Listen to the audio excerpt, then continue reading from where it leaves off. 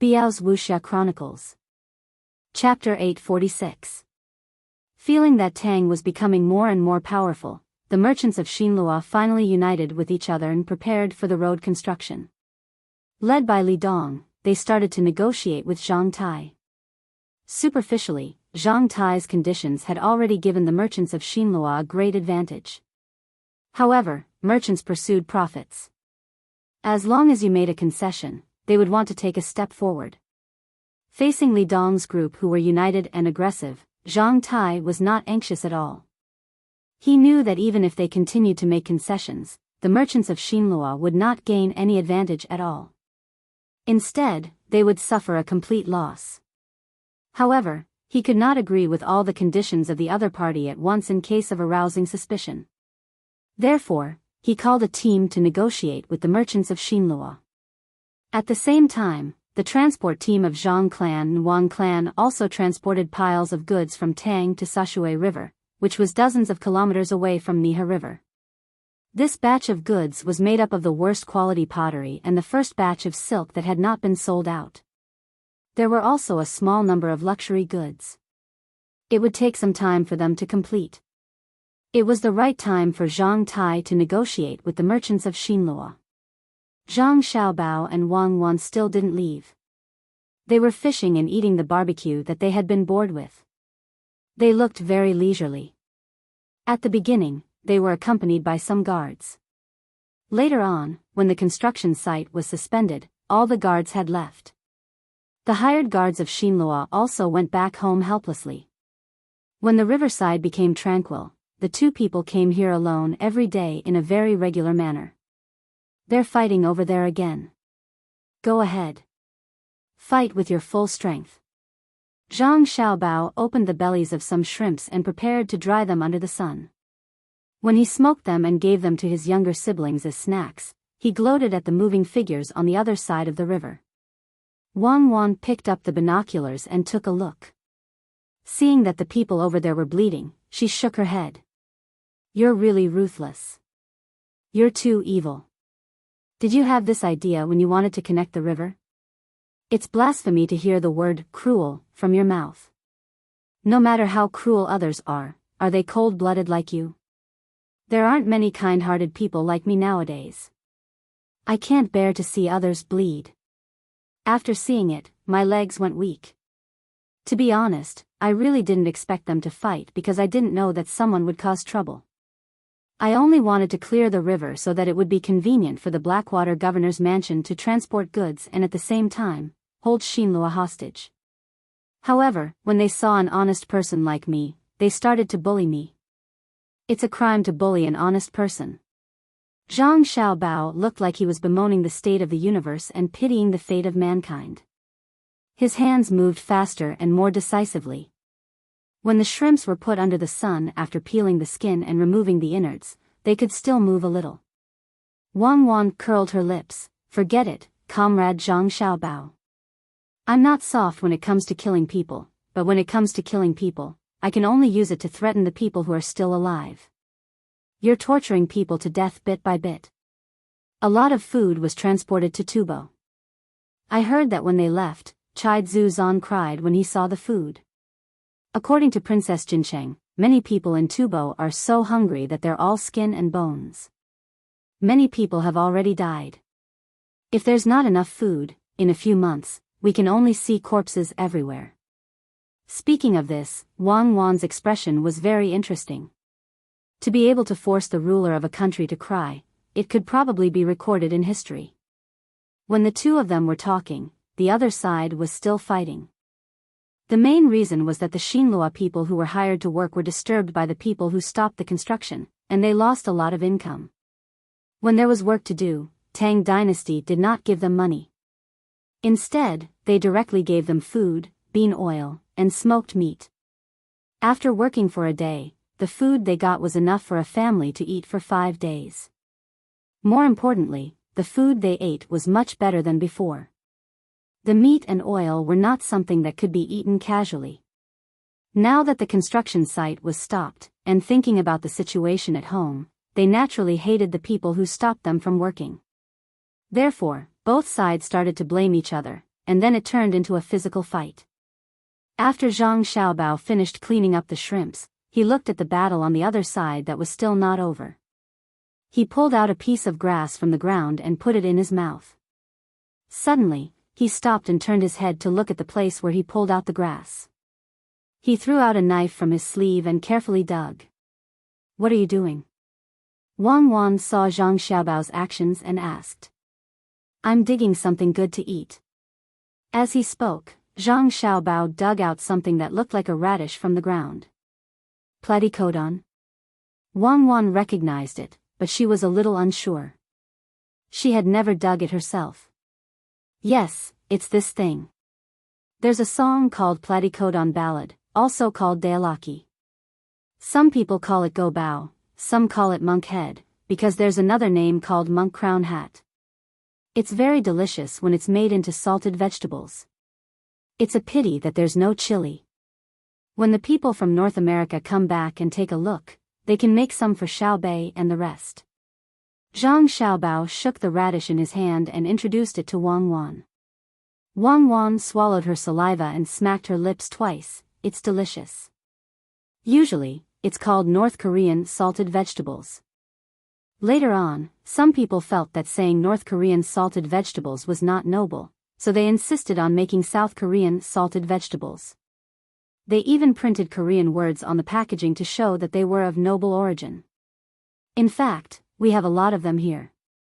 This is not the fault of the people. It's the problem of the leaders. There's a problem with the propaganda.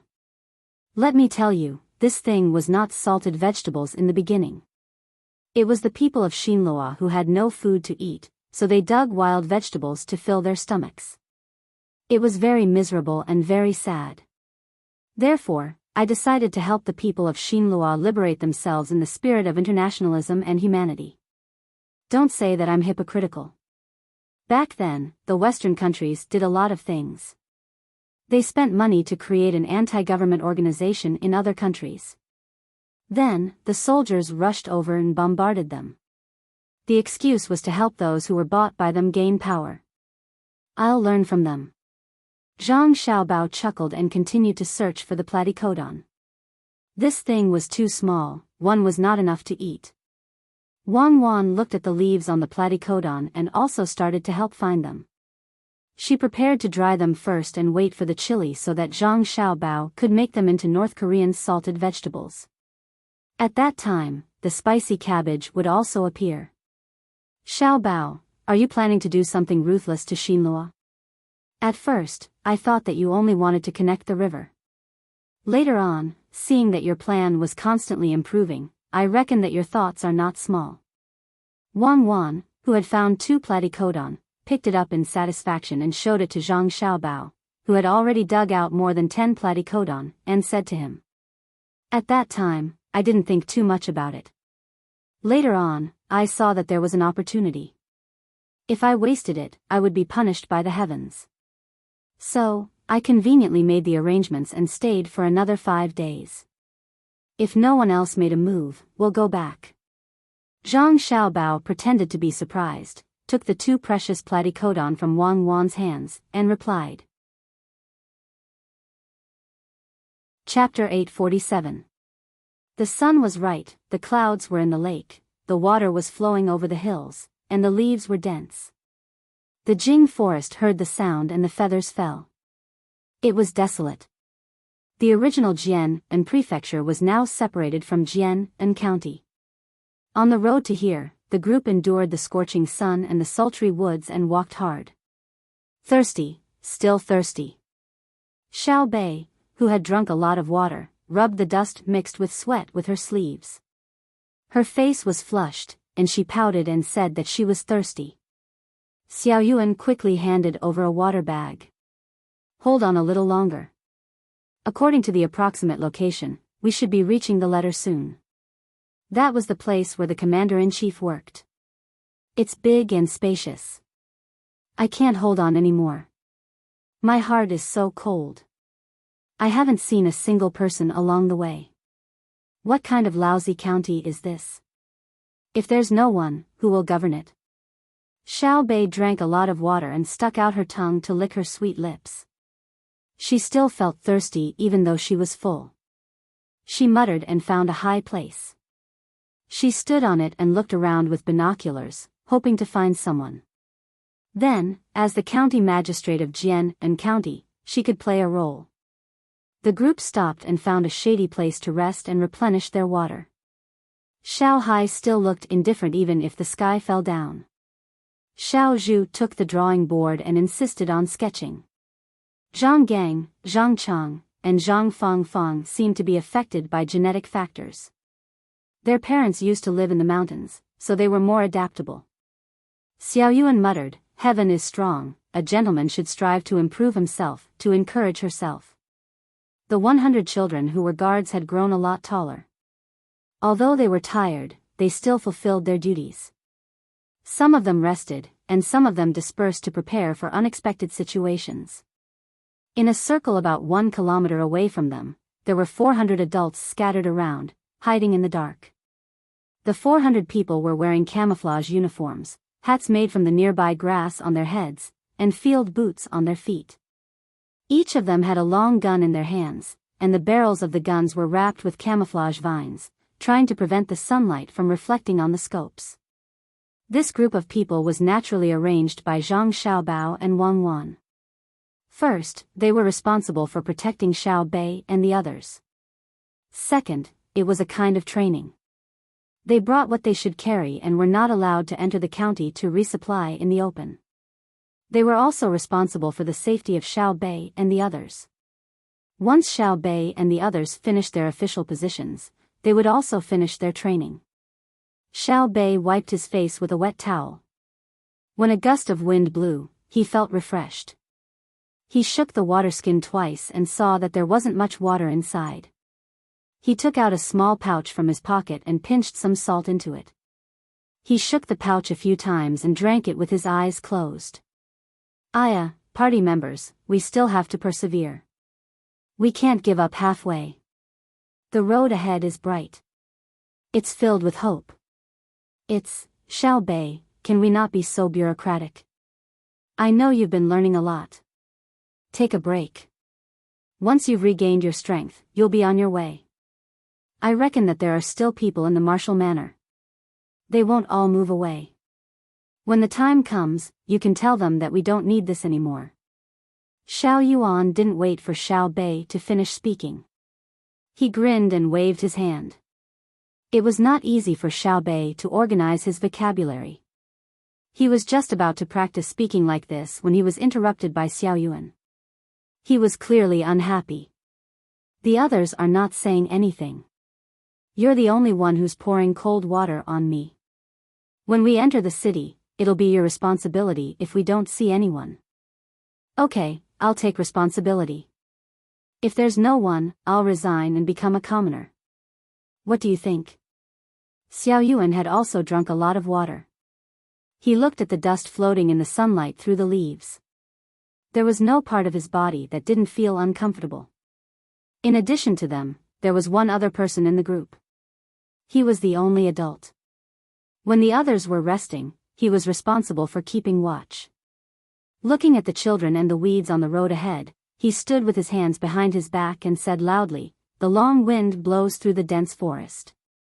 The fragrant grass is green and the sparse clouds are sparse. The changes do not change for 10,000 years. The vicissitudes of life, the wind and rain, the rain and the rain. Uncle Li Bai, oh, brother, do you want to drink again? You've drunk almost all the wine we brought. You can't drink anymore. When we enter the city, we'll ask people to look for fruits. We'll use this wine as a starter to brew wine. If you drink it all, there won't be any left in a year." Xiao Bei took out the exercise book from his bag and wanted to look at the questions. When he heard Li Bai's voice, he pouted and put the exercise book back. He really didn't want to talk to Li Bai about the wine. Li Bai originally wanted to drink. When he came here, he brought 5 water bags of wine. He drank 4 bags along the way and only had 1 bag left.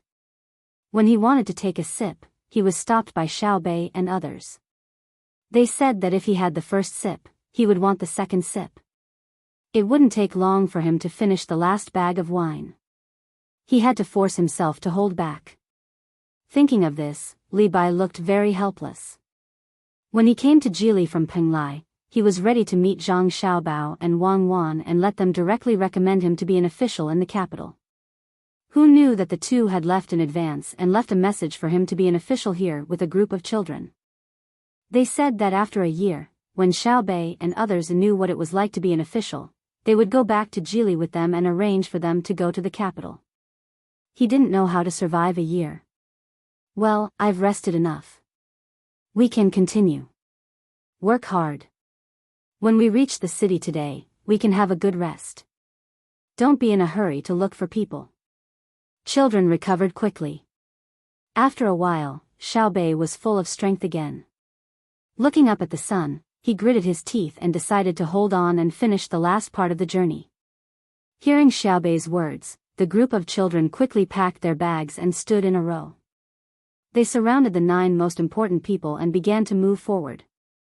Li Bai was also tired and hadn't had lunch yet.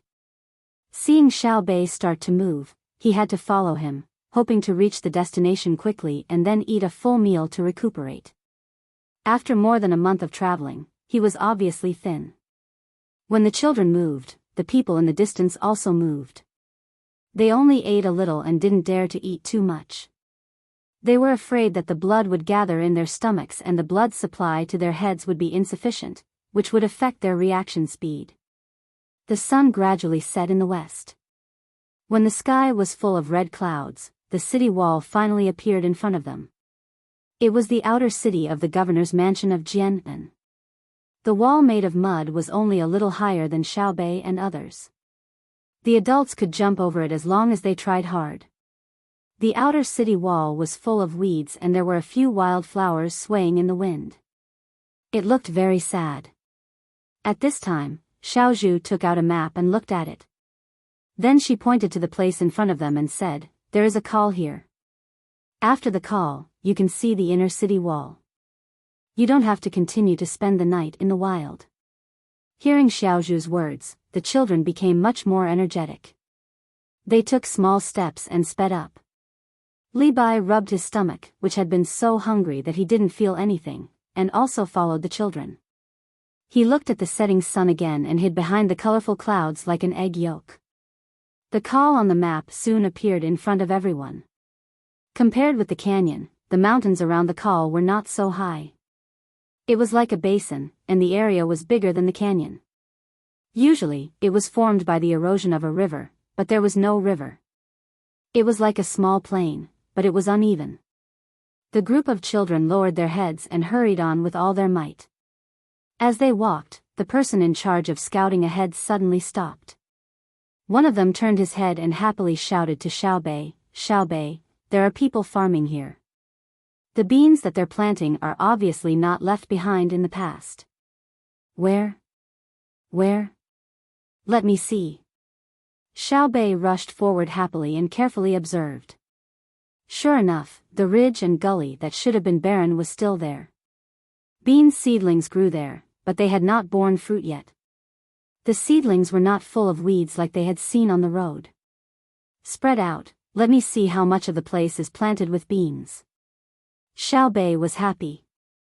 If there was food growing on the ground, it meant that there was someone managing it. If there was someone, he would not be an official without an army. The children spread out and ran out, carefully stepping on the ground. They only stopped when they stood in a place where there was no food growing. "There is rice here. It's dry rice. It doesn't grow well." A child's guard stood in the distance, gathered together and shouted to Xiaobei. "There are cucumbers here. They are in a frame, but the leaves are yellow. It should be because they haven't been watered for a long time." Another child stood in the distance and shouted. "Where I am standing is a small river. There are small fish swimming in the river. There is wheat planted by the river. It seems that it can be harvested." A third voice sounded. As the children found a place where there were no more crops, one business after another sounded one after another. Xiao Bei listened to the sounds of movement and used his binoculars to look around, estimating the approximate area. After seeing all the children standing there motionless, Xiao Bei nodded in satisfaction. The area is really not small. I don't think a single family can handle it. How big is the cucumber field? Let's water the cucumber field first. After shouting, Xiao Bei took the bag on her back to the front and pulled out something that looked like a round pancake. She fiddled with it a few times and pulled it up. A bucket made of cloth and steel wires suddenly appeared in front of Li Bai. Li Bai had never seen such a strange thing. He asked in confusion, "What is this?" "A bucket. This bucket is easy to carry and can hold a lot of water. It can be folded and stretched, just like the sleeping bags and tents we used when we came here. Isn't it fun?" Xiao Bei picked up the bucket and ran toward the river. She said to Li Bai, who was running next to her. Li Bai nodded. It's fun. He had never seen such a strange thing. He had seen buckets made of bamboo, wood, and ceramics. Rich people also had buckets made of iron, but he had never seen a bucket that could be folded. He followed Xiao Bei to the river and watched the children work together to fill the buckets with water and carry them to the cucumber field. He was stunned for a while and muttered to himself, "The Zhang family and the Wang family are really amazing.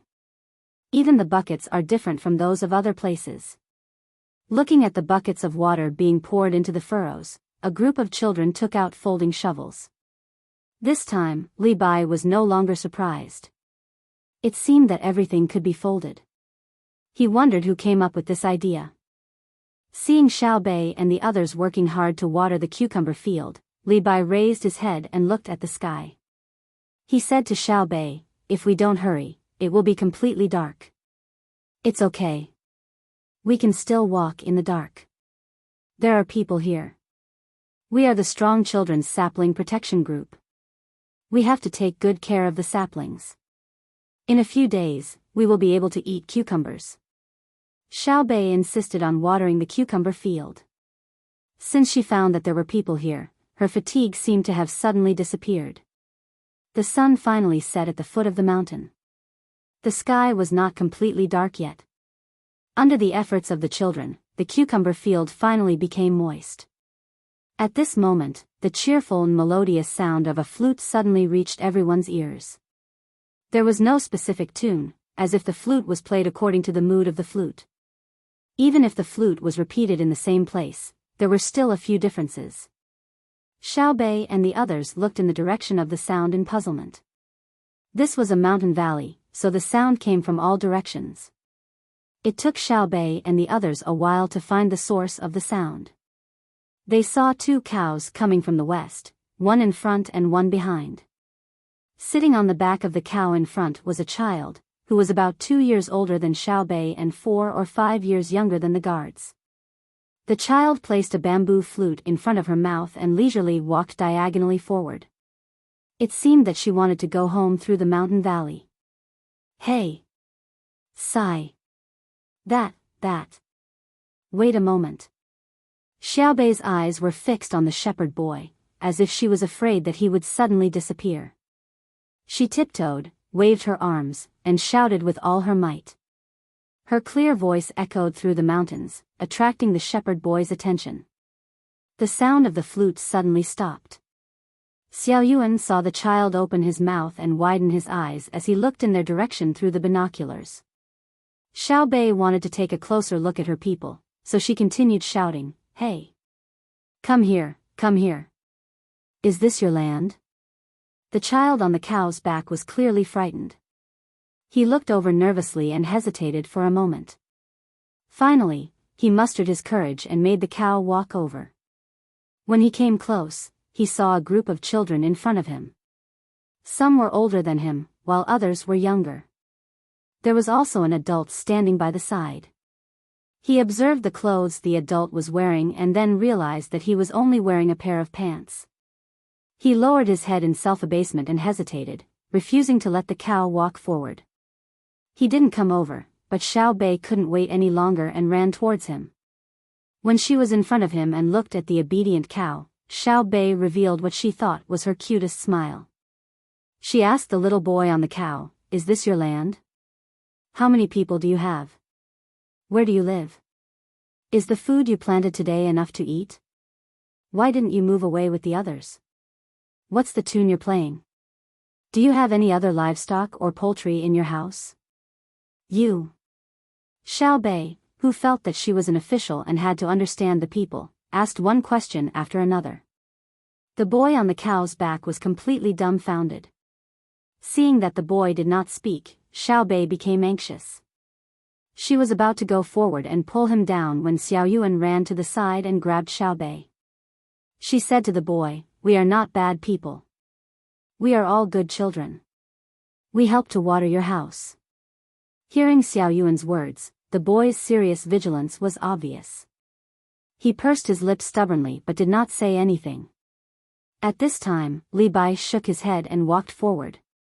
He said to the boy, "Go, we won't stop you.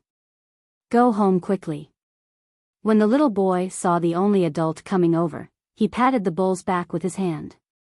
The bull under him very intelligently took 2 steps back before it turned around and continued to walk in the direction it wanted to go. The little boy didn't say a word from beginning to end. Looking at the back of the boy, Xiao Bei regretfully smacked her lips and said to Li Bai, "Why did you let him go? If I don't go, how can I find the adults in his house? Let's go and have a look." When Li Bai saw that there were really people, he completely gave up. When he came here, he knew that most of the people here had moved away. He thought that Xiao Bei and the others would go back to Jili province after seeing that there were no other people. Then, he could go back with them and see Zhang Xiaobao and Wang Wan. He would try to find a way to get them to recommend him. Now that he saw them and got to know them along the way, he knew that Xiao Bei would never give up. Even if there was only one family, Xiao Bei would be an official until the end. Therefore, he could not go back. Otherwise, if Zhang Xiaobao and Wang Wan were angry, they would not recommend him or even say a few bad words. Xiao Bei's eyes were still on the 2 cows. She stretched her neck and looked again. Then, she nodded and said, "Then let's go. When we get to the city, we can boil some hot water and take a good bath. We can sleep at night. Tomorrow, we will get up and do homework." "Yes, we must do it." When Xiao Bei and the others followed the 2 cows and left, a pigeon flew out of the woods and quickly headed for Jili province. Compared to the younger brother and sister who found the people who were still alive, Zhang Xiaobao and Wang Wan, who were waiting for someone to assassinate them by the mud river, were very disappointed. The place and time where they appeared every day had not changed. The guards also did not see them. Even so, no one came to kidnap them. "I guess it's because our status is too low to be valued by others. That's why no one came to assassinate us, let alone kidnap us." Zhang Xiaobao was tired of fishing. During the day, he had to deal with many things at night, which consumed a lot of energy. He threw the fish he caught into the net that was covered with stones and flushed in the water. Then, Zhang Xiaobao said helplessly. Wang Wan narrowed her eyes and dozed off. When she heard Zhang Xiaobao's voice, she echoed, "Yes, we're not worthy of being assassinated. It means that they don't like us. What should we do?" "Don't worry. Think of a way to make them like us. Whether it's the Japanese or the Xinhua people, we have to find an excuse to make a move. Tonight, I'll write a letter and send it to the merchants in Jiangnan East to let them take action." Zhang Xiaobao decided to take the initiative and force others to attack him and Wang Wan. That way, he could find an excuse. What if no one touches us? Wang Wan did not think that the Japanese and the Xinhua people had the guts. "I guarantee that they will do it. If you don't believe me, just watch me. There won't be any problems within half a month," Zhang Xiaobao said with certainty. Wang Wan thought for a while and finally understood Zhang Xiaobao's meaning. She agreed, "That's good. We can also see the reaction of all sides. You arrange it. I'll sleep for a while."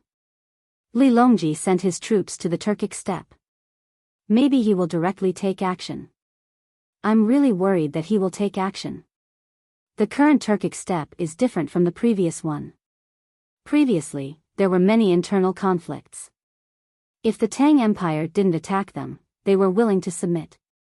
But once they find that the Tang Empire has the absolute advantage, all their internal conflicts will disappear and they will turn to the outside world. I hope that the person leading the troops won't be rash just because they have weapons. Zhang Xiaobao said as he took out a fishing rod from the side. He looked at the bait that had been eaten and the remaining hook was bare. He put the bait on again and threw it with all his strength. Accompanied by the whistling sound of the air, the lead fell into the water again, rippling circles of irregular ripples, which were immediately washed away by the current. 5 days passed quickly. Zhang Xiaobao still came to fish every day, but he no longer cared about whether the fishing rod was moving or not. He freed up his hands to arrange homework for his younger siblings. Come and listen. See if this question is okay. Little Wolf said that I can run 5 li in a quarter of an hour. You little lambs can only run 3 li.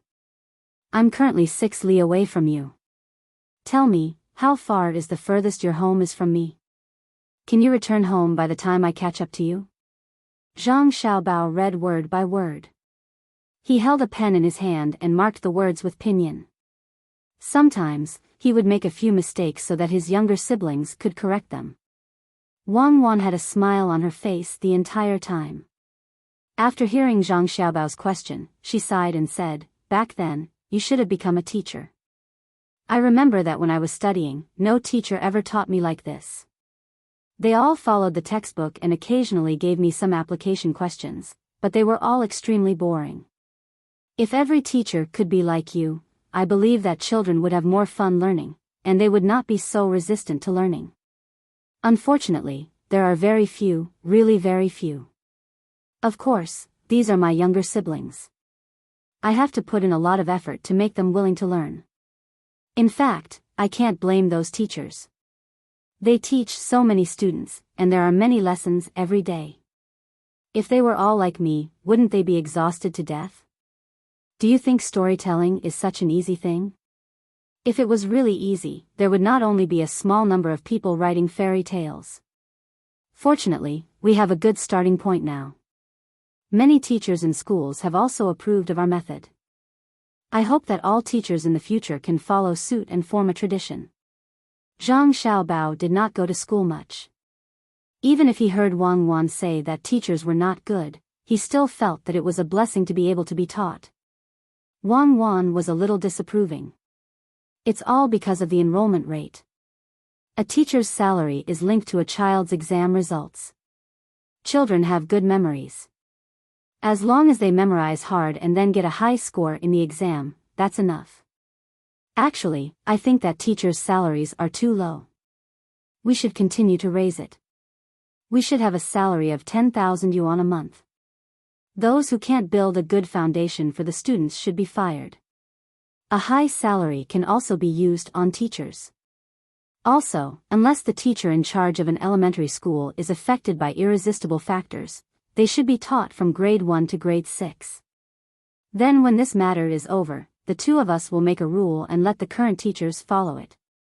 Zhang Xiaobao did not want to continue thinking because he could not understand Wang Wan's words. He felt that it was good enough as long as he could sit in school and study. Compared to Zhang Xiaobao and Wang Wan's leisure, Li Dong, the leader of the newly established business alliance in Xinlua, was not relaxed at all. The negotiations were in a deadlock from time to time. He also knew that the conditions offered by Xingjing Construction were good. He wanted to agree several times, but the other businessmen in the alliance still thought that it was profitable and wanted to force Zhang Tai to make concessions. Previously, when Zhang Tai was alone, he could play the emotional card. However, at that time, the people in the alliance thought that Zhang Xiaobao was alone and did not have enough energy. They thought that Zhang Xiaobao wanted to build the road as soon as possible. Therefore, they pressured Zhang Tai to compromise. However, when they pressured Zhang Tai too much, Zhang Tai turned hostile. Now that they continued to negotiate, it was useless to play the emotional card. Zhang Tai found a team that was in charge of Zhang Xiaobao and Wang business. It was called the negotiation team, and it was indeed worthy of its name. When it came to negotiations, there was no place to start. The foundation of Xinluo's party had been completely taken away by the other party. Guys, the day before yesterday, the negotiation team of Xingjing Construction said that today is the last time. If we can't pass, they will build the road themselves. They don't need our 1 million strings of coins. By then, if we want to send our goods out, we have to pay for that road. Their road might not be built in the place designated by us. Tell me about it, what's the bottom line? I will talk to Zhang Tai after a while. Actually, I'm most worried that Zhang Xiaobao would play other tricks when he gets angry. It's not that I look down on us, but I'm really not a match for Zhang Xiaobao in terms of tricks. Li Dong called those who were here for the last negotiation to the third floor of Changfeng building and told them. 1 million strings of coins was really nothing for Zhang Xiaobao and Wang Wan.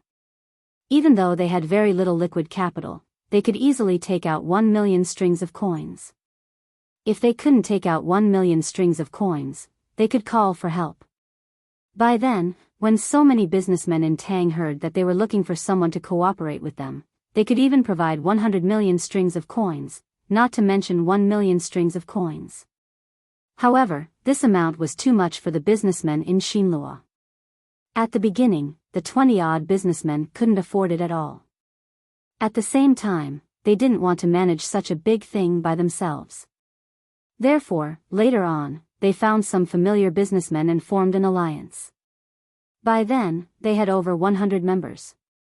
At this moment, the 100 people started to ponder after hearing Li Dong's words.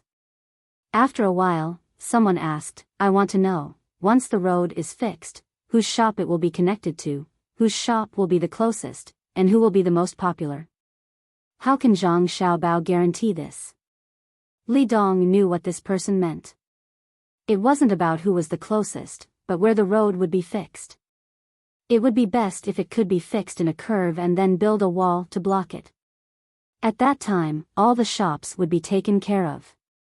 Alright, I'll ask about this. It's best to meet everyone's requirements, Li Dong said after some consideration. I have a question, another person said. Previously, he didn't have many questions because he had been conflicted about the division of the toll fee paid by the businessmen after the road was fixed. Now that the other party didn't agree, he could only return to reality. What I want to say is the standard of goods set by the Tang Empire. I used to sell things to the Tang Empire by water and land. Their standard is too high, and we don't have such good technology. As a result, the price of the same raw material is several times higher than ours after they process it once. Shouldn't this be adjusted downward? Or should they give us the technology so that we can also grasp it? Otherwise, we will be at a disadvantage. When we smelt copper and sell it to them, they will process it and decorate it on jewelry. The price of copper will be more than 6 times higher than ours. After this person finished speaking, he sighed and looked bitter. The others nodded secretly. It was indeed as he said. Due to the technical limitation, the price of the same raw material was very different. The more they thought about it, the more sullen they felt. How could Li Dong not understand? But when he heard this person's words, he shook his head and said, I'm afraid it won't work. The people of Xingjing Construction are discussing the road with us. It has nothing to do with the goods. If it were us, we wouldn't use the road to talk about the technology of the goods. How about this? I'll mention it when we negotiate with them later today. Even if they don't agree this time, I'll ask them if they can negotiate with us again about the rules of the goods. No one had any objections this time. They stood up and a few people who had met Zhang Tai with Li Dong walked out together to participate in the last negotiation. Zhang Tai, who was waiting in the other room, was not in a hurry at all. He knew that at the beginning, the little young master had planned to connect the river. However, as things developed, the little young master was no longer satisfied with just connecting the river. He started to make a bigger plan. Since the plan was big, he naturally could not think about solving the problem in a short period of time. Connecting the river was no longer a single goal. He had to make some concessions for the bigger goal. Of course, he believed that the little young master would definitely be able to connect all the dots in the end and teach Xi and Luo a lesson. He would let them know that they should not interfere in things that they should not interfere in. After a short while, Zhang Tai's team and Li Dong's team sat at the two ends of the negotiation table. The last negotiation involved a lot of specific matters. Unlike the first negotiation, Xi and Luo only considered the division of profits.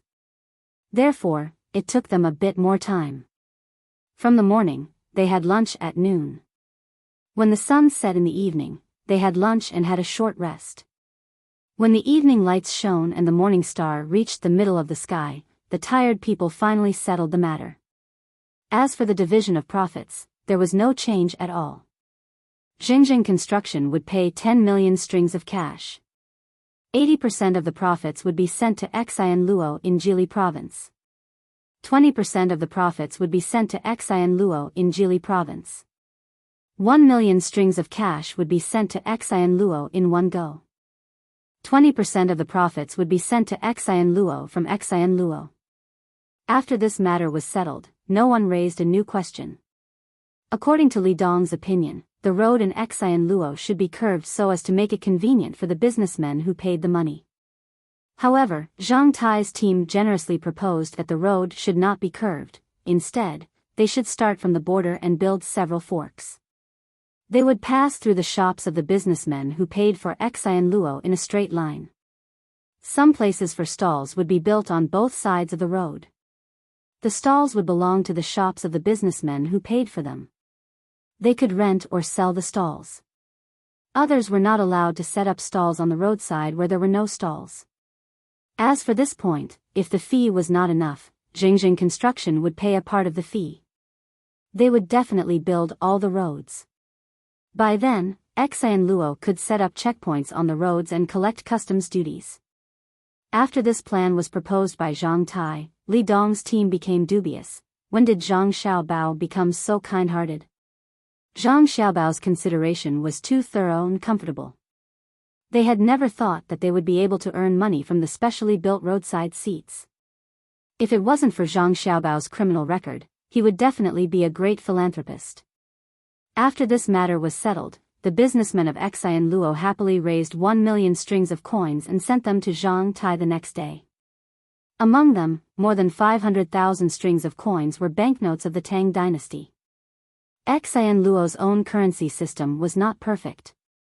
They used to use the copper coins of the Tang Dynasty, but now they dared to use the banknotes of the Tang Dynasty.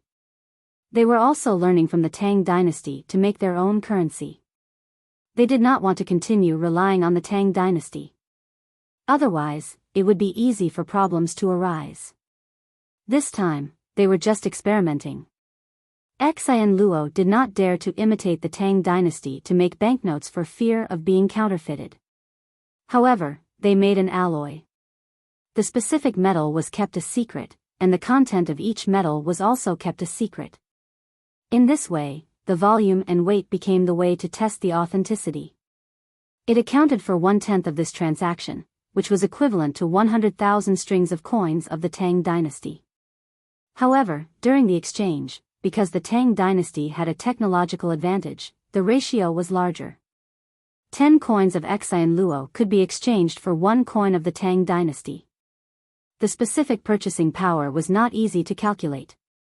It involved the price of manpower, cost, and the difference in the value of goods due to the influence of technology on both sides. Li Dong had made a rough calculation and felt that Xi and Luo was at a disadvantage. In terms of purchasing power, Xi and Luo's money was not worth this much. After solving the problem of road construction, Zhang Tai generously sold another technology about weaving and silkworm breeding.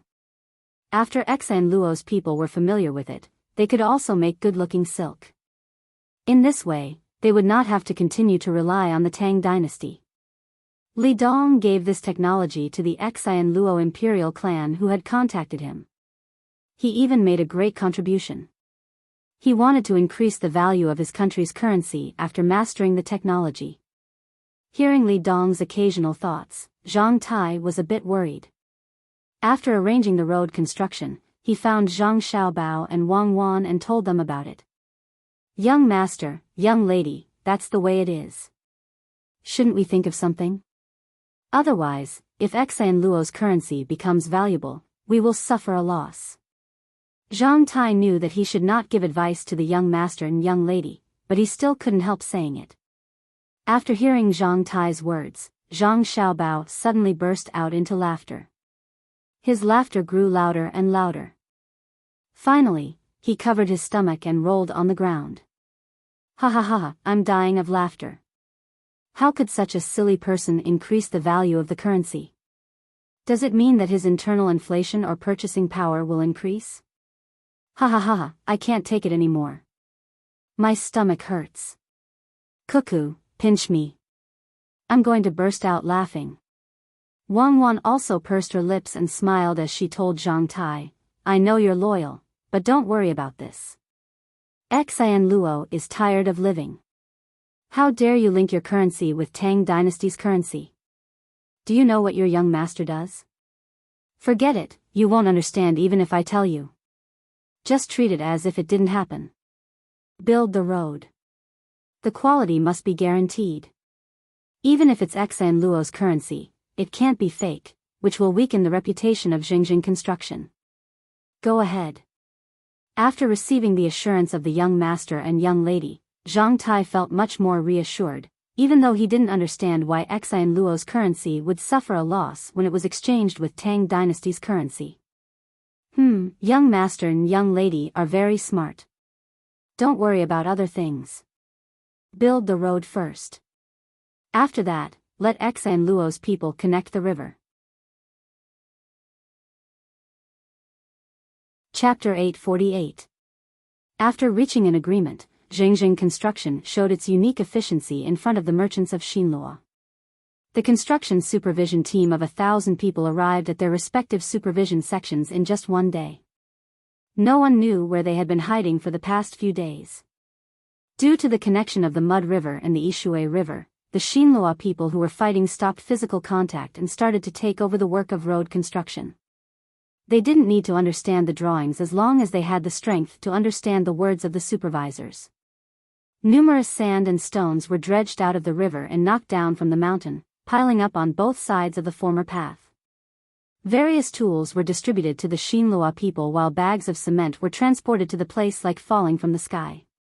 Under the expectant gaze of the merchants of Xinluo, the firecrackers were set off. After worshipping the earth god, the construction officially started. Here, there, and here, we need to build cement roads. The connecting roads are made of sand and stones. It's not that we don't want to use cement. It's that we don't want to build cement roads. Firstly, we don't have enough cost. Secondly, horses' hooves will be worn out before they reach the place. At the construction site, Zhang Tai patiently explained to Li Dong why they didn't build cement roads. After hearing Zhang Tai's words, Li Dong was enlightened. After being silent for a short while, he asked, can the forks inside be built with cement? Of course. Don't worry, Mr. Li. The buildings built by Xinjiang Group are guaranteed to be of good quality. At this moment, the road in Jili province should also be built. You can send people to check it. According to the plan, it will be finished in half a year. Zhang Tai looked like a professional as he unfolded the drawing and circled some points. After that, he started to talk about the details. Li Dong didn't know the real strength of Xinjiang construction. Therefore, he couldn't estimate the completion time. No matter what, Xinjiang construction was always praised by others. Half a year. Even if you give me 10 half a year, I still can't build a spacious road from Jili province to Xinluo. However, it has nothing to do with Xinluo. I have to connect Jili province to Daxing city. The road there is not easy to walk on. Besides, there's a river. The Yalu River bypasses the Changbai Mountain and is now called the Taibai Mountain. If you go northwest, you can reach Mongolia. If you go northeast, you can reach the Heishui Commander-in-Chief Mansion. Even if it is difficult to go against the current, you can send the resources of the two places to Jili province. Zhang Xiaobao, who was waiting for others to assassinate him, spread out the map and discussed the strategic layout with Wang Wan. This was also the reason why Jili province cooperated with Xinlua at the same time. They did not intend to build a good road to pass through, but others could not see it. Wang Wan looked at the lines and annotations that Zhang Xiaobao had just made on the drawing. She sighed and said, "Is this a professional habit?" Originally, it was to solve the problem of someone obstructing the construction of the two rivers. In the end, in your hands, it became such a big scheme. If I didn't know that you wouldn't lie to me, I would have thought that you were painting a big picture for me. People like you are really worrying. I'm just taking advantage of the situation. You said that the land road can't be built. When our people come back from North America, they will bring so many crops and plant them in the Heishui Commander-in-Chief Mansion and Heilongjiang at that time. If they can't be transported out, won't they all rot in the field? I'm not an official who casually deceives for political achievements. I have to lay a good foundation for the entire Northeast region. It's important to increase the yield of new crops in the future, but more important is to maximize the benefits. We rule the north of Hebei province, so we have to play it like a game of chess. Zhang Xiaobao said very seriously. He swiped his big hand on the map. The three provinces in the northeast, including North Korea and Russia, were all covered. Look at you. You want to rule the entire north of Hebei province? You are just a provincial governor of Jili province. Wait. When so many of our craftsmen have built the overall industrial base, we will start to build railways. We will find craftsmen with flexible minds and let them learn more to form a system and set up a professional college. We can't lose traditional Chinese medicine. Many pharmacological theories are still good. We will gradually develop it then. Western medicine will also be integrated like now. In the future, there will be no traditional Chinese medicine and Western medicine. There will only be a medical system that interacts and blends like genetic chains. Wang Wan said, her eyes full of yearning. She leaned her head on Zhang Xiaobao's shoulder and enjoyed the breeze blowing from the river. Zhang Xiaobao slightly adjusted his posture to let Wang Wan lean on him more comfortably. He looked up at the sky and said, "Hand over Shuiyun. Fly to Jianan and bring back a letter from Xiaobei. I haven't seen Shuiyun for a while. I don't know what it is doing. I heard from Zhang that Shuiyun looks like it has found someone it likes. Let's guess if it will succeed. What does its partner look like? One head and two wings. It's as big as an eagle, isn't it? You feel it? Don't worry, it will never grow into a chicken. Hooligan, I'm talking about Shuiyun. If you put that dirty thing near my hand again, I will pinch it off for you." Uncle Shi, sigh. "Let me discuss something with you, okay? Find all the people who are still here. I will provide you with good tools and bring you to prosperity." Xiaobei finally settled down in the former Jianan Commander-in-Chief's mansion, now Jianan District. The 100 children were divided into groups and used local materials to repair the house. The conditions were very difficult. Xiaobei found the child who herded cows and saw that there were 7 people in his family. Including the others who hid because of her arrival, there were probably more than 300 people in total. This number of people was too little compared to the first and second counties in Jili province. Even if they were few, Xiaobei could not meet them. Only the family surnamed Shi did not move away because of the stubbornness of the owner. Xiaobei found them today and wanted to discuss with them to gather the remaining people around them and build a place. Early in the morning, she took a few pheasants that she caught yesterday and chose the 2 best ones. She imitated how her brother made the beggar's pheasants and put them in a basket while they were hot. Then, she carried them to this house with Xiao Yuan. She originally planned to show her identity. Later, she thought that Xiao Yuan disliked her for always being pretentious. She decided to be honest and express her thoughts. It was impossible to tell the age of the Uncle Shi that he was referring to. This surname was obtained from the mouth of a child who was hiding not too far away when the guard was surveying the terrain. That child was frightened to death. The guard did not dare to capture him and bring him to Xiaobei, for fear of leaving a bad impression. At this moment, old Shi was looking at Xiaobei with a kind of benevolent eyes. The rough skin on his face was wrinkled like the furrows in the fields. His hair was thin and loose, and there were several patches on his coarse linen clothes. The veins on his root-like arms were protruding, and his grayish-brown fingernails were sharp. When he heard Xiaobei's words, he reached out and touched Xiaobei's head. He smiled until his face was squeezed together. His eyes were almost blocked. He said to Xiaobei, "I heard the boy call you Xiaobei. Is your name Xiaobei?" "Yes, it's Xiaobei." "Uncle Shi, I brought you a chicken, the beggar's pheasant. It's delicious. Try it. Don't forget to help Xiaobei find other people. Otherwise, Xiaobei won't be able to stay as an official." Xiaobei did not avoid the old man's hand and said with a pout. The old man Weiwei nodded. "Which family is this child from? He's so good-looking." "Xiaobei, where are the adults at home? I shouldn't let you run around. What if you meet bad people?" "In the capital, my father is the minister of the Ministry of Works. My mother is a first-rank noble. I'm a fourth-rank physician and an imperial censor. I'm an official of the Supreme Court and the county magistrate of Jinan County. I'm the parent official here. Uncle Shi, you must help me. I'll make beggar's pheasant for you." Xiaobei was very honest and told the old man his identity. The series of official titles made the old man stare blankly, but he could only understand the two titles of minister and county magistrate. As for the titles of doctor and doctor, he had no idea at all. "Oh. Good, Xiaobei is an official.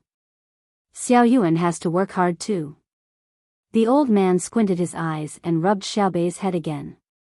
"Uncle Shi, Xiao Yuan is also an official. He's a fourth-rank physician and an imperial censor. He's an official of the Supreme Court and the county magistrate of Jinan County. He's a little younger than me. His father is also a high-ranking official. His mother is also a first-rank noble. Uncle Shi, I'm telling the truth. If you don't believe me, take a look." As Xiaobei spoke, he knew that the old man did not believe him. He took out a goldfish bag and a silverfish bag and waved them in front of the old man. He regretted that he did not wear his official uniform and did not bring his official seal. Seeing that the old man was still smiling, Xiaobei spread his hands helplessly and continued, "Uncle Shi, I'm not lying to you. Xiao Yuan and my family are very powerful. My brother and sister stomp their feet, and the whole Tang Empire trembles. If you can find them all, I'll give you an official position. The official position I'll give is different. You can have a piece of land here where you don't have to pay rent." "Oh, you don't want to pay rent now, so let's not talk about this. Other than rent, my official position can also receive the benefits provided by my family's business. Let me count. There are silk fabrics, furniture, soybean oil, medicine, fungus, kelp, it's called kuanbu. In the winter, you can even eat vegetables. Anyway, there are many benefits." As Xiaobei spoke, he counted with his fingers for the old man to hear. Good, official position. I'll take whatever official position Xiaobei is given. Come and rest. Stay at this old man's house for lunch. I'll make mushrooms for you." The old man smiled even more kindly. No matter how he looked at it, he felt that Xiaobei and Xiao Yuan were very good-looking. "Oh, Uncle Shi, I'm really an official. I'm Xiaobei from the Zhang family of Sanshui County. My family has business between the clouds and the water, as well as the blue sea silver sand. Anyway, there are many businesses. Uncle Shi, have you heard of them? Uncle Shi?" As Xiaobei spoke, the old man was stunned. He quickly asked again. "The Zhang family and the Wang family of Sanshui County? Between the clouds and the water in the middle of the mountain beside the water? You're a child from their family?" The old man finally became serious. Xiaobei nodded vigorously. Yes. I'm Xiaobei. Chapter 849. Do you have any important matters to discuss today? With the arrival of midsummer, the rain gradually increased. The sky was gray as if it was about to fall. Some people felt that it was difficult to breathe, while others felt a trace of coolness. In the morning court in Hanyuan Palace, all the officials were in their positions. Li Longji arrived late. As soon as he sat down, he could not wait to ask the officials. When the officials heard this, they knew that the emperor was in a good mood today and had something good to say. Therefore, if it was not something important, there was no need to talk about it. When they were done, they could just write a memorial and submit it to the emperor. Li Longji sat there with the same intention. When he wanted to speak, the others should not speak first. However, among the officials who usually had a tacit understanding with each other, one person stood up today. Your Majesty, I heard that at the beginning of last month, Jili province sent out fast horses and flying cavalry to send news everywhere. Rich merchants from Jingji province, Guanyi province, Hedong province, Deji province, Hunan province, Shannan East province, Jiangnan East province, and other places were all sent to Jili province. Do any other officials know about this? The one who stood up was Zhang Shuo. His expression was not very good. After saying this, he stood there without moving. His eyes looked back and forth between the officials in the row opposite him. Li Longji was stunned. He had never heard of this matter. Recently, he often went to the Ministry of Works and spent a lot of time with Zhang Zhong. Occasionally, he would come back covered in dust. The main reason was that he had participated in a very big project. He thought that he had played a key role in it. Today, he succeeded and wanted to show off. He never thought that Zhang Shuo would not give him the chance. He had to stand up and talk about this matter. When he said it was about Jili province, what did Zhang Shuo mean? The other officials also had their own thoughts. How could they not know that Jili province had summoned a few hundred people to the prefectures and counties? However, Zhang Shuo brought it up to talk about this matter. Could it be that he felt that his life was too comfortable and wanted to find trouble? Who did not know that the emperor did not allow others to find trouble with Jili province? Zhang Xiaobao and Wang Wan were so busy that their feet hit the back of their heads. How could they have the time and energy to deal with the impeachment in the capital and defend themselves? Half a month ago, there was a flood in the west of Jiangnan. The news only came the day before yesterday. As soon as the news from the west of Jiangnan arrived, a pigeon flew over from Jili. It said that the disaster relief supplies around the west of Jiangnan had been allocated and were on their way to the west of Jiangnan. Even an idiot would understand that this was the reaction speed of Zhang Xiaobao and Wang Wan. There were pigeon stations all over the country.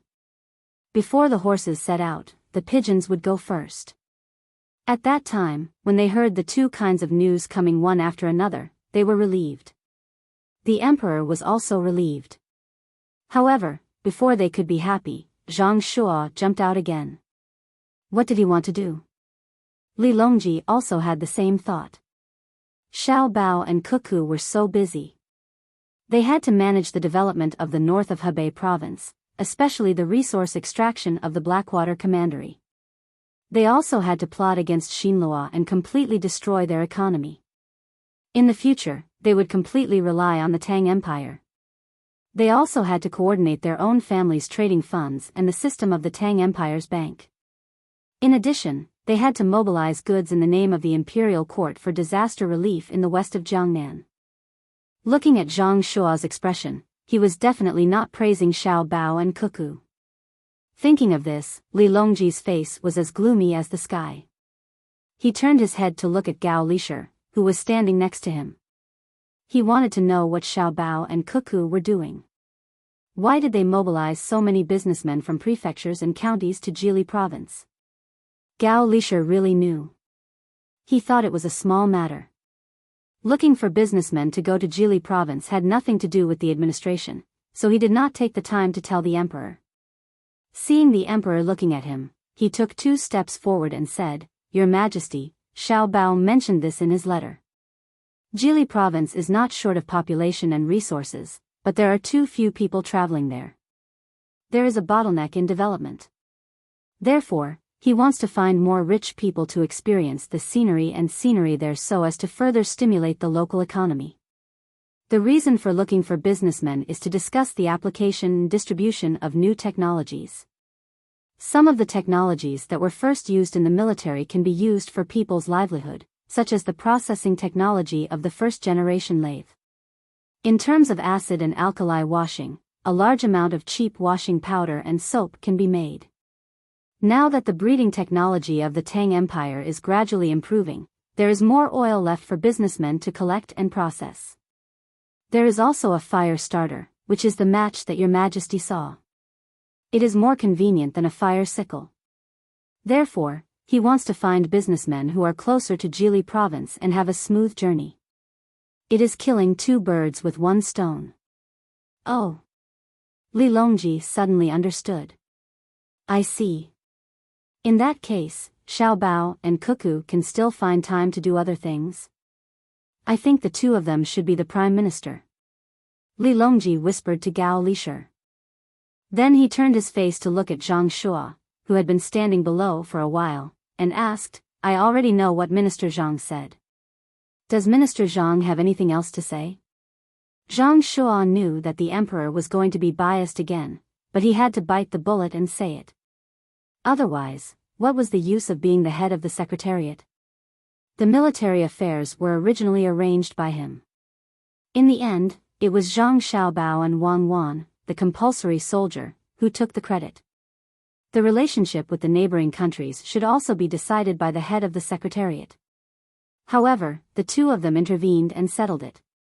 In terms of the economy, he could not control the Tang Empire's bank. In terms of farming, he did not know how to breed and crossbreed. The arsenal factory was still controlled by Zhang Shua and Wang Wan. He could not even interfere in the construction of the bridges and roads in transportation.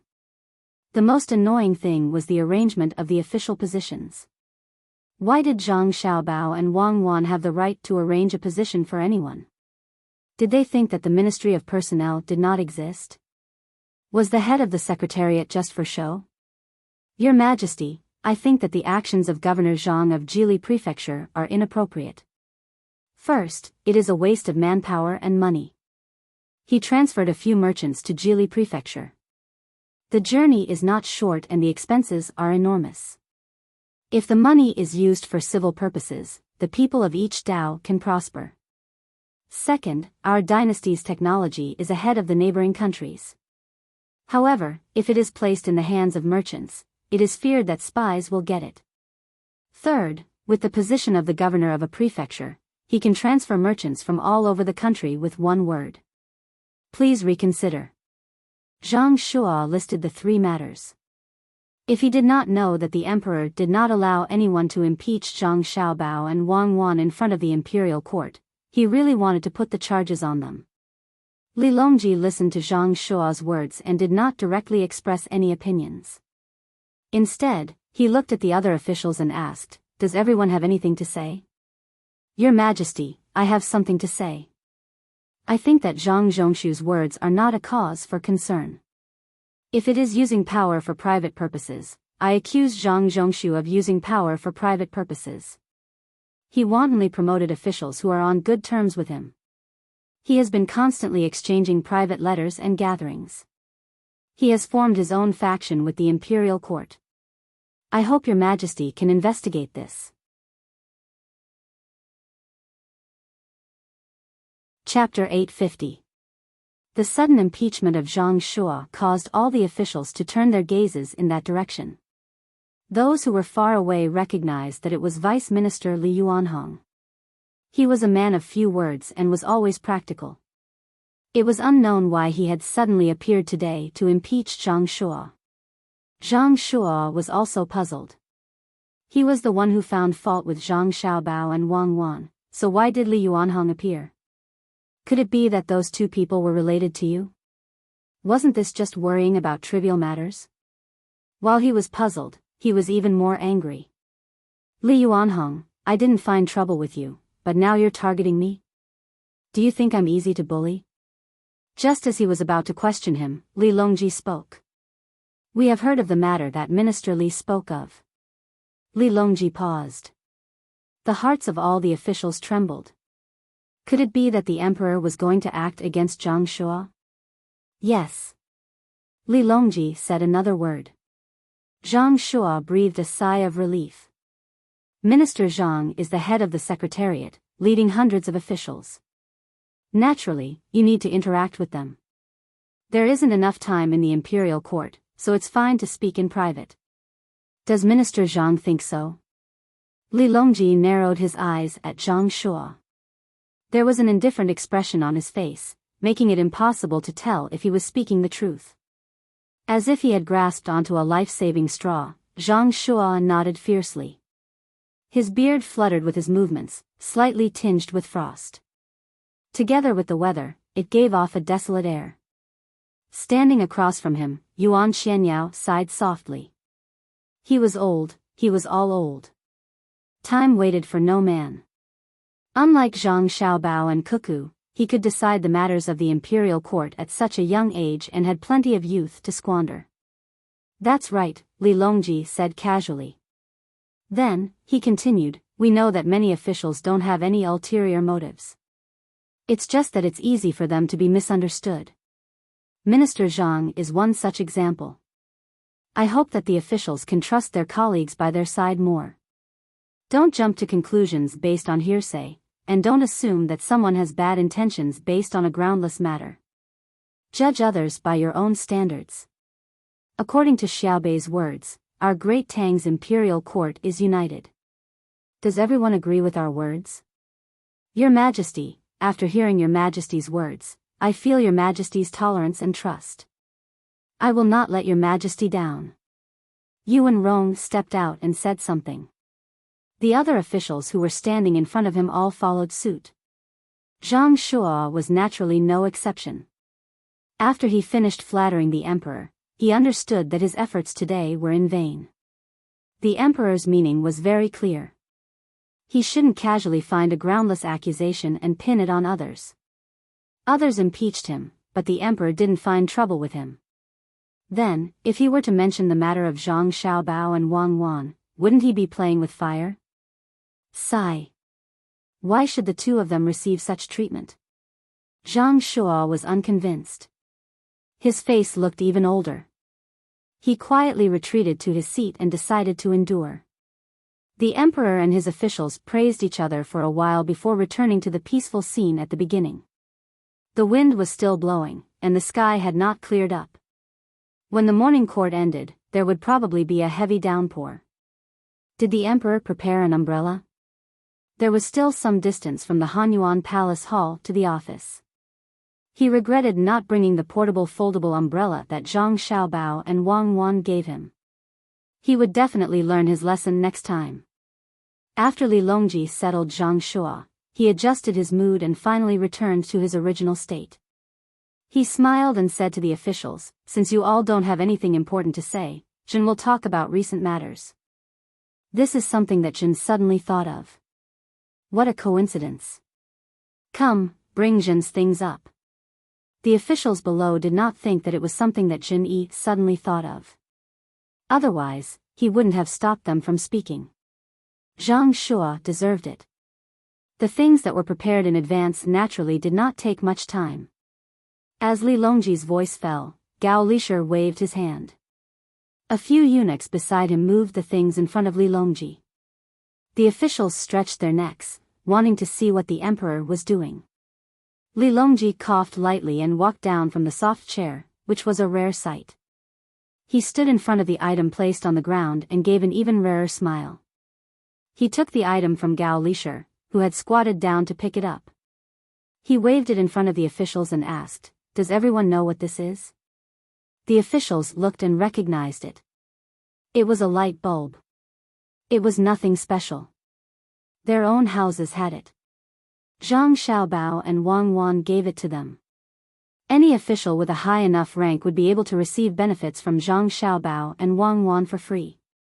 There were many low-ranking officials who would work hard for such benefits. The rich and powerful also bought it for use at home. Those who had a windmill would use it. Those who did not have a windmill would find a way to use a water wheel. Those who did not have both would take turns to use the generator. Why did the emperor take it out today? Li Linfu had a good eye. He stood up and showed an uncertain expression. He asked softly, "Your Majesty, could this be the legendary light bulb? Your Majesty is taking this small and exquisite thing. Did your Majesty make it yourself?" "Yes, it is a light bulb." "Not bad. Minister Li's eyesight is indeed good. You can see it with your eyes." Li Longji admired Li Linfu's attitude. He praised him and then shook his head. "It was not made by me. I was afraid of hurting you. I do not have the ability to blow out light bulbs, much less draw air. Your Majesty's health is important," Li Linfu added. Li Longji did not reply this time. He held the small light bulb in one hand and pointed at another item on the ground. He asked, "Do you know what this is?" Could it be the legendary fish tank?" Li Linfu saw a box made of glass. It was not much different from a fish tank. The only difference was that there were no fish in the water. Instead, it was connected to wires. "No, guess again." Li Longji was like a child at this moment. "Your Majesty, please enlighten me. I really can't guess. I only know now that I am not as knowledgeable as your Majesty." Li Linfu asked in distress. This time, he was not talking nonsense. He really did not know. The other officials who were closer also saw the fish tank. They were also puzzled. Li Longji looked down and waved his hand, "Come forward. I will show you." The fifth-rank official who was the furthest looked at the people around him. When he saw someone move, he also moved forward. When he got closer, it was really like what Li Linfu said. It was a fish tank. There was no fish in it. When others were puzzled, Li Longji continued to the next step. He picked up 2 wires in the fish tank. One was wrapped around the bottom of the light bulb, and the other was placed on the smallest point. When the 2 wires were connected, the light bulb suddenly lit up. Your Majesty, why did it light up?" Gao Lishir cooperated and exclaimed. His eyes were wide open, making people worry that his eyeballs would fall out at any time. Li Longji had an unfathomable expression on his face. He moved back and forth so that everyone could see clearly. After the officials were puzzled, he slowly said, "Don't you think it is very magical? There is no wind power, no water power, and no one is stepping on the generator. Your Majesty, why did it light up?" Zhang Jiuling walked forward and looked carefully. He still could not figure out the trick, so he asked humbly. "This is a good question. Why did it light up?" I believe that everyone has the same question in their hearts. This is the wet battery that I participated in the development of. With the battery, you will not have to work as hard as before. You can use the battery to light up the lamp anytime and anywhere. Li Longji pulled the wires away from the light bulb and pressed them back on. He repeated it a few times so that people could see clearly and happily introduced it. "Your Majesty is indeed amazing." A 5th-rank official praised sincerely. Li Longji smiled and shook his head. "Don't think that this is my original intention. If it can only light up the lamp, then it is nothing much. Look at the other thing." Putting down the light bulb, Li Longji pointed to the other thing in front of him. To be precise, there were 2 identical things in front of him. There was also a bundle of wires. This time, there was no need for others to cooperate with him. Li Longji took the initiative to introduce it. "This is a cable telegraph machine. Someone will ask what this thing is for. Is it not?" Some of the officials cursed in their hearts. "Isn't this nonsense? Aren't you taking it out for others to see? Who wouldn't have such thoughts when they don't know? I will let you all know now.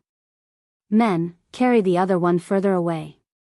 Li Longji couldn't hear the thoughts of others, so he didn't have any evidence to convict them. With a command, a eunuch immediately came over and carried one of the 2 down the stairs. Only when the bundle of wires was used up did he stop and wait for further instructions. Another eunuch carried a fish tank over and stood to the side, looking at Li Longji. Li Longji looked around, and Gao Lisher hurriedly gestured to a nearby group of people. They were all wearing the same type of work uniform, and all of them were walking with their heads held high. However, if one looked carefully, they would notice that some of them were injured. When this group of people came closer, Li Longji waved his hand. One of them ran to the front, while another ran further away. Each of them took out a small notebook and a pencil. Li Longji looked at the doubtful gazes of his subjects and explained, "The function of the telegraph machine is to send messages quickly. As soon as there is a movement, we will receive it immediately. The telegraph machine can communicate with each other over a certain distance depending on the length of the wire." The officials nodded to show that they understood. Even if they were doubtful, they didn't dare to show it. "I know you all don't believe me, but that's fine. I will let you all understand. Minister Zhang, you say a few words and let this person pass the message. See if the other telegraph machine opposite can receive it. At such a distance, you can whisper a few words. They won't be able to hear you, right?" Li Longji called out Zhang Shua and asked him to speak. Zhang Shua nodded, "Yes, I couldn't hear you. That place is more than 20 zhang away from here. Your Majesty asked me to say it, and I really did. Yes, I said that it would rain today. Send the report," Li Longji instructed the person who had just arrived. This person quickly took out a thicker book from his pocket and searched for something in it. Then, he used a pencil to write and draw on the book just now. Finally, he used his hand to press on a spot on the telegraph machine. Another person helped to connect the wires in the fish tank. The same thing happened on the other side. When everything was ready, the man began to press on that place. Beep. Beep. Beep. Beep. Beep. Beep. Beep. Beep. Beep. A crisp sound rang out, and before long, the person raised his hand, indicating that he was done. The officials immediately turned their gazes back to the person below. They saw that the person had just finished writing in the book, then flipped open another thick book and began searching. A moment later, a person ran over from that direction and reported to Li Longji, "Your Majesty, the information has been received. The content is that it will rain today." Many of the officials were puzzled. They felt that it was very strange. How could the other side know what the message was after a few beeps? This was much more useful than the beacon tower. "Where else do you want to try?" The smile on Li Longji's face grew wider.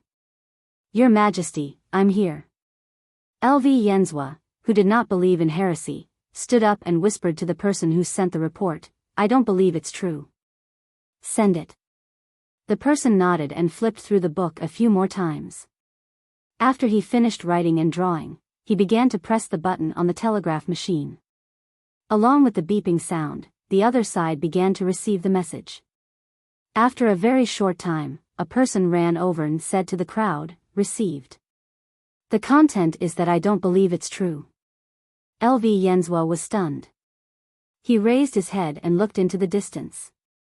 After swallowing his saliva, he said to the emperor, "Your Majesty, this is amazing. If this thing is connected to all parts of the country, the speed at which it can send messages back and forth in the future is really unimaginable." Li Longji smiled and nodded. At this time, Zhang Shua began to pour cold water on the emperor again. "Your Majesty, I don't think it's appropriate. How long would it take to connect the wires to all parts of the country? How many wires would it consume? This thing is of little value." Li Longji's happy mood changed again after Zhang Shua's words. He glared at Zhang Shua, meaning to say, "Why did you mention this?" Fortunately, he was already prepared. When he saw that some of the officials had the same thoughts, he coughed and said, "It's just an experiment. This is called a wired telegraph. Now, the Ministry of Works is researching on dry batteries and wireless telegraphy. When the research is completed, batteries will be more convenient to carry around and the telegraph machine will no longer need wires to connect. This won't be of little value, right? Your Majesty is wise. Gao Lisher chimed in. The expressions of the officials also changed. They naturally knew that if there was a portable battery and a telegraph machine that did not need wires to connect, how fast would the transmission of messages in the future be? However, this news came too suddenly. It was so sudden that they were not prepared at all. Yuan Xianyao said excitedly, Your Majesty, when did the Tang Empire have such an advanced thing? According to what Your Majesty said, wouldn't it only take a blink of an eye to send a message from the farthest place to the capital? That might not be the case. I heard from Xiao Bao and Cuckoo that it would require a few transfers. Otherwise, the distance would not be enough. They could arrange for a special frequency band for the transfer of telegraphy. Advanced? Yes, it's considered advanced. At least, it's ahead of the neighboring countries. Without the hundreds of thousands of craftsmen in the Tang Empire, there wouldn't be today's advanced technology. They have sacrificed a lot. As Li Longji spoke, the happy expression on his face disappeared. He looked at the group of craftsmen standing a few steps away and introduced them to the officials. These are the researchers of the battery in the telegraph, Lu Liang. Your Majesty. As Li Longji called out the name, a person stood out. This person was still wrapped in a white cloth. The officials knew that he was injured. This was the classic packaging cloth used by Dai Hospital. Li Longji looked at Lu Liang with a gentle gaze. Lu Liang was very excited. He kept swallowing his saliva and his legs were trembling. Roll up the sleeve of your right arm. Li Longji ordered. Lu Liang didn't dare to hesitate. He used his left hand to slowly roll up the right sleeve, revealing his arm. When the officials saw this, they all gasped at the same time. The arm was full of holes and the skin was already wrinkled. The arm was small and thin, as if it had been burned by fire. Lu Liang's arm was burned by sulfuric acid during his research. However, he still determined the ratio of sulfuric acid. Without his persistence, there wouldn't be the current wet battery. I confer upon him the title of Founding Count. Zhao Chen, step forward. Li Longji introduced Lu Liang and shouted to the crowd. A one-eyed man stood out. Your Majesty. This is Zhao Chen. He has been in charge of the production of the telegraph machine. During the welding process, one of his eyes was blinded. However, he still completed the initial task of welding the telegraph machine with one eye. I confer upon him the title of Founding Marquis. Zhao Gong, step forward. Zhao Gong is Zhao Chen's younger brother. He did experiments with his older brother. Originally, Zhao Gong was a high scholar. However, he gave up the opportunity to take the imperial examination and was willing to take over the heavy responsibility of his older brother. Zhang Yan. Li Longji called out the people one by one. Every time one of them was called out, he would tell them what they had done and reward them. There were a total of 32 people. When Li Longji introduced them, all of them puffed out their chests. Their eyes were filled with excitement. The officials also listened carefully. If it was in the past, there would have been people who would have stood out to oppose the emperor's rewards. However, today was an exception. They knew that the emperor's rewards were for the hundreds of thousands of craftsmen. The fact that the craftsmen, whom they had never paid much attention to in the past, were able to create such amazing things made them feel emotional.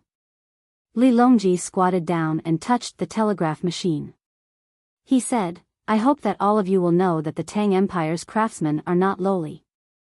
You will understand that while you are enjoying good things, there are people who are bleeding and sacrificing for them. Every item is filled with the blood and sweat of the Tang Empire's craftsmen. You must cherish them. I will remember. Gao Lisher was the first to speak. The other officials followed suit. Yes, please go back. The craftsmen are omnipotent. Remember to keep it a secret. Li Longji showed the officials the power of the craftsmen. When the morning court session resumed, the first thing he proposed was to allocate a large amount of money to the Ministry of Works. All the officials now understood that the emperor was doing this to clear the way for Zhang Zhong. If there was no telegraph machine, there would be people who would object to giving a large amount of money to the Ministry of Works for no reason. Now that they thought about the advanced tool that could send messages over long distances, there was no one who would not support it. It was too scary. They imagined that thousands of miles away, a person could tap on the telegraph machine, and the message would be sent to the capital immediately. After the same discussion, the message would be sent back. It was much faster than sending an urgent report from 800 miles away. Even a pigeon could not compare to it. In the face of disasters and war, the reaction time would be greatly reduced. It was even more amazing during war. Several armies could cooperate with each other at any time. What kind of enemy could not be defeated? While the others were feeling satisfied, Li Longji's mind was wandering to Jili province. When will Xiao Bao and Cuckoo be able to create a weapon that can fight from Luzhou to the capital? And intercept it? Beep, beep, beep, beep. In a house on the north bank of the Mud River, Wang Wan was tapping on something. The sound of beeping could be heard from time to time. Zhang Xiaobao sat aside and looked at the map in his hand. He was lost in thought. After a while, he recovered and asked, "Is it done? When it's done, help me send a telegram. Just say, 'Thank you for your hard work today.' Is the road repaired? If it is, don't be anxious. Be steady and tell the others that we can proceed to the next step.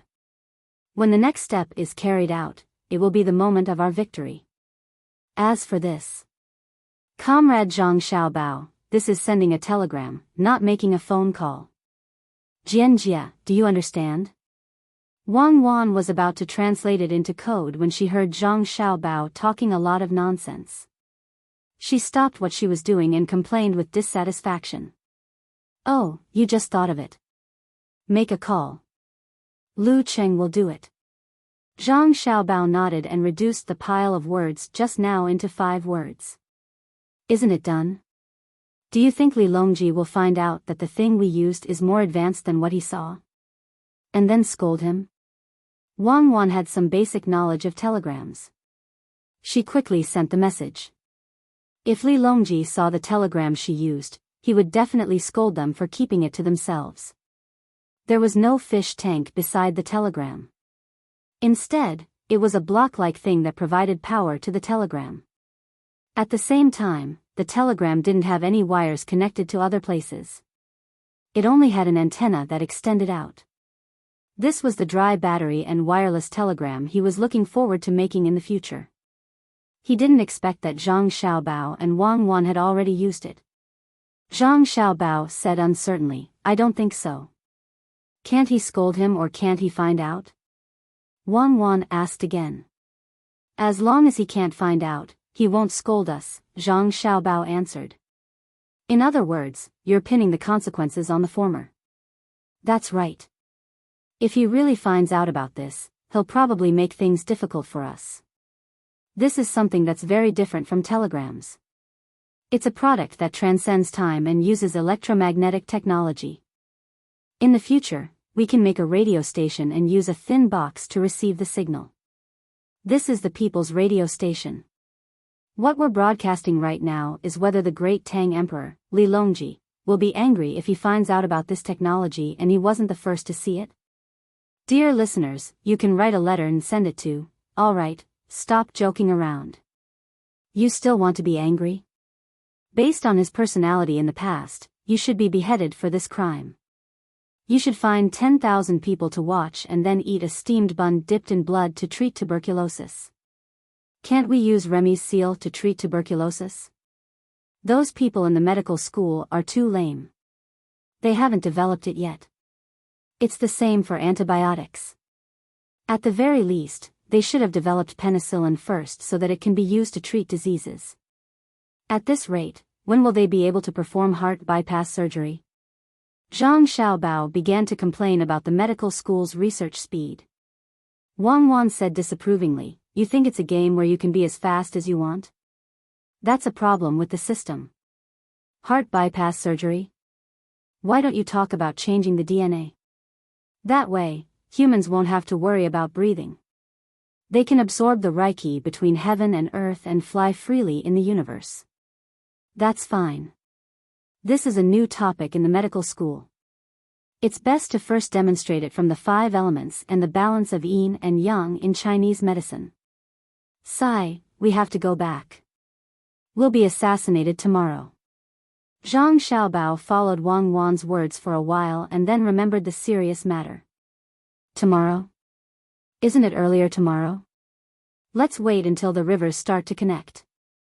Otherwise, it's easy to cause problems. Wang Wan thought for a while and gave her opinion. I'll listen to you. It's late. Madam, why don't we go to sleep?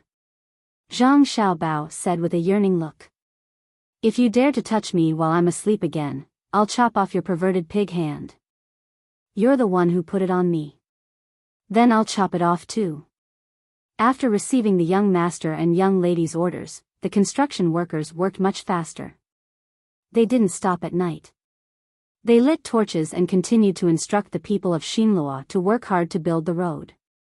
During this period of time, the road on the side of Xinlua was about to be paved. The place where the tariffs were collected was also built. Anyone who paid the tariffs would be let through when they passed through this road. Those who didn't pay would be blocked on the other side. The merchants of Xinlua were looking forward to the benefits they would receive after the arrival of the tariffs. The members of the royal family of Xinlua were also looking forward to using the money to build the place. Another 2 days passed. The last section of the road was being watered. When it was dry, the moisturizing grass mats on it were taken away. The road could be extended to the farthest place. Another day, Li Dong listened to the sound of firecrackers and stood happily at the place where the tariffs were collected. He waited for the Tang Empire's caravan to take the initiative to send the money. The people sent to the Tang Empire sent back information that there was already a large caravan coming. And Li said that they would arrive last night, but they didn't expect that they still hadn't arrived. While waiting anxiously, the sun reached the middle of the sky. Just when Li Dong and the other merchants of Xinlua thought that the Tang Empire's caravan would not come today, a large amount of dust was blown up by the wind on the distant path. They're here, they're here. Get ready. When you check the goods later, you have to be serious. You can't charge more or less. 20% of the tariff. Remember. Li Dong saw the approaching caravan and hurriedly instructed the person in charge of collecting the Tang Empire's tariffs. The group of people answered in unison. Their eyes were fixed on the caravan, and their minds were filled with the sound of money. The more anxious they were, the slower time passed. Just when Li Dong and the others couldn't wait any longer, the caravan finally slowly arrived at the customs. They looked at the people in front of them blankly, as if they didn't know the situation. Li Dong, the main leader, knew that it was time for him to go on stage. He took 2 steps forward and asked the caravan, "Where is your boss?" According to the agreement between Xinlua and the Tang Empire, when you sell goods in Xinlua, you have to pay 20% of the tariff, which is 20%. You can pass after paying the money. When did this happen? 20%? That's too much. A while after Li Dong finished speaking, a person stood out from the caravan and asked in confusion. Not long ago. It was proposed by that Zhang Xiaobao from your Tang Empire. 20% isn't much. Don't you know how much your goods can be sold for in Xinlua? If you can't pay, you can use 20% of the goods as a substitute. As Li Dong said this, he had other thoughts in mind. He didn't need to treat the merchants who came with a good attitude. As long as they had any questions, they would immediately push the blame to Zhang Xiaobao, causing the conflict between Zhang Xiaobao and the other merchants to worsen. The people in the caravan clearly felt that it was too much. That person asked again, "What if you don't pay?" "If you don't pay, you can't go over here." Li Dong was not anxious at all. "Then it's not too much. Let's go back." The leader of the caravan was even more straightforward. With a wave of his hand, the caravan turned around and left at a speed many times faster than when they came. Li Dong looked at the caravan that was gradually disappearing from his sight. He wanted to stop them, but he realized that they were on the land of the Tang Empire. He was not qualified to do so. After the last wisp of smoke disappeared, Li Dong gritted his teeth and said gloomily, "This group of merchants from the Tang Empire is treacherous, stingy. Watch them carefully in case they sneak over under the cover of the night." The equally disappointed Xinlua people were also furious. They agreed to Li Dong's words and swore to guard this place well. They would not give the merchants of the Tang Empire any chance. This wait lasted until nightfall. The moon hung high in the sky, and the stars around it dimmed due to the lack of one side of the moon. Li Dong, who still insisted on not sleeping, kept dozing off. He drank cup after cup of tea, but it didn't seem to have any effect. His eyelids kept closing. Just as he was about to fall asleep, a person rushed in from outside and reported anxiously, "Boss Li, bad news. The Tang Empire's caravan has bypassed us and entered Xinlua from another place." "What? They went in? Why didn't they stop them?" What Li Dong was worried about had finally happened. The merchants did not care about the system. If they could pay less, they would definitely not pay more. "We did, but the place is too big, and we don't have enough manpower. The Tang Empire's caravan is divided into countless small teams, coming to Xinlua from all directions. Those who were stopped by us said that they had taken the wrong path in the dark and turned around to go back. We sent out more than 100 people to stop 30 small teams, but looking at the scale, there should be 70% of the Tang Empire's caravan that was not stopped. That means that 70% of the goods entered Xinlua." The person who came had a dejected look on his face. He seemed to be complaining about the Tang Empire and also seemed to be complaining about the lack of manpower on his side. Hearing the words of the person who came, Li Dong's brows furrowed deeply, forming the character Chuan above his nose. He looked at the people waiting there and asked, "Brothers, do you have any good ideas?" "Yes, one is to send more people. If we want to completely block the land route, we need at least 5,000 people who are familiar with this place," the person replied. Li Dong looked at a place and did not move. After a while, he said, "All right, then we'll discuss with others tomorrow. Send 5,000 people out to stop the Tang Empire's caravan. We can't let them pass so easily. Otherwise, who will pay?" "Yes." The person agreed and left in a hurry. The next day, it was noon again. The weather was so hot that it made people feel stuffy. Fortunately, another team from the Tang Empire arrived at the place and also asked about the tax. Like the previous team, they turned around and left. The 5,000 people that Xinlua had found with great difficulty were divided into different places according to the distance. They waited for the Tang Empire's people to secretly come over at night so that they could block them. But this time, they did not wait for the sky to completely turn dark. Just as the sun set, someone ran over to look for Li Dong. "Boss Li, it's not good. The merchants of the Tang Empire have crossed the narrow mud river. They actually brought a rubber raft. They must have been prepared. Boss Li, quickly think of a way." Li Dong was completely dumbfounded. He could still send 5,000 people to block the land route, but if the water route was also included, then not to mention 5,000 people, even 50,000 people would not be able to block it.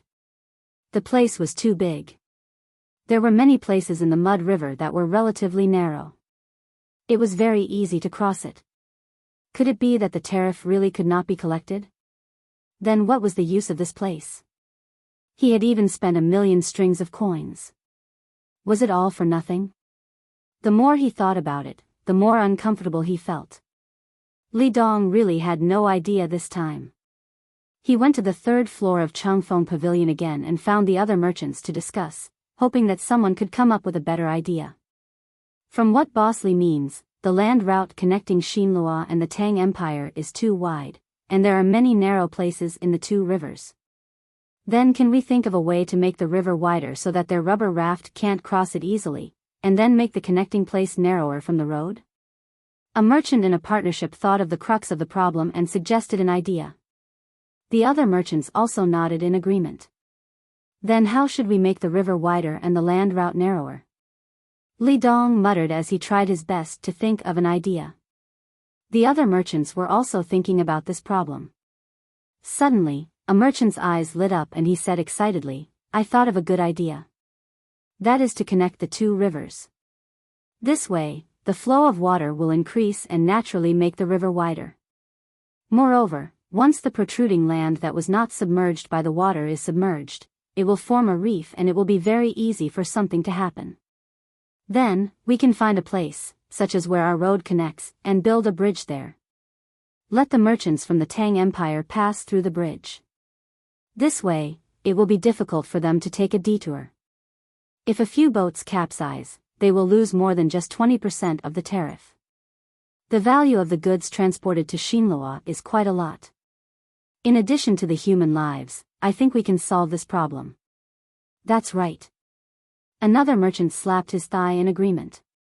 Suddenly, he revealed a confused expression and said, "Why does this idea sound so familiar to me?" Li Dong's thoughts were faster and he said, "Of course it's familiar. That was the idea that Zhang Xiaobao first suggested. Wasn't it messed up by the people we hired? We even had a lot of fights with the people we hired. Zhang Xiaobao, oh Zhang Xiaobao, you're good. I understand. This is a way to connect the rivers. I'm impressed.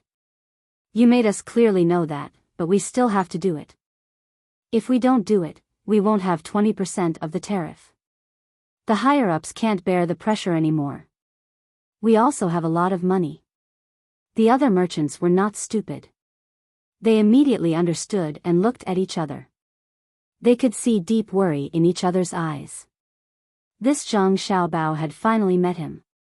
If they did not have direct contact with him, they would not be able to understand his abilities. After going around in a big circle, the rivers that should be connected had been connected, and the bridges that should be repaired still needed to be repaired. Li Dong sighed helplessly. "Let's discuss it with Xingjing Construction Group's Zhang Tai. I'll have someone deliver the letter tomorrow. Everyone, remember to be careful.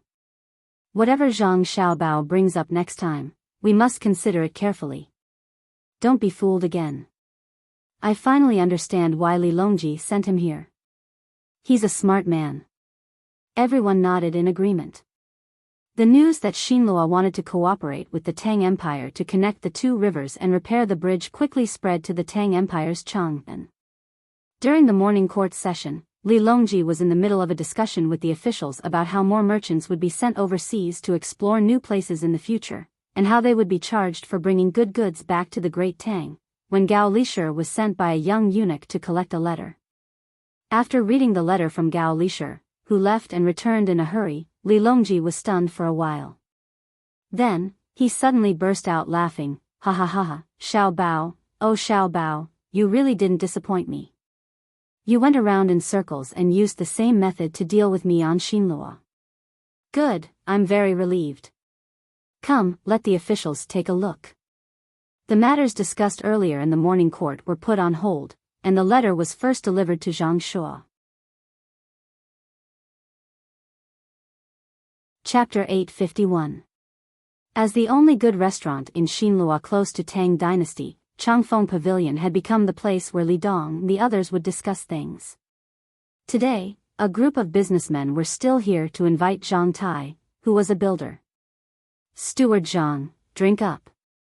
This is shipped from Tang Dynasty."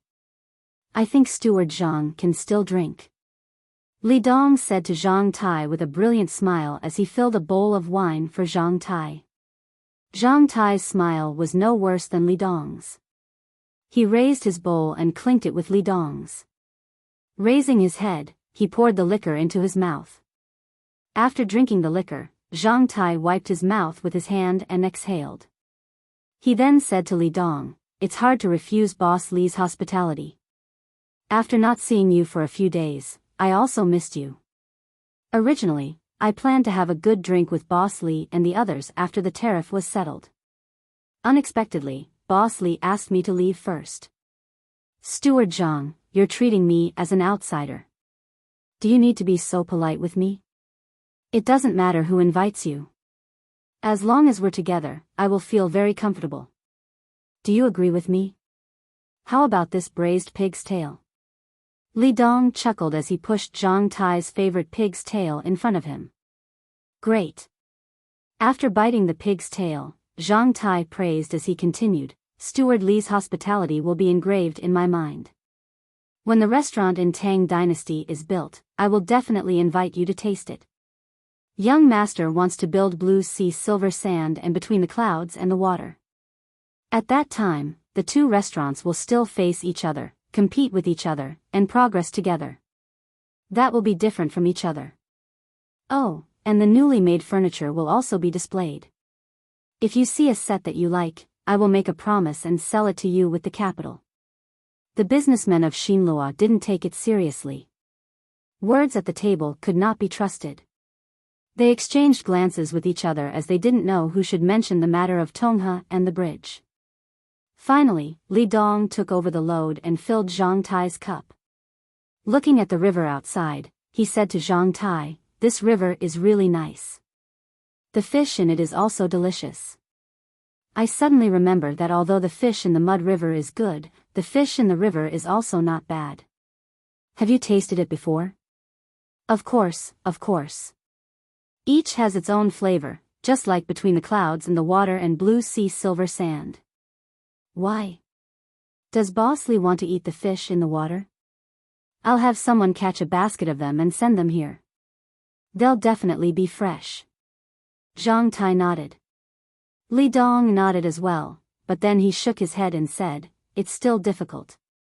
If we can connect the two rivers together, then wouldn't we be able to taste both?" I remember that back then, the young master of the Zhang family had such a plan. Unfortunately, some unreasonable commoners ruined it. Steward Zhang, why don't we do this? This time, I will definitely control the people and not let them cause trouble. You can continue to follow the original idea and connect the two rivers. At the same time, choose a place to build a bridge to facilitate water transportation. Last time, we were in a hurry and didn't have time to control it. It's really a pity. After hearing Li Dong's words, the other businessmen of Xinlua fixed their eyes on Zhang Tai, hoping to get a definite answer from him. After hearing Li Dong's proposal, Zhang Tai suddenly revealed an embarrassed look. After letting out a sigh, he said helplessly, "No, you don't know my young master. When he thinks of something, he will do it. After a while, he will forget about it. If not for the person who was arranged to do it, he could not do anything at all. It's the same for connecting the two rivers and building a bridge. If we ask the young master now, he will definitely lose his previous enthusiasm. Actually, it doesn't matter if we don't build it. The ships of Tang Dynasty can take a detour. Perhaps, we can change our mind and go to Japan. Don't mention it again. I dare not tell the young master about it. Otherwise, the young master will remember that his idea was ruined. He will be unhappy and vent his anger on me. It's not worth it. Come on, let's drink. Manager Zhang, how could that be? How about this? Manager Zhang, let us meet the young master of the Zhang family and make it clear to him face to face. I think the young master will agree. Li Dong drank another bowl of wine as he still didn't want to give up this hope. Wei Wei shook her head. After thinking for a while, she looked at Li Dong and said, "Actually, if you want to connect the two rivers, you can also build a bridge. However, you can't ask the young master for help. You only need to contact Xingjing Construction. Xingjing Construction is willing to accept the job and give you a discount on the fee. If it weren't for the fact that many people in the group depend on this job to make a living, I wouldn't have earned a single cent. But I can guarantee that if Mr. Li pays, I will only earn a little. I hope that there will be more jobs in the future. Mr. Li, please think more about our Xingjing Construction." We pay for it? But back then, it was your family's little young master who paid for it, and he paid quite a bit. Many of the commoners have been spoiled. For example, during the construction of the roads, if it wasn't for the fact that your family's little young master paid an exorbitant price at the beginning, they wouldn't have paid so much for the construction of the roads. They can eat for 5 days if they work for 1 day. What's more, they use the goods from Tang Dynasty. You have also made a lot of money, right? If you still want us to pay for the bridge, we really can't afford it. Why don't we discuss it again? I'll ask the people who build the bridge to ask for less money and make it clear to them. Li Dong had already felt that it was shameful for him to agree to it now. In order to receive enough tariffs, he had accepted his fate. However, he had not expected that he would have to pay for it. It was not just a matter of shameful or not. That kind of burden was too great. Zhang Tai nodded, I know. It's too expensive. Therefore, you'd better not build the bridge. If you really want to meet the young master, you can. However, you can't meet the young master with Li Dong. Our young master is an official of Tang Dynasty, a provincial governor. If any businessman could meet him, wouldn't it be too troublesome? You can find a member of the imperial clan of Xinlua. You must have a high status. You can accompany him.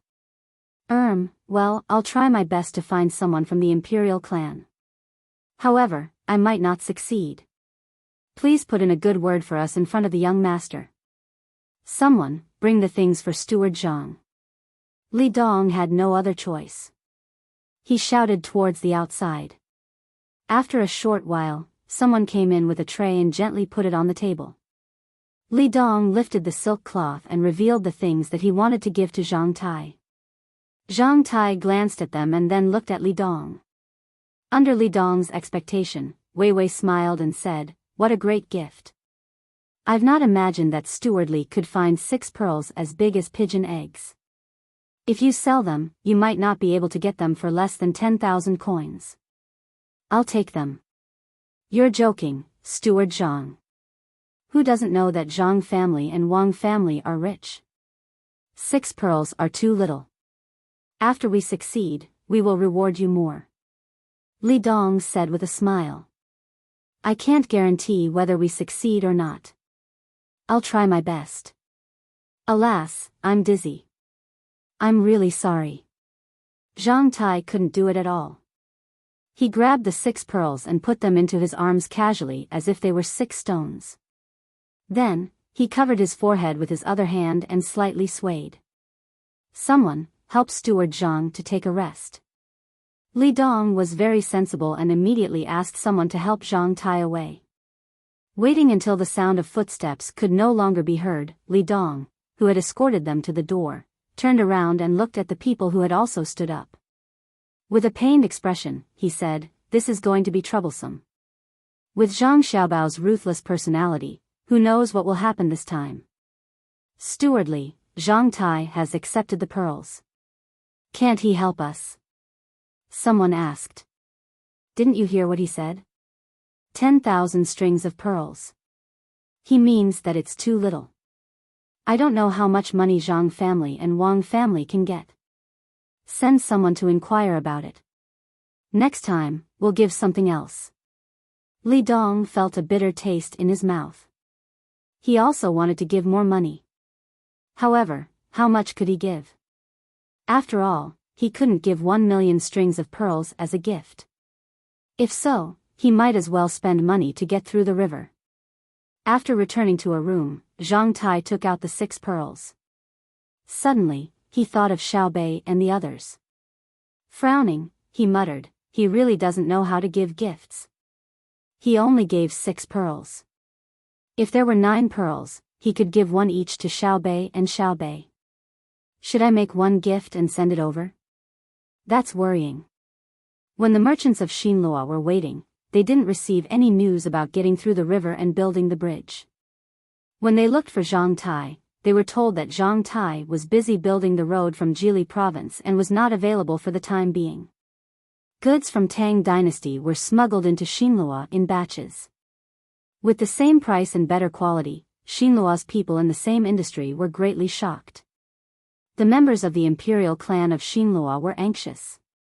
Originally, they planned to offset this part of the money with tariffs.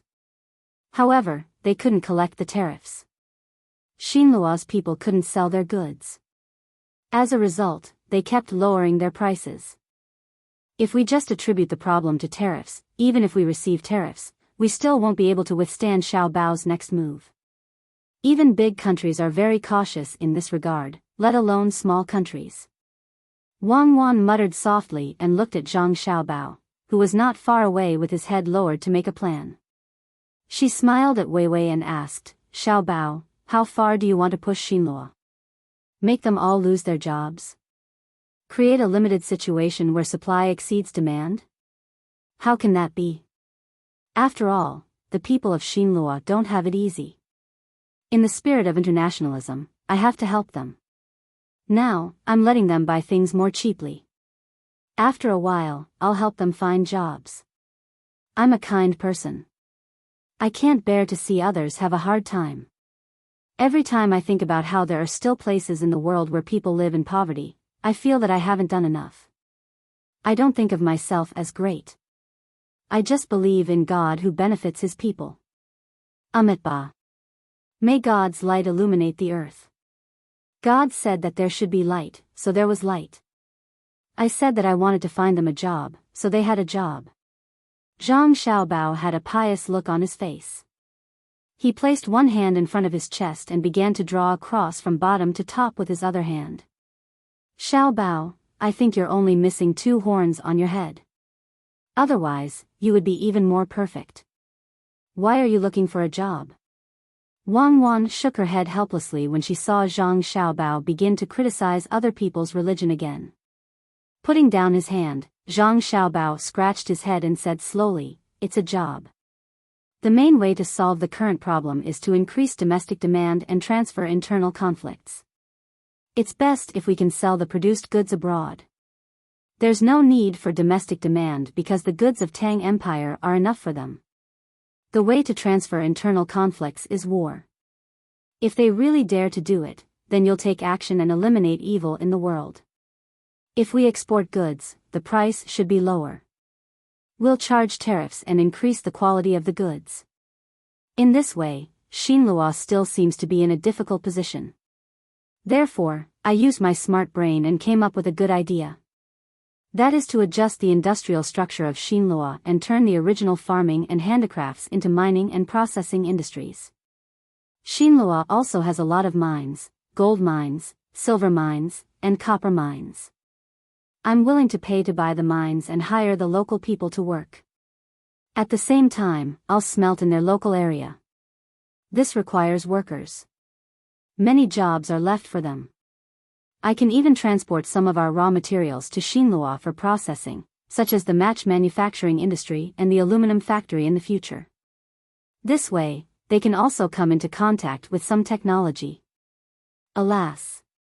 I don't have the halo of God, but I have a heart that loves the world. I'm willing to work hard for the happiness of the world's people and pay everything for it. Zhang Xiaobao looked dignified and solemn, while Wang Wan was both angry and amused. Xiaobao, you're really shameless. You're full of evil tricks. Come here, let me take a good look at you. I'll punish you on behalf of the moon. As Wang Wan spoke, she moved closer to Zhang Xiaobao and reached out to pinch his face. She tugged and tugged at his face. Fine, I'll let you punish me in the evening. Rogue, you're not allowed to touch me. You're the one who's touching me now. That's also because you're a rogue. Li Dong finally couldn't bear the pressure from the imperial clan. He had someone bring a message to Zhang Tai again, saying that he had agreed. The businessmen of Xinlua would pay to connect the 2 rivers and build a bridge. He hoped that Xingjing Construction could help to speed up the project. After receiving this news, Zhang Tai came here very righteously. Not only him, he also brought many commoners of Tang to help with the project. After getting a part of the money, Zhang Tai soon started the construction according to the original design. However, this time, the labor force was not all from Xinlua. More than half of them were from Tang. Obviously, he was making money from Xinlua. However, the commoners of Xinlua didn't like that. They asked Li Dong why he didn't let them work. Previously, they didn't dare to let the Tang people earn money for no reason. Now that they knew that Li Dong was under great pressure, they came here. Li Dong hated Zhang Xiaobao so much that he gritted his teeth. Didn't he just destroy the original construction? Why did he have to take revenge on him? When the commoners of Xinlua found him, he found Zhang Tai and asked Zhang Tai to reduce the labor force of Tang and use more of Xinlua's people. He thought that Zhang Tai would find an excuse to refuse. Unexpectedly, Zhang Tai agreed very quickly. After removing the Tang people who were building the bridge and replacing them with the commoners of Xinlua, Li Dong once again thought that the sun had risen from the west. At the same time, he became even more vigilant. There must be something wrong.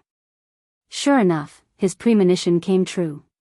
2 days later, the commoners of Tang united and found the construction site. They even put up a banner, saying that they were willing to work for half of the wages. Therefore, Zhang Tai found Li Dong and told him about this. He meant that he wanted the Tang people to work so that they could use the money they saved on materials. Although it was a discussion, it was actually an ultimatum. Li Dong then told the commoners of Xinlua about this matter. In the end, the commoners of Xinlua agreed to work for only a quarter of the original wages. 1 day's work was enough for a family to eat for a whole day. There was still some surplus, which was much better than not being able to find work. The commoners of Tang retreated. They could not afford such a low labor price. They ran to the side of Tang and started to help build restaurants and shops. The wage was enough for a family to eat and drink for 5 days. Li Dong wandered around for 2 days and found that the materials to build the bridge were the same as before. Furthermore, the tools to build the bridge were still the same.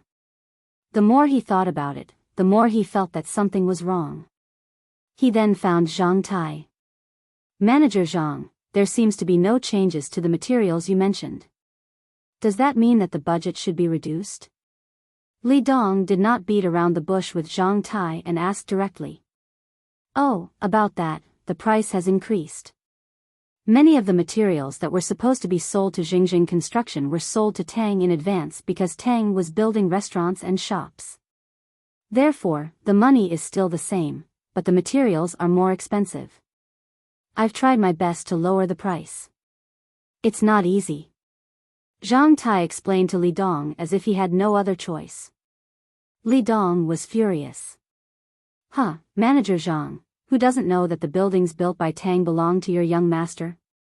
Then why do you have to involve us in your family's business? That's not right. Our Zhang family and Wang family's transactions are all handled independently. For example, between the clouds and the water and blue sea silver sand are both owned by our family. However, they compete with each other and even engage in price wars. Logically speaking, this shouldn't be the case. After all, when both sides engage in price wars, our family will profit less in the end. However, because the transactions are handled independently, the result is not uniform. The construction team in Tang is another team, not Xingjing Construction. The merchants who deliver the goods are also in contact with us individually. If you don't believe me, you can buy them and see if the price is lower. Zhang Tai laid out the facts for Li Dong and reasoned with him. For a moment, Li Dong was at a loss for words. After gasping for breath, he finally recovered. Then why do the great Tang people who helped you build get a higher wage? That's because the other group is willing to pay them. Otherwise, I will pay them too. However, you have to pay more when the time comes. Otherwise, it won't be enough. I also have my difficulties. You have to understand. Zhang Tai spread out his hands and gave Li Dong such an answer. Well, I understand. I really understand. You don't need to pay for the processing. Our people are easy to deal with. Li Dong left in boredom. He had thought it through.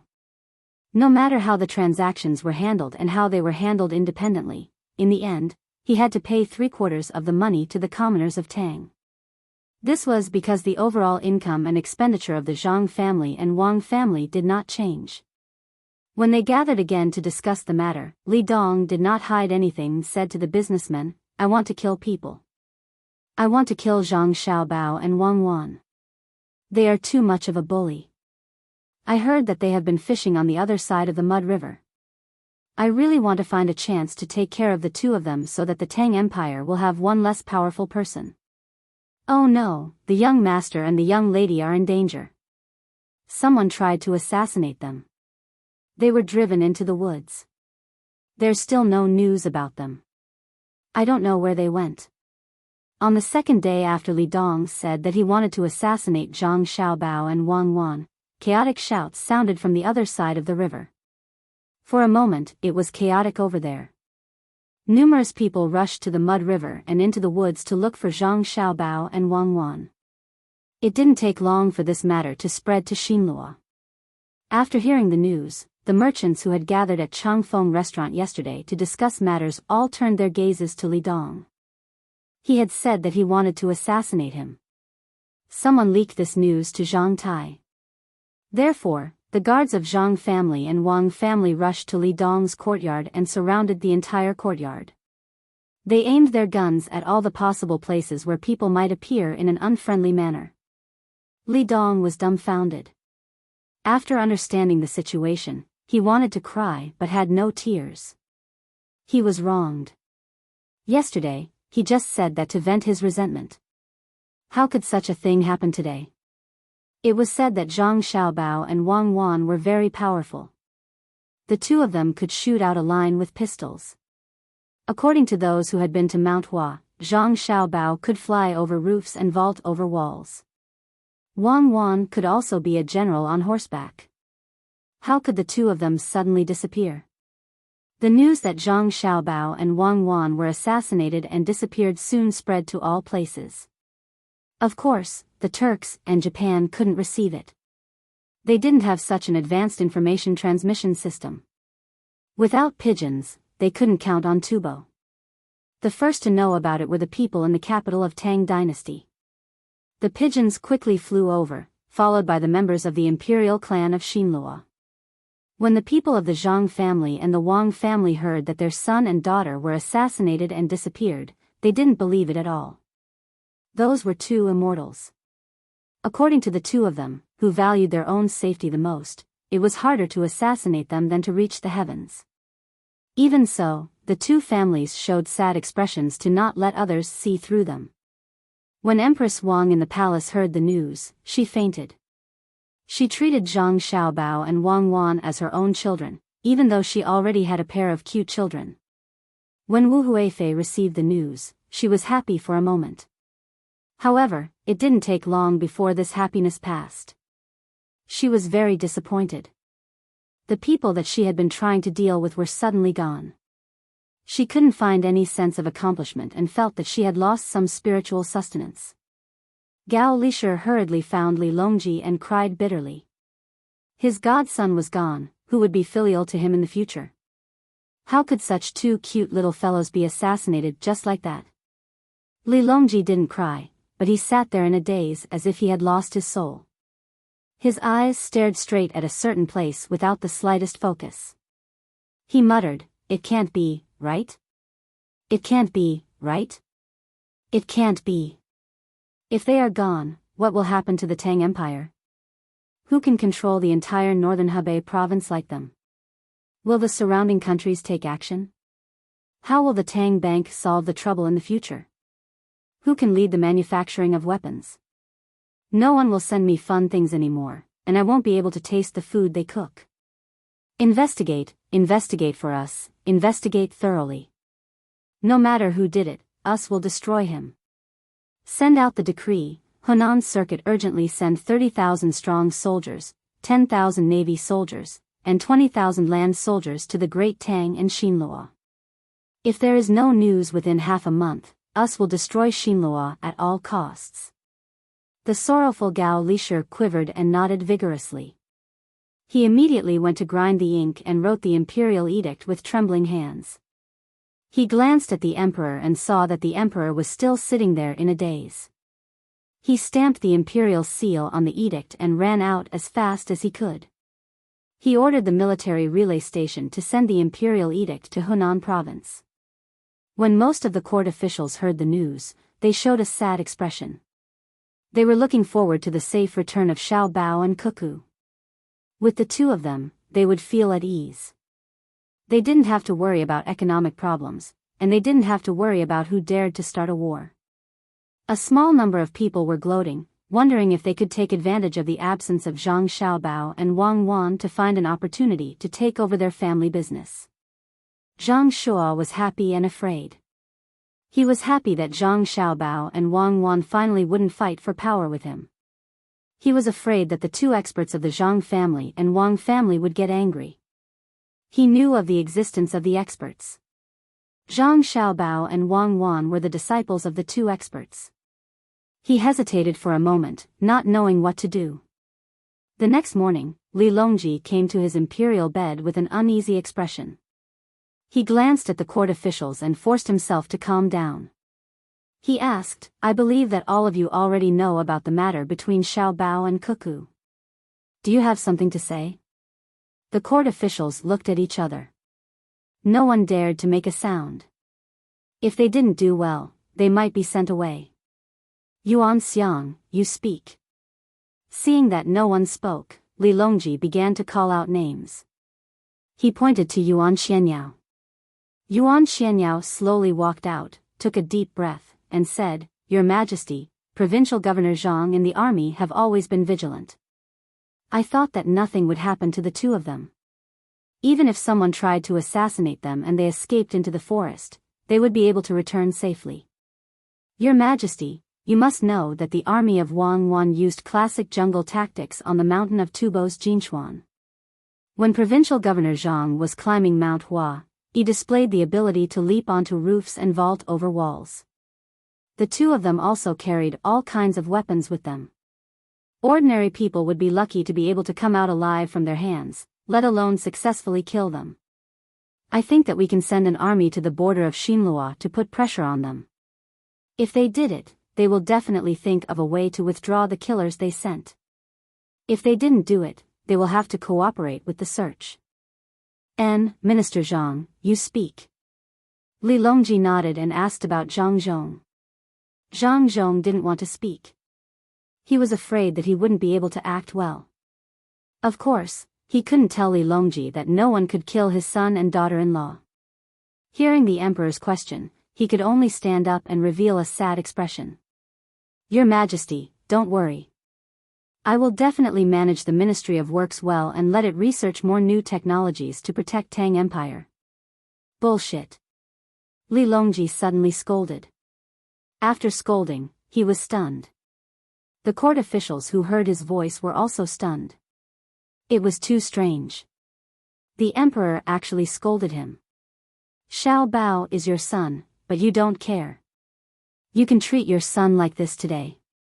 Won't you treat my Tang Empire like this in the future? Li Longji was furious.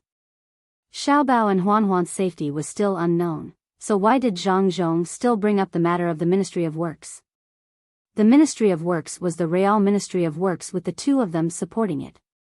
If they were gone, would Zhang Zhong be able to come up with his own research ideas? Wouldn't the expert in your family be sad to death? It wasn't easy for him to teach two powerful disciples. If they were really lost, he would probably go crazy. Zhang Zhong was very happy. At least the emperor treated his son and daughter-in-law well. He quickly lowered his head. This subject knows his mistake. In fact, this subject and this subject's family didn't rest at all last night. However, this subject didn't have any other choice. Fortunately, someone in my family helped me predict that Xiao Bao and Cuckoo would be fine. This subject could only listen and believe. Oh. Is that true? Li Longji sat up straight and asked with flickering eyes. Yes, yes. In any case, that's what the person who told this subject said. However, the two of them didn't look too good, so this subject could only believe it. Zhang Zhong said with uncertainty. Li Longji's mood, which had just improved, became uneasy again. He turned to Zhang Shuo and asked, Prime Minister Zhang, do you have anything else to say? Zhang Shuo came out and thought hard about how to answer. This was an opportunity, and it depended on how he grasped it. In an instant, countless thoughts flashed through his mind. In the end, he gritted his teeth and said, "Your Majesty, this subject also thinks that Provincial Governor Zhang and Adjunct Officer Wang are good people who can avoid this incident. However, the Jili province they are in can't be without a ruler for a day. Why don't we send other officials to temporarily hold the fort and wait for the two of them to return before regaining power?" This subject feels that Provincial Governor Zhang is thinking the same. The two of them are loyal to the imperial court and put the imperial court's affairs first.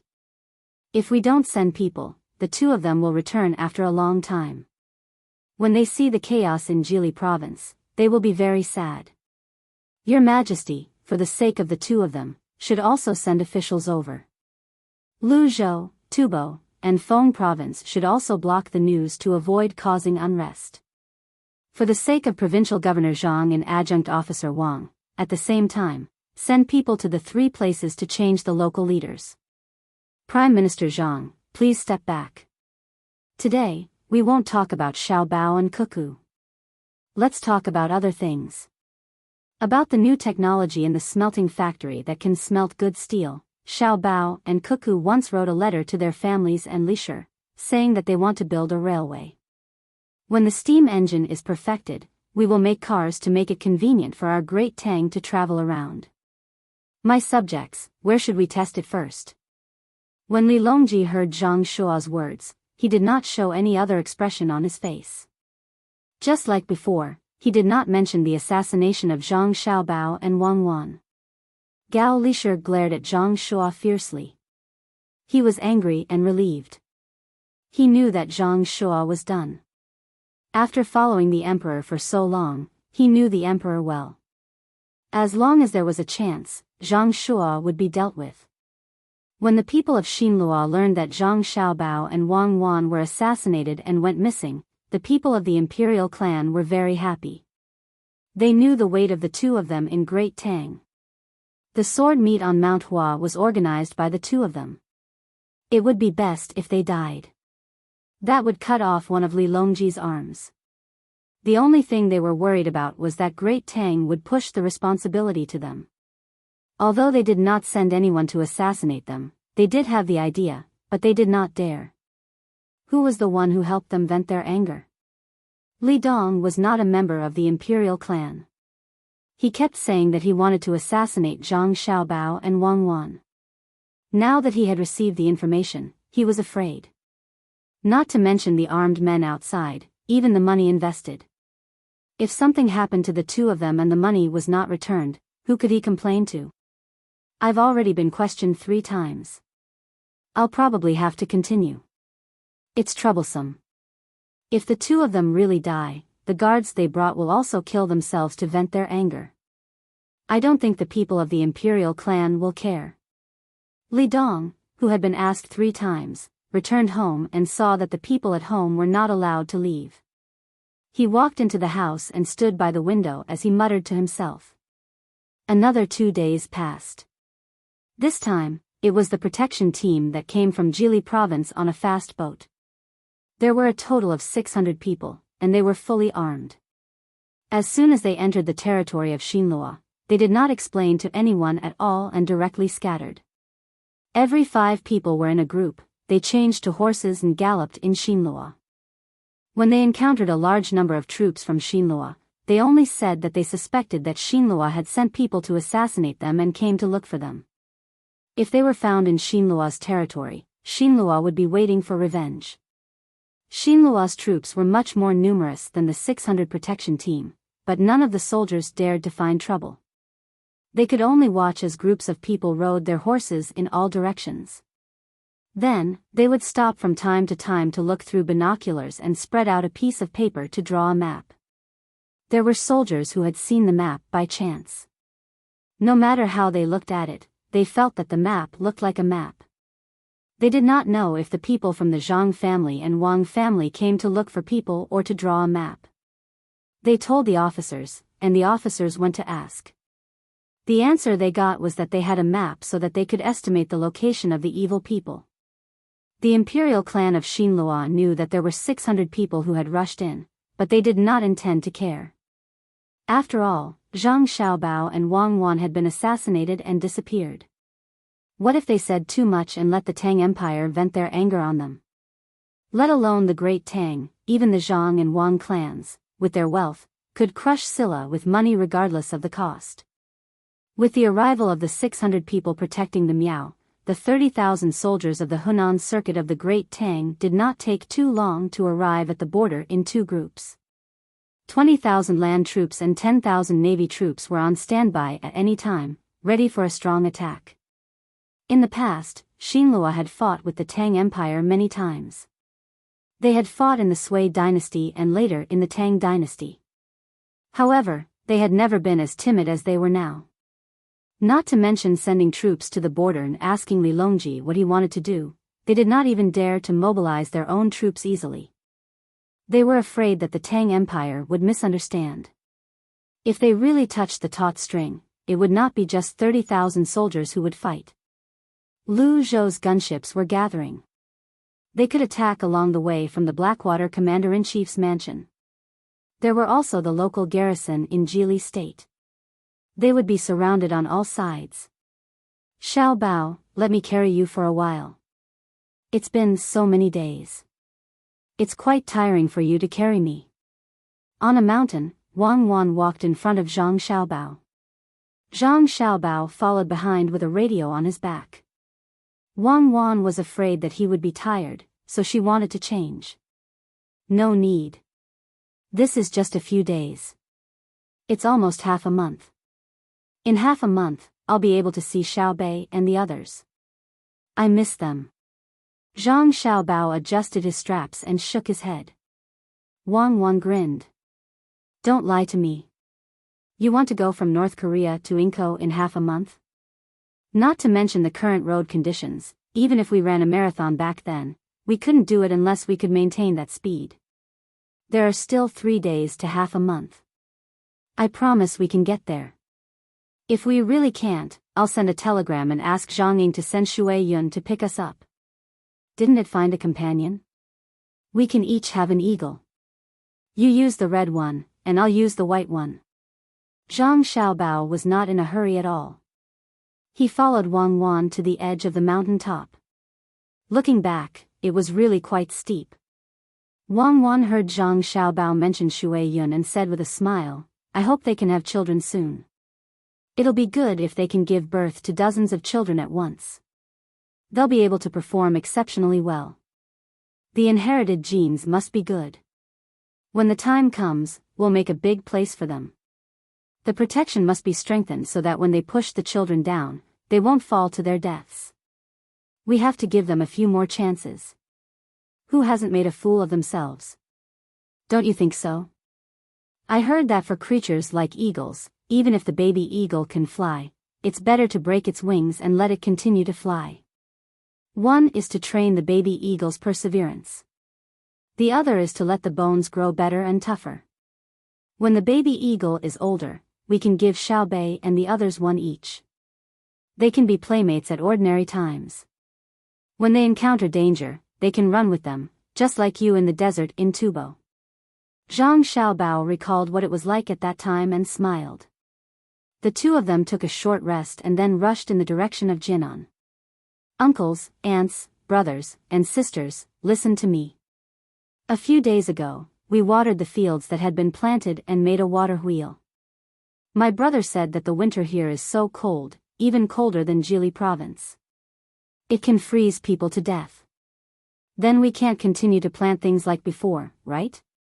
Xiaobei, the county magistrate, gathered more than 100 people under her rule today and said in a sweet voice.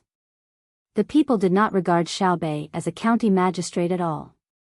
They just felt that Xiaobei was cute. They often saw her and were happy to talk to her. Of course, no one would look down on her. To be precise, they looked down on her identity. After all, she was a member of the Zhang family in Sanshui County. The reason why there were so few people in Jinan was that Zhang Xiaobao was recruiting people in Jili province and the various preferential policies given by the Tang Empire. With such an identity, no one would doubt that Xiaobei could make people live a good life. Even if she could not lead them to build the county well, she could transfer enough materials from other places. Some time ago, they had been following her to weed the fields and made a water wheel according to the method of the little guys.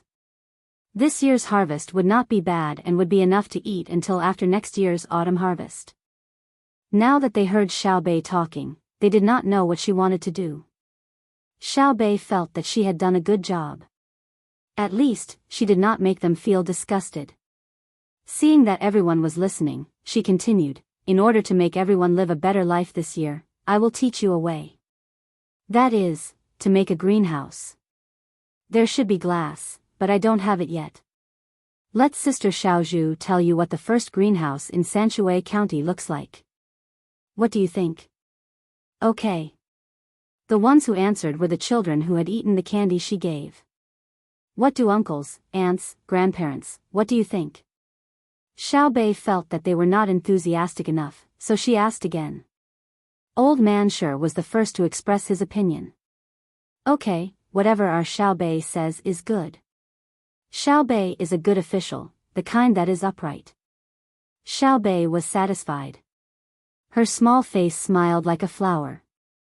She reached out and pulled Xiaozhu. "Sister Xiaozhu, it's your turn." "I can't remember what the greenhouse looks like." Xiaozhu stood out a little nervously. Her ability to organize her words was far worse than Xiao Bei's. It was not easy for her to express her meaning clearly, but she could not say the steps of building a greenhouse. In the past, she had seen her brother and sister show them how to build a greenhouse. So, she could only take out a pen and paper and let the others gather around to watch. She would draw for them so that they could understand. The people here really did not know how to build a greenhouse. They only heard that with a greenhouse, they could also plant in the winter. It was not like in the past, where they had to dry the vegetables in the sun or in the shade before winter. When there was nothing to eat, they could take them out and soak them in water. Then, they could eat them. At this time, the season had just entered autumn. There was no frost yet. The leaves on the trees were still green and did not turn yellow. They swirled and fell.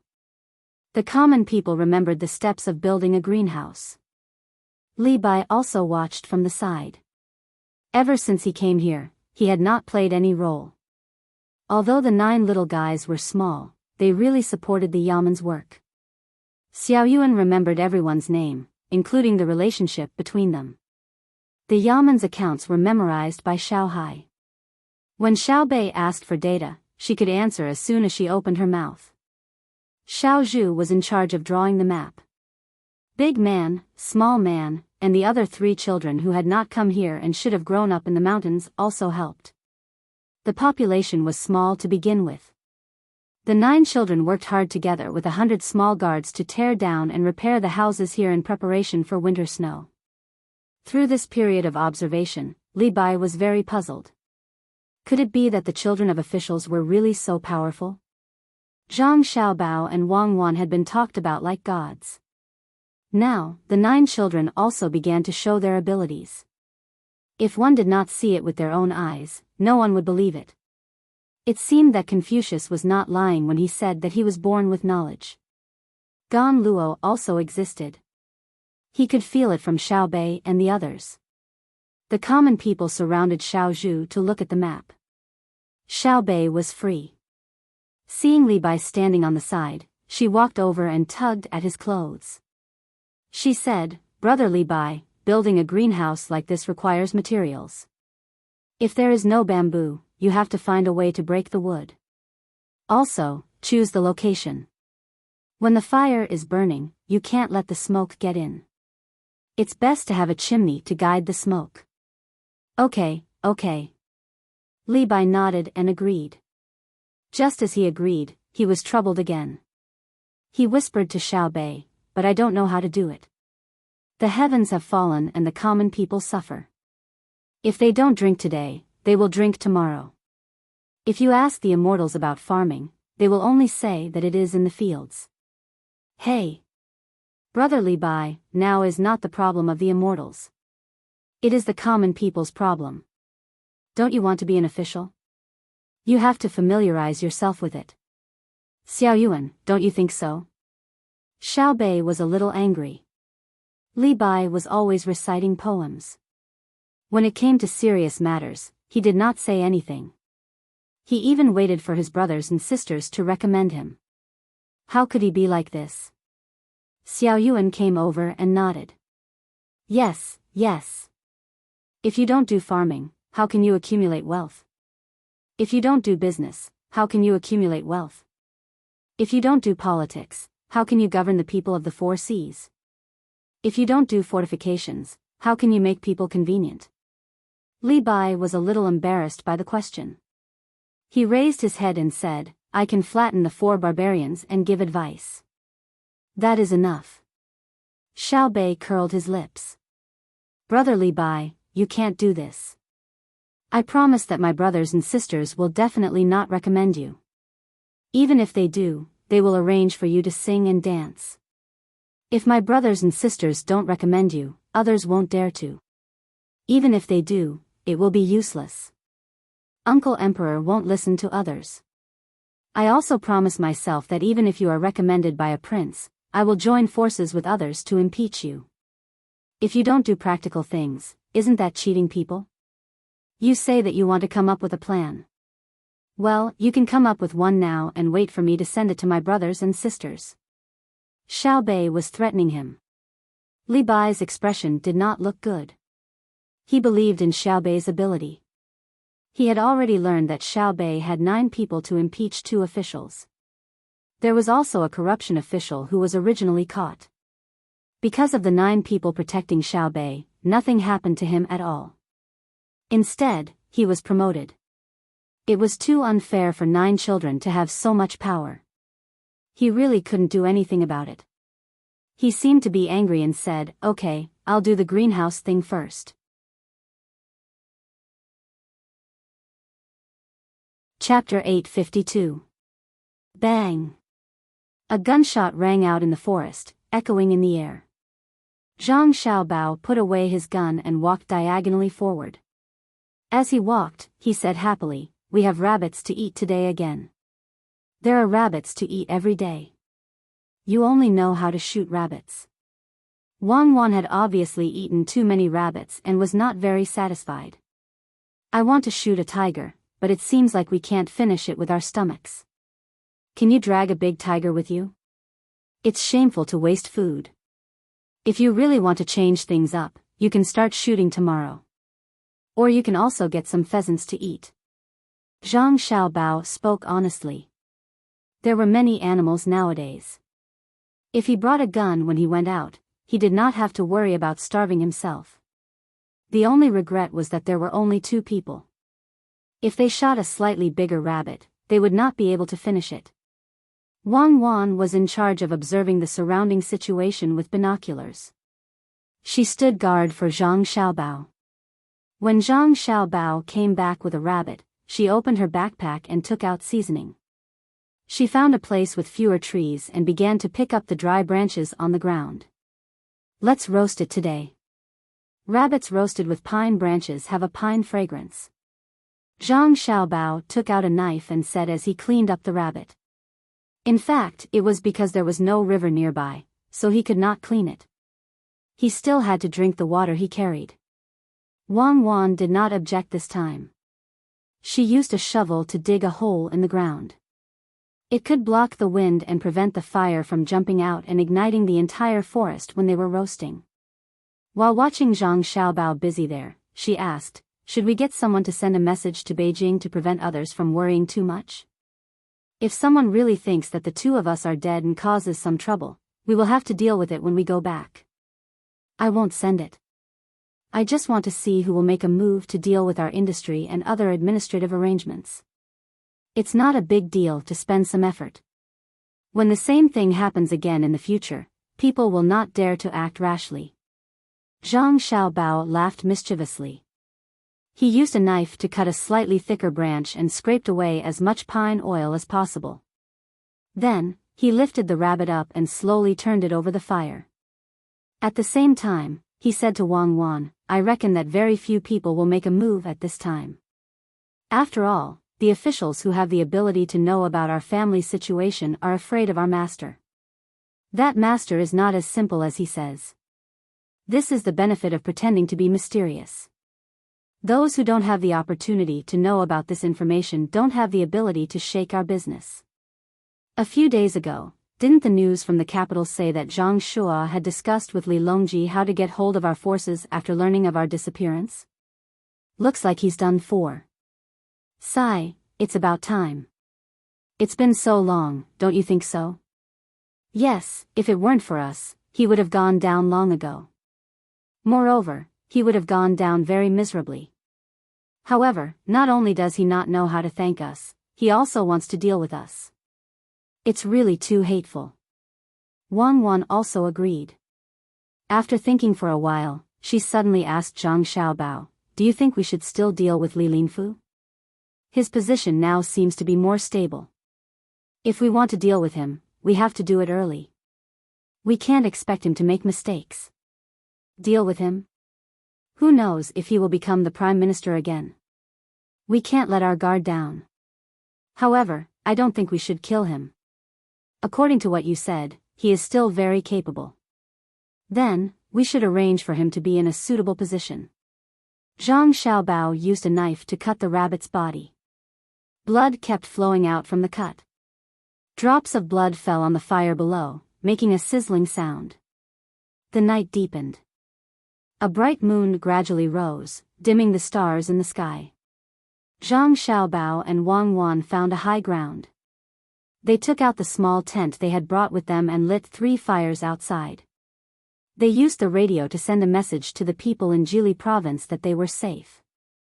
Then, they sat outside the tent together and enjoyed the charming scenery. They made a bowl of juice with the water they had brought and handed it to Wang Wan. Zhang Xiaobao also drank a mouthful and said, "If I had known that the journey would be so difficult, I would have brought some dried vegetables when I came out. Why do I feel that my body is lacking vitamins now? You are so delicate. In just a few days, you know that you lack vitamins. Previously, you said that you would arrange a job for Li Linfu. Have you thought about the details?" Wang Wan held the bowl and looked into the depths of the forest. The bright moon could not make it bright. She thought of Zhang Xiaobao's words and asked. "I just thought about it. In the future, I will let him work here. The Northeast is a big place with rich resources. The climate doesn't change much in 4 seasons. It is suitable for him to develop. You can't speak against your conscience. When has the Northeast not changed much in 4 seasons? There is no population. Other than Jili province, you have basically moved everyone away." As they were talking, there was a sound from the radio. Wang Wan hurried over to receive it. After a while, Wang Wan said to Zhang Xiaobao with a bad expression, "The Japanese seem to be taking action." "Japan? Action against our disappearance? They don't seem to have radio technology, right?" Zhang Xiaobao was stunned. "It's not the Japanese island. It's from Huainan province. They are in the 4 Seas Academy and want to join forces with the students of Xinlua. They want to form an alliance between the 2 places." Wang Wan explained. "That's not slow. It seems that they really care about us. Something just happened, and they reacted. How are the details?" "I'm still investigating. It hasn't arrived yet. Do you think we should speed up the development of radio? What's going on now? We have to run with the radio on our backs. Every once in a while, our people will follow us. The distance of the signal transmission is too short." Wang Wan suddenly thought of a key problem. Although she and Zhang Xiaobao came out in name, in fact, many people were arranged to carry the radio on their backs. It was like a transit station. They had to transfer many times in the middle to send and receive a message. Zhang Xiaobao nodded. "Okay, we'll launch a satellite tomorrow. Let's get one up first and cover the place where we are. What do you think?" "Okay, you can carry the satellite up. Comrade Wang Wan, don't bite off more than you can chew. It's already not bad. This time, we came out just in time to let the team practice the problem of information conversion. The Japanese move quickly. Maybe they were the ones who started the alliance with Xinhua and the Turks. I knew that place was a wolf that couldn't be raised well, so I never planned to raise it. After I finish off Xinhua, I'll take the time to deal with them. Where were we just now? Li Linfu came to the northeast to develop, right? As Zhang Xiaobao spoke, he threw a few pieces of pine wood into the fire beside him. As he listened to the crackling sound and looked at the red, yellow, and blue colors, he was a little lost in thought. Wang Wan entered the tent and took out 2 pieces of clothes. She put one on each of them and said, "Yes, how are we going to develop in the northeast? Without people, we can't do anything. Let Li Linfu come over to protect the resources, especially the places with minerals. Draw out an area and turn it into an animal sanctuary. We can't say that in order to protect the environment, we won't develop the entire northeast region. We have to draw out an ecological area. We have to circle the largest mineral resources, such as oil and metal mines. Then we won't develop it?" Wang Wan asked. "Develop it. Leave it for a few thousand years later. When the resources in other places on Earth are almost used up, we'll develop it. If we use it now, we can go to other places to get it. We're not afraid of the distance. At that time, we'll leave a rule to tell future generations that it's not that your ancestors can't find the mineral resources, but that your ancestors have the ability to rob others. The mineral resources will be left for you. When you feel that you don't have the ability to rob others, you can take it out and use it." The night wind was cold. Zhang Xiaobao tightened his clothes. Wang Wan leaned on Zhang Xiaobao and said, "You still care about future generations? Just take care of yourself. It's okay to take care of yourself. Let Li Linfu come over to build roads and railways all the way to Russia in our time. From there, we'll transport oil out. At the same time, we'll find all the places in the Tang Empire with oil and natural gas and draw them into protected areas. When it's easier for the fleet to travel to and from other continents, we'll send them out to mine, smelt locally, and transport the metal back. We'll dig a hole in the Tang Empire and bury it for preservation. Aya, it's not good to bury the metal directly, right? Then we'll transport the ore back and bury it."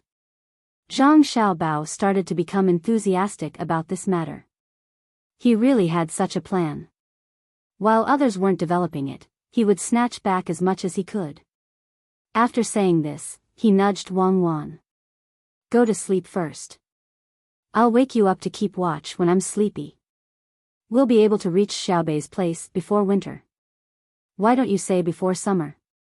In a while, if you ask others to transport the ore back, will they really transport it? They can't even smelt it when they transport it back. Are they that patriotic? Or are you planning to pay for it?" Wang Wan leaned on Zhang Xiaobao and narrowed her eyes. "Tax deduction.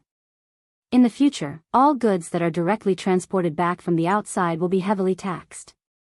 If you don't want to take so much money, transport the ore and oil back to Xinhua and Japan. They can smelt it there and solve the problem of unemployment in the 2 places." "I'm too kind." "Okay, then you're so kind. I'm going to sleep. You can keep watch until tomorrow morning." Wang Wan stood up and went into the tent. "Well, when we go back, let's get married. We're not young anymore." Zhang Xiaobao turned his head and shouted. "Okay, do as you see fit. After the engagement, we'll live separately. I'll wait for you to marry me in my boudoir. Then forget it. I'll persevere for a few more years." August, the harvest season in various places. The people who had worked for a year began to enjoy the fruits of autumn. The officials, on the other hand, were busy. They needed to allocate all kinds of resources. The busiest person was Zhang Shua. It wasn't that the head of the secretariat was busy. He had nothing to do with the head of the secretariat. Compared to the historical events that Wang Wan and Zhang Xiaobao had told him, Zhang Shua was undoubtedly much luckier. He was not imprisoned. As he always thought about Zhang Xiaobao and Wang Wan's Jili province and occasionally mentioned it, Li Longji fulfilled his wish and arranged for him to be in a place not too far away from Jili province. Fanyang Jidushi was an official position with real power. It governed many provinces, and it was the kind of place where Wang Wan's family lived. This position had more power than Zhang Xiaobao and Wang Wan combined. It was also not far from Shanhai Pass. It could be said that it took care of each other with the place where Zhang Xiaobao dug coal. He and Zhang Xiaobao were both important figures. It could be said that they allowed Shanhai Pass to sit in the key position of the unparalleled lock of the two capitals, the first pass of the Great Wall of China. As a result, the court was harmonious. Those who had supported Zhang Shua also began to do practical things and no longer continued to speak. Li Longji wanted Minister Zhang from the Ministry of Works to be the Prime Minister, which was also a position under the Hall of Secretaries. However, Minister Zhang refused because he was too inexperienced. Then, Li Longji scolded Minister Zhang, mainly scolding Minister Zhang's son and daughter-in-law. His reason was that why they didn't say anything earlier when they were still breathing. They caused him to not eat or sleep well for a long time. Zhang Shangshu tactfully explained that he had mentioned it before. Someone had calculated and said that his son and daughter-in-law were fine. But this did not make Li Longji's anger disappear. In a fit of anger, he removed Zhang Shangshu's son and daughter-in-law from their positions as provincial governor and military officer. He set up a new position of Bohai Jidushi, making the two of them the head and the deputy head. They had control over more than 10 governor manors and protectorate manors. The two of them had no time to continue playing games as a punishment. The grain for this year's autumn harvest had not been shipped over, but the taxes had been paid first. Now that it was convenient to pay taxes, there was no need to ship the money to the capital. They could directly deposit it in the Great Tang Bank. Li Longji looked at the money in the account book, his eyes shining. He was rich, he was really rich. With a wave of his pen and a stamp of his seal, he ordered the Great Tang Bank to issue $1 billion of national debt this year. It was an issue, not a repayment. If it was to be repaid, the first 5-year period was not up yet. The main reason was a ship that had set off from Jili Prefecture. The ship was heading toward the capital. It had to stop on the way, and its speed was slower than a sailboat or a ship. However, when this ship was going against the current, it did not use sails or wheels. It did not even need people to row it, and it could not find a boatman. Although there were always problems along the way and it needed to be fixed, it was still a new thing. Especially when the news came back yesterday that the ship had not broken down for half a month. It was about to enter the capital, and the people of the capital could see something new. For the stability of the country, Li Longji had no choice but to encourage the development of technology. Thus, he borrowed money from the people to make steel and build railways. According to his thinking, if a ship could work, then so could a carriage. Thus, Li Longji wanted to build a railway to connect the capital and Luoyang. Oh, there were two. The current technology could not allow a train to cross a river. The bridge could be used by people, but it could not be used by carriages. The series of changes in the imperial court did not have a direct impact on the people. The people did not care about those things that they could not worry about. They only knew that they had earned more money this year, and they wanted to buy some luxury goods. For example, they wanted to buy a small glass wine cup with a reduced price. They wanted to pay the price of a pig to buy a set. For example, they wanted to buy a beautiful pearl necklace. They sold half a pig to buy a smaller one. For example, the people of the capital took advantage of the warm weather, gritted their teeth, took out a sum of money, and brought their family to the lake to spend some money. No one bragged about the Tang dynasty's long-term stability, and no one deliberately gave Li Longji a watch. However, Li Longji, who had secretly sneaked out, was very happy to see the people wearing beautiful clothes on the street. In the tea house, accompanied by armed guards, he listened to the storyteller talk about the current situation of the Tang dynasty. Li Longji drank 2 pots of tea of unknown grade and gave out 100 banknotes. He even added a few words to the storyteller, such as the matter of the Blackwater governor's mansion. If it were not for the guards stopping him, the founder of the Pear Garden really wanted to chase the storyteller away and personally sit in that position to say, traveling the south and drinking tea, the water in the river, the water in the lake, listen to me, there is black water in the Bohai prefecture. Unfortunately, a wish was a wish after all. It did not come true, let alone get some rewards and fill the treasury. Compared to the imperial court officials and the people of the Tang dynasty who enjoyed a wealthy life, the members of the Xinlua imperial family and the people were at a critical moment of hard work. Driven by the dream of making a fortune, the members of the Xinlua imperial family supported the people to quickly build the two rivers. Now, only a few months had passed, and a miracle had really happened. With an explosion, the river was connected. The bridge that had been built first was also suspended in the air at this moment.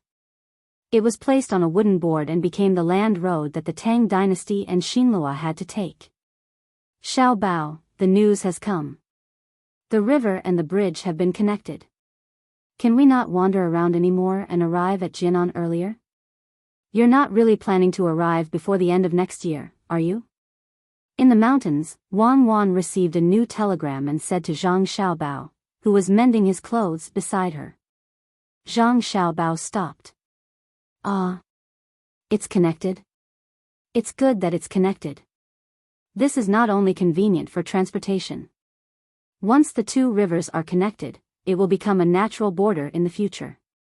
Hearing Xiao Bei's words, the people in the county fell silent. Xiao Bei felt a lot of pressure. She pursed her lips and her eyes turned red. It seemed that she would cry at any moment. I'll say a few words. Old man sure spoke first. The others looked at him. I'll say that I don't know much. I only know that Xiao Bei and the others came and helped us do a lot of work. They also taught us a lot of methods. I don't know how to raise animals in a greenhouse. I also don't know how to exchange herbs for a lot of money. Xiao Bei said that it's okay not to pay rent. If everyone doesn't want to pay, then don't pay. But I have to pay. I have to pay my share. I don't want to think about how high Xiao Bei's position is. I only think that if Xiao Bei and the others didn't help to shoot the wild beasts, someone would have been injured or killed. I'll just say what I think. Xiao Bei is an official. She was appointed by His Majesty. Therefore, she has to protect the people under her rule. As a citizen, we can't just wait for the imperial court to protect us. Isn't this reasonable? Why should she pay? I'll pay too. Someone also expressed his opinion. When there was one, there was a second. Not long after, the matter of paying rent this year was settled. Xiao Bei also revealed a happy smile.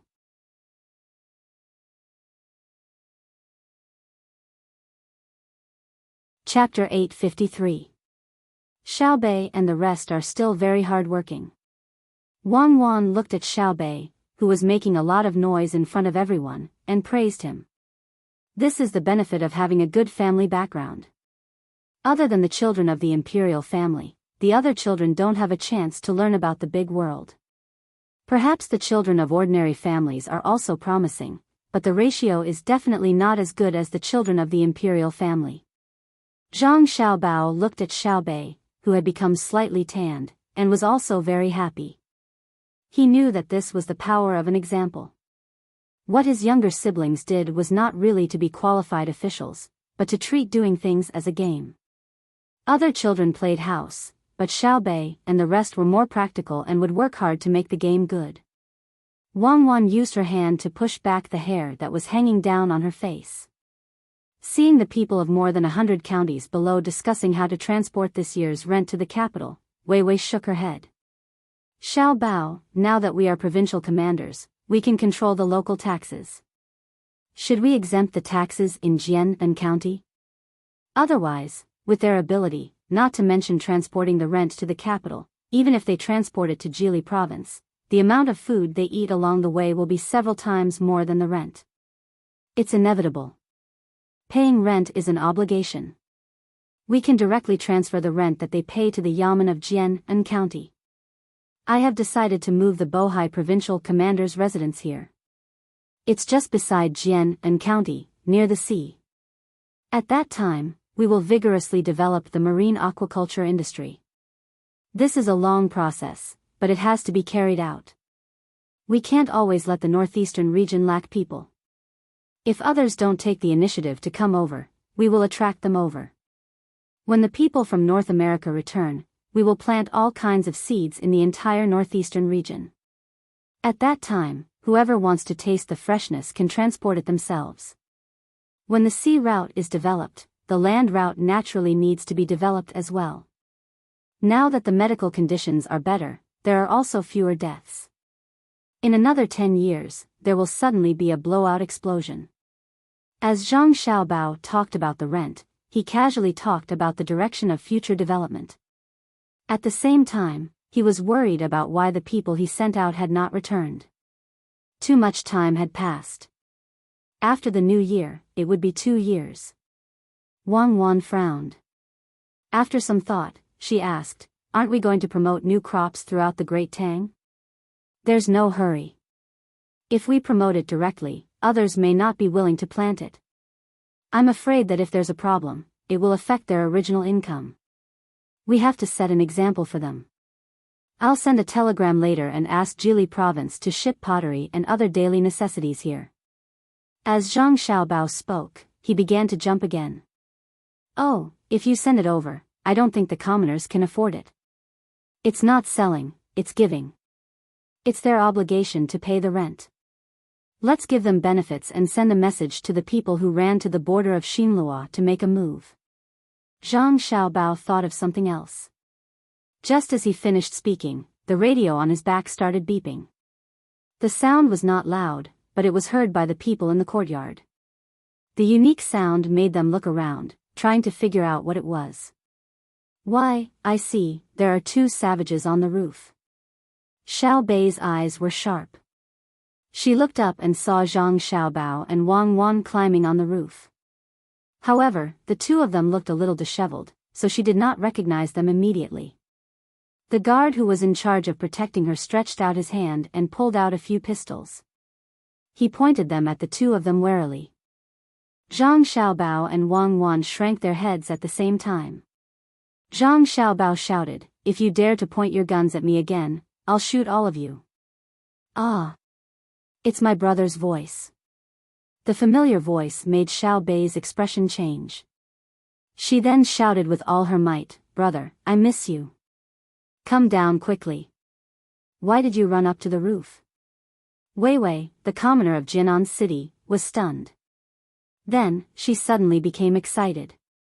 She could finally meet the legendary figure. Li Bai also had a look of anticipation. He wanted to see how the person who could decide his official position looked like. Following the sound of 2 people landing on the ground, Zhang Xiaobao and Wang Wan jumped down one after another. Everyone was stunned again. When they looked at the 2 of them, they realized that they could not reconcile the image in their minds with the 2 people in front of them. Their hair was messy, and their clothes were tattered. They looked worse than people who had escaped from the wilderness. Could they be the legendary god of war and god of wealth? It seemed to be a little difficult to convince oneself. Xiao Bei did not care too much. She spread her arms and legs and rushed into Zhang Xiaobao's arms. She kissed Zhang Xiaobao's face hard. "Brother, where did the 2 of you go to play? Did you kill a few big tigers with your bare hands? County Magistrate Zhang, can you arrange a place for me to stay? I'm tired and hungry from the journey." Zhang Xiaobao also kissed his sister hard. Then, he put on a straight face and started talking about how he was doing. "Ha ha ha ha, I didn't know that Lord Zhang is here. Please forgive me. Guards, can't you see that Lord Zhang and Lord Wang are travel-worn? They fought tigers along the way and suffered a lot. Hurry up and arrange it. Lord Zhang, Lord Wang, this way please." "Lord Zhang, what are you carrying?" Xiao Bei laughed happily. She hugged her brother's neck with one hand and led the way to the house with the other. She was very curious about the thing her brother was carrying. As Zhang Xiaobao carried his sister and walked, he said, "This is a treasure. In the future, if you want to communicate with your grandparents and parents in the capital, you can use this thing to send messages quickly." "Let me see." "Xiao Bei, why did you become tanned?" "Brother, I helped them make a greenhouse." "When are we going back with you?" "It's not fun at all. We can't hear stories. I don't want to be a county magistrate. I want to go back and be another official. I want to follow my brother and sister." Xiao Bei felt a little regretful and complained to her brother. "Okay, we don't want to be a county magistrate. We want to be an official with a higher position. I'll accompany you. Go and do your work first. I'll tell you stories when we rest." Zhang Xiaobao was indeed tired. He kissed his brothers and sisters one by one and took a hot bath with Wang Wan. After hurriedly eating, he lay on the kong and fell asleep. Li Bai didn't find a chance to talk to Zhang Xiaobao and Xiao Bei. He had no choice but to go back to his work. He was also thinking about how to arrange a better position for himself when the two woke up. Compared to Zhang Xiaobao and Wang Wan's happiness after a long journey to meet up with their brothers and sisters, Fanyang Jidushi Zhang had a very bad time. The family followed him to a remote place and could no longer see the prosperity of the capital. In the capital, he was busy as the head of the secretariat. Here, he also couldn't relax. There were many trivial matters waiting for him to take care of.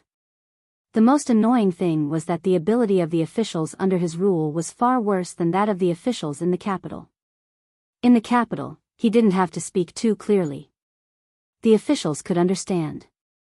Even if there were occasionally people who did something wrong, he could say that the officials didn't understand his intentions. In his current location, if he did not explain things clearly, the officials would be stunned and ask him about the specific situation over and over again. In addition, the roads here were not smooth, and it was far from the sea. Many people had migrated out, which made him very uncomfortable. "Darren, after the autumn harvest, we should plant winter wheat. I heard that the Imperial Court's agriculture temple has made new seeds. I wonder if Darren can have someone buy them from there." After all, Darren used to be familiar with the agriculture temple. "So that next year's harvest will be better?" The official in charge of agriculture found Zhang Shua and discussed the seeds with him. It could be said that the people here were all ethnic minorities. When they talked, they didn't beat around the bush. They were straightforward and didn't consider Zhang Shua's disappointment. As soon as Zhang Shua heard the two words "the capital," he felt uncomfortable. When he heard the words "the agriculture temple," the first thing he thought of was not the seeds. Instead, he thought of the matter of Zhang Xiaobao and Wang family raising the status of the agriculture temple.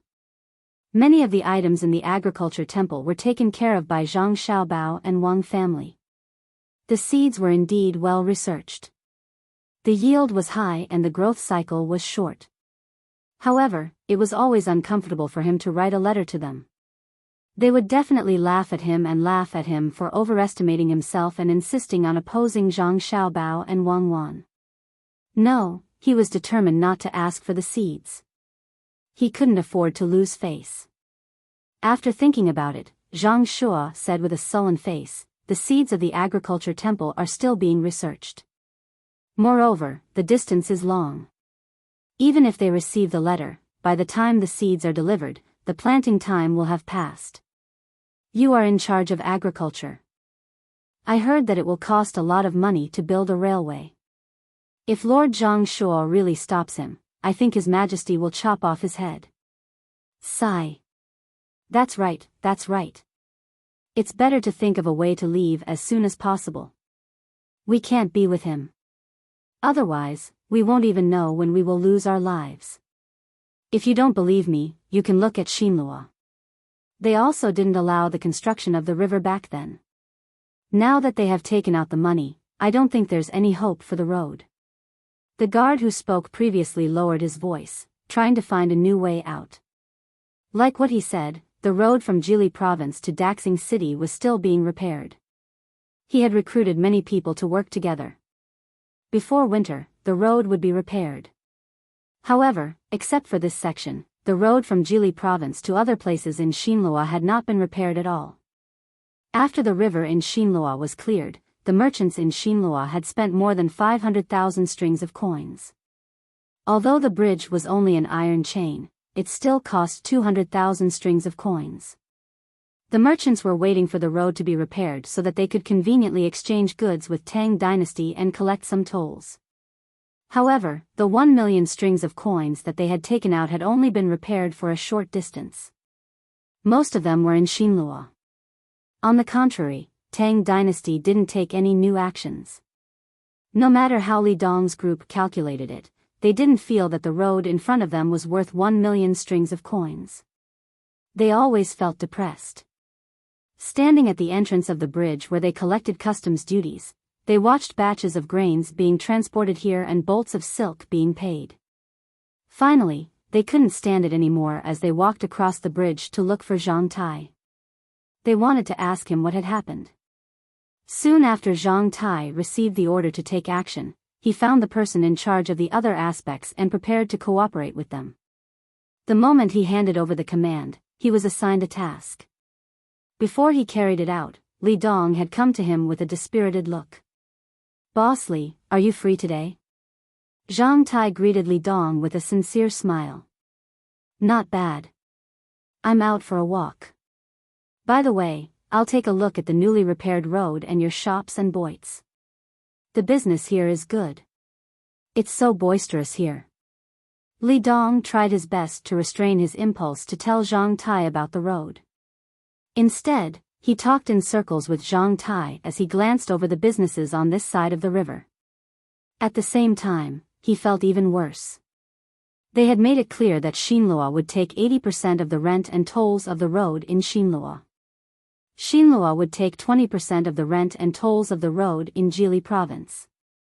However, there were no shops on that side of the road. Those shops were on the left side of Daxing City, which was in the sphere of influence of Tang Dynasty. Therefore, Tang Dynasty couldn't collect tolls there. Since the river was connected and the bridge was built, none of the merchants' teams came here from Daxing City. The current situation was that the merchants from other places would directly take the boats from Jili province or Boarding province and pay some tolls to the new wharf at Sashui River.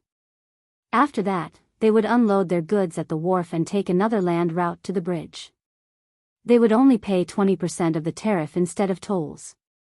When they rested, they didn't cross the river. Instead, they rested in the boits and inns of Tang Dynasty. These shops didn't belong to the share of profits as stipulated in the contract. Li Dong then realized that he had spent all the money that he should have spent.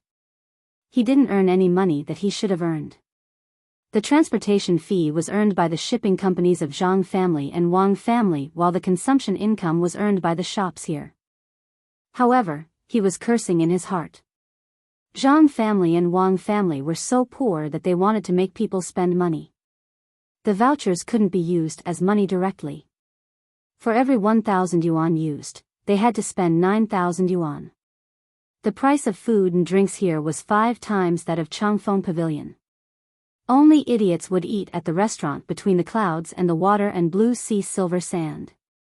After walking for a few steps, the two people soon entered the restaurant between the clouds and the water. The first 3 floors of the restaurant were relatively solid. They chose a room where they could see the river and told the waiter to warm the wine. After that, they casually chose 2 signature dishes. The waiter served the cold plates first so that they could enjoy the wine. Zhang Tai spread out a piece of dried tofu. He brushed some sauce on it and sprinkled some chopped green onions on it. Then, he rolled it up and took a big bite. After chewing it forcefully, he swallowed it. After letting out a long sigh, he said, "Mr. Li, try this. It looks simple, but it's refreshing." Obviously, Li Dong didn't want to smell the green onions. He responded with a smile. However, he picked up a garlic eggplant and tasted it. He had to admit that the food and drinks between the clouds and the water were worth that price. Although they were made with the same ingredients, they were much more delicious than those made in Changfeng Pavilion. Steward Zhang, when the weather turns cold and the ground freezes, will the road not be able to be repaired? Li Dong looked at the river and asked Zhang Tai.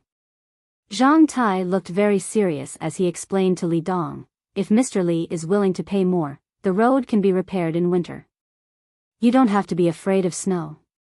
The ground can be melted by sprinkling salt. If the ground freezes, you can roast it with fire. However, it will cost a lot. It's not worth it. How about repairing it next spring? You're right, Steward Zhang. It's not worth it. Steward Zhang, I've seen fewer businessmen coming here by land these days. Is it because the road is not easy to travel and it's hard to repair it? Of course, Li Dong didn't want to continue investing money. Against his will, he said that there were fewer businessmen coming here. Actually, there were no businessmen coming here at all. They were all transported by ship. Zhang Tai revealed an embarrassed look. To tell you the truth, it's not hard to repair the road. The main problem is that there's a small problem with the raw materials. The price of the explosives used to blow up the stones has increased by 3 times. On the other hand, the commoners are living a better life. If we still pay them the same wages as before, no one is willing to do it. If we don't solve these 2 problems, we won't be able to repair the road with 11 million strings of cash. It's estimated that we won't even be able to repair 1/3 of the road. Why don't we wait a little longer? When we signed the contract, Mr. Li wasn't in a hurry. Therefore, we didn't specify a completion date on the contract. Next year, I heard that the explosives will be mass-produced. By then, all the difficulties will be solved. The road can be repaired. There are difficulties, but I believe that we can overcome them. Seeing Zhang Tai's honest look, Li Dong really wanted to slap all the sauce on his face. He was obviously looking for an excuse, yet he still said it in such a dignified manner. How shameless was he? Li Dong understood that the key point was that he didn't specify the completion date on the contract. It was reasonable for him to say that it would take 8 to 10 years.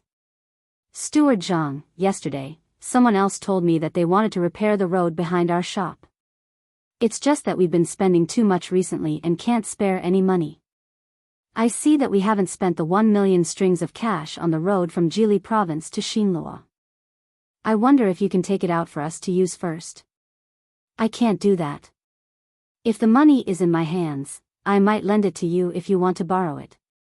But I'm only responsible for the construction chores. I'm more in charge of business. I'm not in charge of the specific accounts. Even if I promise you, I can't take out the money. Haven't a lot of materials been transported to your shop recently? You've already collected a lot of customs duties. Why don't you use that money to do it? Zhang Tai revealed a helpless look as he changed the topic to customs duties. Li Dong pointed at the place where money was collected with his chopsticks. Where's the cash? Back then, it was said that if we couldn't pay for the customs duties, we could use goods to pay for them. Isn't that what we've done? Piles of silk, mountains of grain, we can't sell them. It's not just us who are anxious, even the people of the imperial clan are anxious. Oh, let's wait a little longer. To be honest, our Tang Dynasty didn't collect customs duties for a few times. You've taken all the advantages. Young master is really worried. If this goes on, won't he keep losing money? Zhang Tai started to complain. He wanted Xinlua to supply more goods.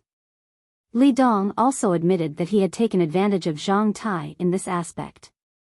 However, he still felt that something was wrong. Zhang Tai ordered rice because he was hungry. That gorgeous bowl of rice cost 10 copper coins for one bowl. How expensive? Expensive? Yes, it was the problem of price.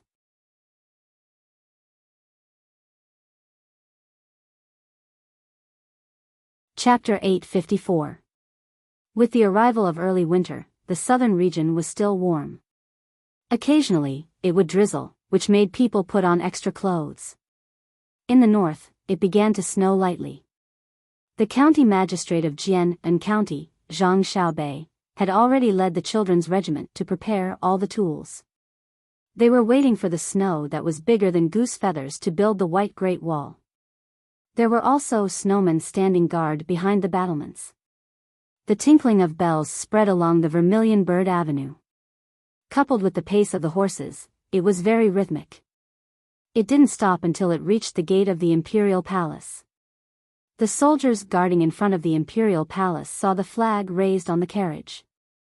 They hesitated for a moment, but still gritted their teeth and approached to check. The carriage was full of food, which was rented from Jian and County. There was also a large box containing local specialties such as ginseng, deer antler, bear gall, and so on. The newly selected guards who had been here for less than a year also approached the carriage. When they saw the nondescript things in the carriage, they obviously didn't look good. They felt provoked. Just as they were about to reprimand them, they were stopped by the leader beside them. This is.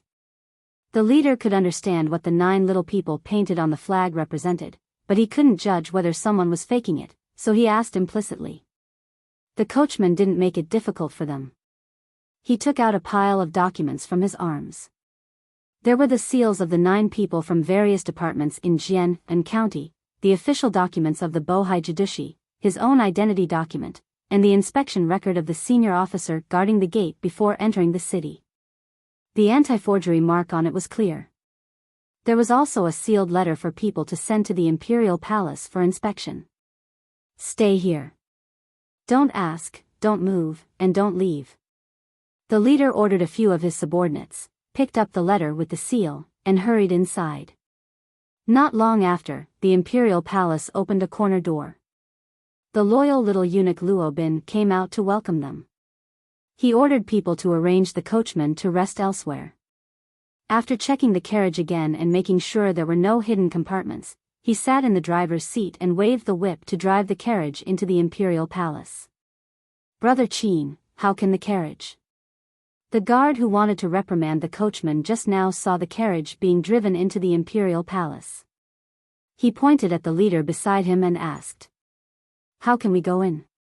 Xiao Bei sent the rent and tribute to His Majesty, so he naturally has to go in. Don't you think so? The leader said matter-of-factly. Yes, oh, no. Who's Xiao Bei? The newcomer obviously didn't know. The county magistrate of Jian and County. Then it can be sent to the palace? If you want to know the details, I'll tell you in detail at old Zhang's braised food shop on the next street after your shift. Okay, it's my treat. It was the autumn harvest, and the amount of grain harvested from various places had been reported to the capital. Li Longji looked at the data and felt that the gloomy sky was so clear. He could even see the beauty of nature in the leaves that were blown away by the wind. Gao Lisher rushed over with Luo Bin and the carriage. He knew that only the local specialties in the carriage were really sent from Jian and County, and it was the Shui Yungang's help. The rest of the grain was distributed from Jili province under the name of Jian'an. No one would be stupid enough to send a carriage of grain from Jian'an. When Gao Lisher found the emperor, Li Longji was fiddling with the train. He connected pieces of wood to the rails and fully wound the front of the train. There were 10 carriages behind it. When he loosened his hands, the train started to move on the tracks. When the string was out of strength, he wounded again. He didn't have enough fun. The sound of the bell covered the sound of the train. Li Longji looked up with confusion in his eyes. Lisher is here? This carriage. Your Majesty, this is the rent sent by the county magistrate of Jian and County and other officials. There's also a tribute. The rent can be sent to my Xingxing Palace? Your Majesty, it's Jian and County Magistrate Zhang Xiaobei. Oh, right, I remember. It's Xiaobei and the others. They also have a good harvest? Quick, let me take a look. It's really not easy. Li Longji's unhappiness disappeared. He left the train and walked to the side of the carriage. He carefully looked at the things that were sent over. He praised without tasting them. Good, it smells good. The ginseng is also beautiful. It's even wearing clothes. This year's harvest is not bad. Gao Lisher couldn't see that this carriage of rice was better than the batch specially provided by Sanshui County. However, since the emperor said it was good, it was naturally good. He replied, "Your Majesty is right. The rice was actually sent from Jili province. There are only about 100 people in Jian'an." Xiao Bao wrote a letter saying that when the cucumbers in the greenhouse are done marinating, he would send someone to send them to Your Majesty to try. This year's harvest is almost twice as good as the previous ones. Xiao Bao mobilized a lot of them and sold them to Xinluo. Li Longji took the letter and continued to praise, "Good, the gift from Jili province is also good. It's not easy to have such thoughts. He's much better than the other officials. His handwriting is better, and his writing is smooth and concise. The drop of ink that accidentally dripped looks like a plum blossom. Good." Gao Lisher didn't want to continue this topic. He understood that even if Xiao Bei and the others sent a handful of soil, the emperor would be able to smell the fragrance from it.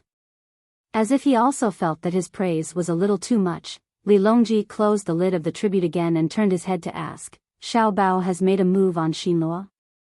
"He has already made a move. In the future, the heavily polluted industries will be placed in Xinluo. Now, he is suppressing the local agriculture. I reckon that the people of Xinluo won't be able to react in time. Cheap rice hurts the farmers. So what if they react? Once this opening is opened, it won't be easy to block it. The price of rice in the Great Tang can't fall any further. Tomorrow morning, we will discuss with the officials and think of a solution." Li Longji said as he looked to the east, as if he wanted to see Xinluo. The people of Xinluo were indeed as Gao Lisher had said. They were still happily receiving the 20% tariff. Ships of grain were unloaded in Sashui and transported to Xinluo in carts. Bolts of cloth were sent as if they didn't need money. After paying 20% of the tariff, one could buy a bucket of polished rice for only 5 copper coins. The people of Xinluo who didn't work in agriculture all bought it and stored it. Their faces revealed a happy expression as if they were celebrating the new year. While many people were happy, the farmers were dumbfounded. In the past, a bucket of rice cost more than 20 copper coins. After they sold it, their days weren't so good. Now, the rice that was shipped from other places was only sold for 5 copper coins. Looking at the grain that they wanted to sell but were reluctant to sell, worry filled their faces. The weavers were also shocked. They worked hard to weave cloth for a month, wanting to sell it for a good price. However, they found that the fine cloth that was shipped from the Great Tang only cost 80 copper coins. At this price, if they sold it, they wouldn't be able to eat until they vomited blood.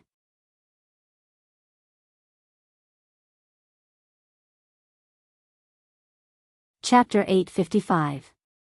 After several light snowfalls, a heavy snow finally fell on the land of the Great Tang. The cement road in Chang'an was restored to its original appearance the next morning. Li Longji didn't have the snow-melting agent, but he had salt.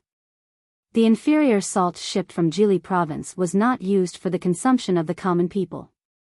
Most of it was sent to the Ministry of Works to be used as industrial raw materials.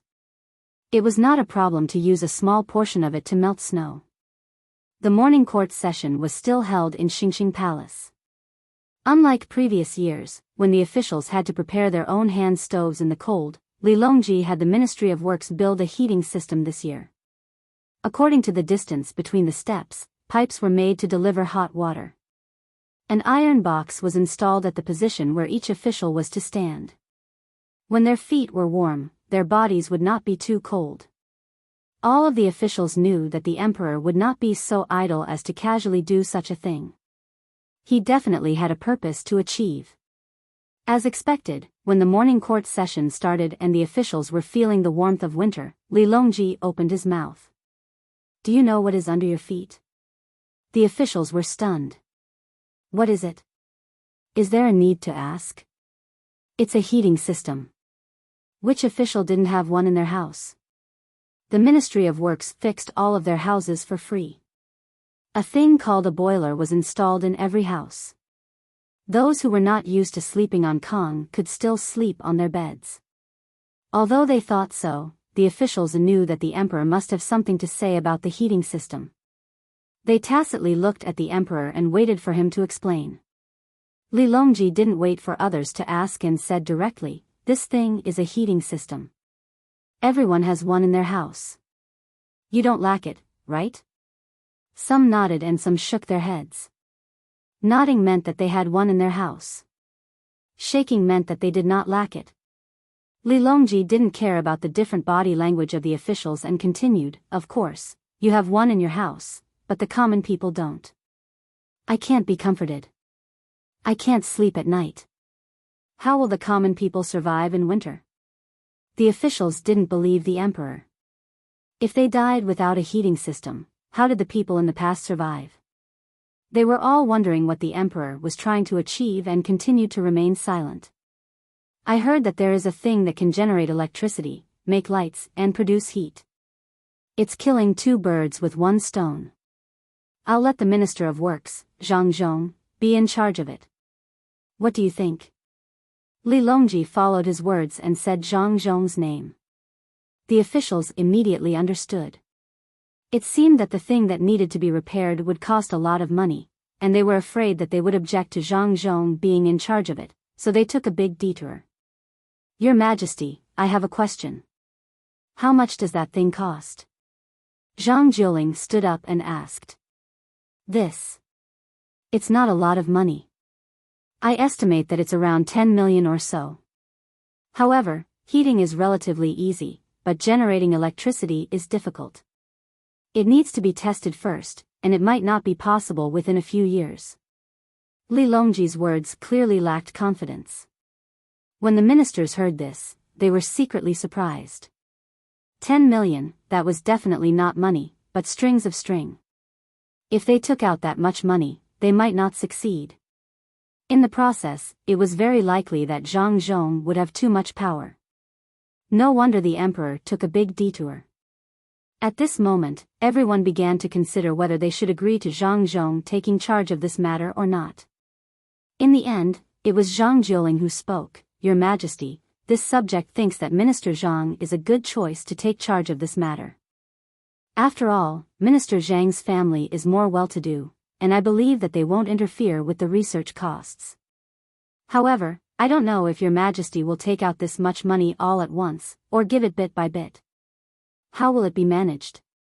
When the others heard Zhang Jiuling's words, they also felt that giving the money to Zhang Zhong was more reassuring than giving it to others. The so-called well-to-do could be considered as having wealth that could rival an entire country, and they wouldn't be greedy for money. Perhaps this was one of the benefits of having a rich family. Li Longji glanced at Zhang Zhong, who was standing beside him, and continued, "I plan to turn on the heating first. The Ministry of Works has already made a lot of pipes, and the power generation will take some time. Naturally, the money will be given to the Ministry of Works bit by bit. As for the location, I plan to mark out a piece of land in the capital, and I won't allow any unrelated personnel to get close to it. Perhaps, I will use some of the people's houses." Understood. This time, the officials completely understood. The most important thing was not the money, but the location. Perhaps the location would be related to some official's family, and when the time came, they would have to give it up. The emperor was worried that if Zhang Zhong chose a good location and the people there did not want to move, they would look for a court official with connections, or spend money to send gifts, and obstruct Zhang Zhong in every possible way. This would make things difficult for Zhang Zhong. "Your Majesty, this subject agrees." At this time, Wei Shu also stood up to express his support. Recently, he wanted to write a book on the development of science and technology, so he often went to the Ministry of Works. He knew that even if the Ministry of Works had a lot of unfinished research, he would be able to get more advanced technology by interacting more with Zhang Zhong. Therefore, he had a good relationship with Zhang Zhong. After the emperor, he was the second person to know that the radio had already appeared. He wanted to see how the power plant generated electricity and how useful it was. After one person stood up to support, several other people also stood up to support. Some of them did not have any other property in the capital, and some of them did not have a high official position and did not have much real power. It was good to have a good relationship with Zhang Zhong. The main reason was that his son had a lot of power. Although he was an official, he was in charge of a large area of land. Except for these few people, the others did not make a sound. They wanted to wait for others to express their views. There were very few people who responded to the request for land. At this time, Zhang Zhong had to stand up and announce, "Those who are occupied can send people to manage the Bohai provincial governor's area or 100 times the size of the land. They will definitely have a harvest. They can also directly get money to buy 10 times the size of the land." This subject agrees. Yuan Rong jumped out. It was good that it was not for free. With money, they could buy a bigger piece of land in other places, or go to the northern part of Hebei province and ask for 100 times the size of the land. It was not bad, especially the northern part of Hebei province. Zhang Zhong had just said that there would definitely be a harvest. This credibility could be guaranteed. Although his son, Zhang Xiaobao, always liked to lie, he had never taken the initiative to lie to any of the court officials. If he said that there would be a harvest, then it would definitely not be bad. After Yuan Rong spoke, more and more court officials began to follow suit, expressing their support for the Ministry of Works to occupy the land. Li Longji sat there, looking very unhappy. If there was no benefit to be had, then no one would speak up. Seeing that most of the officials had agreed, he said, "Since that's the case, Minister Zhang, you must do your best. This subject asks your Majesty to rest assured." Zhang Zhong replied. He knew what the emperor meant. It was not a power plant or a heating system, but a radio station, or a place to receive and send signals. It had to be built in the most secret place, covering at least a radius of 100 miles around the capital. Li Longji and Wei Wei nodded. This was exactly what he meant. Because after knowing that Zhang Xiaobao and Wang Wan's so-called assassination was fake, they followed the vine to the melon and found out that the other people used a radio. They were still working hard to make wires, which made them feel very unbalanced. In the end, under the threat of punishing them, they obtained very useful information. At the research site in Jili province, they were making something called a semiconductor, also known as a game box. A lot of things were placed in a large box, and then a certain kind of signal could be received, which was then converted into sound and transmitted. Li Longji knew that this was a kind of leap forward. If it was done well, it could be used for communication around the capital. When the time came, people who were still dissatisfied around the capital would find the capital and let them see it. It would definitely have a great deterrent effect. Now that the snow has fallen, are there disaster documents sent from various places? After finishing the most important thing, Li Longji began the morning court meeting. "Xiao Yuan, come here and look at the snowman I made. This snowman is called Xiao Bei, which is me. What do you think the one next to it is called?" The area covered by the snow was not small, and there was also a thick layer of snow in Jinan, which was even thicker than in the capital. Xiao Bei, who was listening to the story halfway, could not resist the temptation of the snowy scenery outside and rushed out with the children's group to make a snowman. With the help of a few people, the 2 snowmen that had just been made ran to Xiao Yuan, pulled him to the snowman he made, and asked. Xiao Yuan was a smart person. He did not even think and directly answered, "Is there a need to ask?" The other snowman is naturally called Xiao Yuan, which is me. Wrong, how can it be you? Go and make your own snowman. The other one is called Xiao Bei number 2, do you know? Xiao Bei has many clones, the very powerful ones. Xiao Bei shook his head and denied Xiao Yuan's guess. Then why did you pull me here? Xiao Yuan was unwilling. Because your snowman is faster than mine.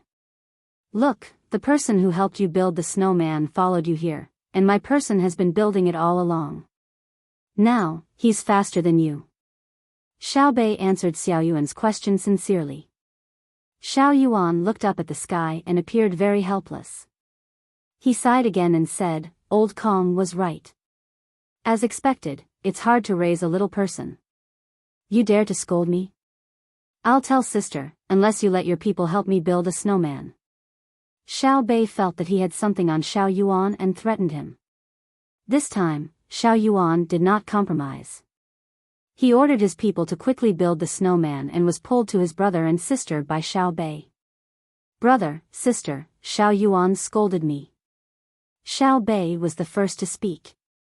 Zhang Xiaobao was discussing with Wang Wan that they would not return to Beijing during the new year this year and would instead take Xiao Bei and the others on a trip. When he heard Xiao Bei complain, he asked, "How did he scold you?" He said that little people and women are hard to raise. Xiao Bei seemed to have learned a little and understood the meaning behind Xiao Yuan's words. Zhang Xiaobao looked at Wang Wan, then at his younger brother and sister. He smiled and nodded. That's right, Xiao Yuan is right. Little people are naturally children, and it takes a lot of energy to raise them. Have you seen Pan, and June, Do you have to wait on them? Of course, women are also hard to raise. Marrying a wife, eating a wife, dressing a wife, and eating a meal. With our family's business, our clothes and accessories mostly for men or women. You can explain it like that? Xiao Bei was stunned. He looked at his brother with eyes full of worship. His brother was indeed talented. He nodded and said, "Yes, I know. Women have a lot, and men need to buy all kinds of things for women." Xiao Yuan, did you hear that? Help me build a snowman later. Why should I? It was Xiao Yuan's first time hearing such an explanation. He was thinking about it when he heard Xiao Bei's request and asked in dissatisfaction. Because of what you just said. Humph, if you don't help me, I won't be your wife when we play house in the future. I won't let you marry me when we grow up. I don't care for it. Trip rope. Don't scare me. I'll do it. I'll go out and get someone to help you build a snowman. This is called a gentleman does not stand on a collapsing wall. A wise man submits to circumstances. Xiao Yuan had a look of awe-inspiring righteousness. Zhang Xiaobao and Wang Wan looked at each other and smiled. He said to Xiao Bei and Xiao Bei, "Have fun today. Sleep early tonight. I'll take you out to play tomorrow." Where are we going? When Xiao Bei heard that they could go out to play, he immediately forgot about the snowman. Ulaanbaatar. Oh, it's called Yan Rant's Commander-in-Chief Manor. We're going to see the grassland scenery. Zhang Xiaobao pointed to the northwest. Then can we still build a snowman? Xiao Bei thought of the snowman again. Yes, the snow on the grassland is more convenient to build a snowman. Go and play. Zhang Xiaobao rubbed his sister's head. After Xiao Bei left happily, Wang Wan looked at the map carefully. There's a lot of resistance if we fly there. The cold current of Siberia is blowing in this direction. It's too cold to fly. What's there to be afraid of if it's cold? Prepare more warm supplies. There are many mines there and large grasslands. I plan to raise tens of millions of cows and sheep there, the kind that doesn't need artificial chemical feed. If I don't deal with the Turks, I'll always feel like there's a thorn in my heart. Agent K is really too annoying. Seeing that the Great Tang's national strength is getting stronger day by day, why can't he just quickly submit? Why does he have to play tricks and run north? Won't he have a conflict with the locals? Oh, there are very few locals. That's enough to freeze them to death. According to our calculations at that time, the place they're hiding in is 10 degrees colder than the winter they were in before. This is not a matter of 20 degrees or 30 degrees above zero. They'll definitely find a way to come back and block them. We'll take advantage of their low morale to take them down in one fell swoop. Zhang Xiaobao used his hand to draw a rough area on the map. He estimated that the Turks would run to that place to survive the winter. Wang Wan looked carefully. Then how many people are you going to bring? We only brought 2 people when we came. I'll bring 400 people. 50 people from the children's regiment and 350 people to protect Xiao Bei and the others on the periphery. Now, I'll send a message to Jili province and ask them to send some of the hot air balloons over and bring all the supplies. Early the next morning, Zhang Xiaobao set off with his brothers and sisters. The hot air balloons from Jili province had not been sent over yet. Now, they had to walk. Xiao Bei also had a gun in her hand. The gun was very weak, and its effective range was only 10 meters. This was to let her familiarize herself with it. On the third day after Zhang Xiaobao and the others set off, a fleet suddenly appeared in Jili province, or more accurately, in the outer seas of Silla. The people on the ship looked travel-worn. One of them was holding something like a stick in his hand. There were grains of food growing on it. This person took a bite from time to time.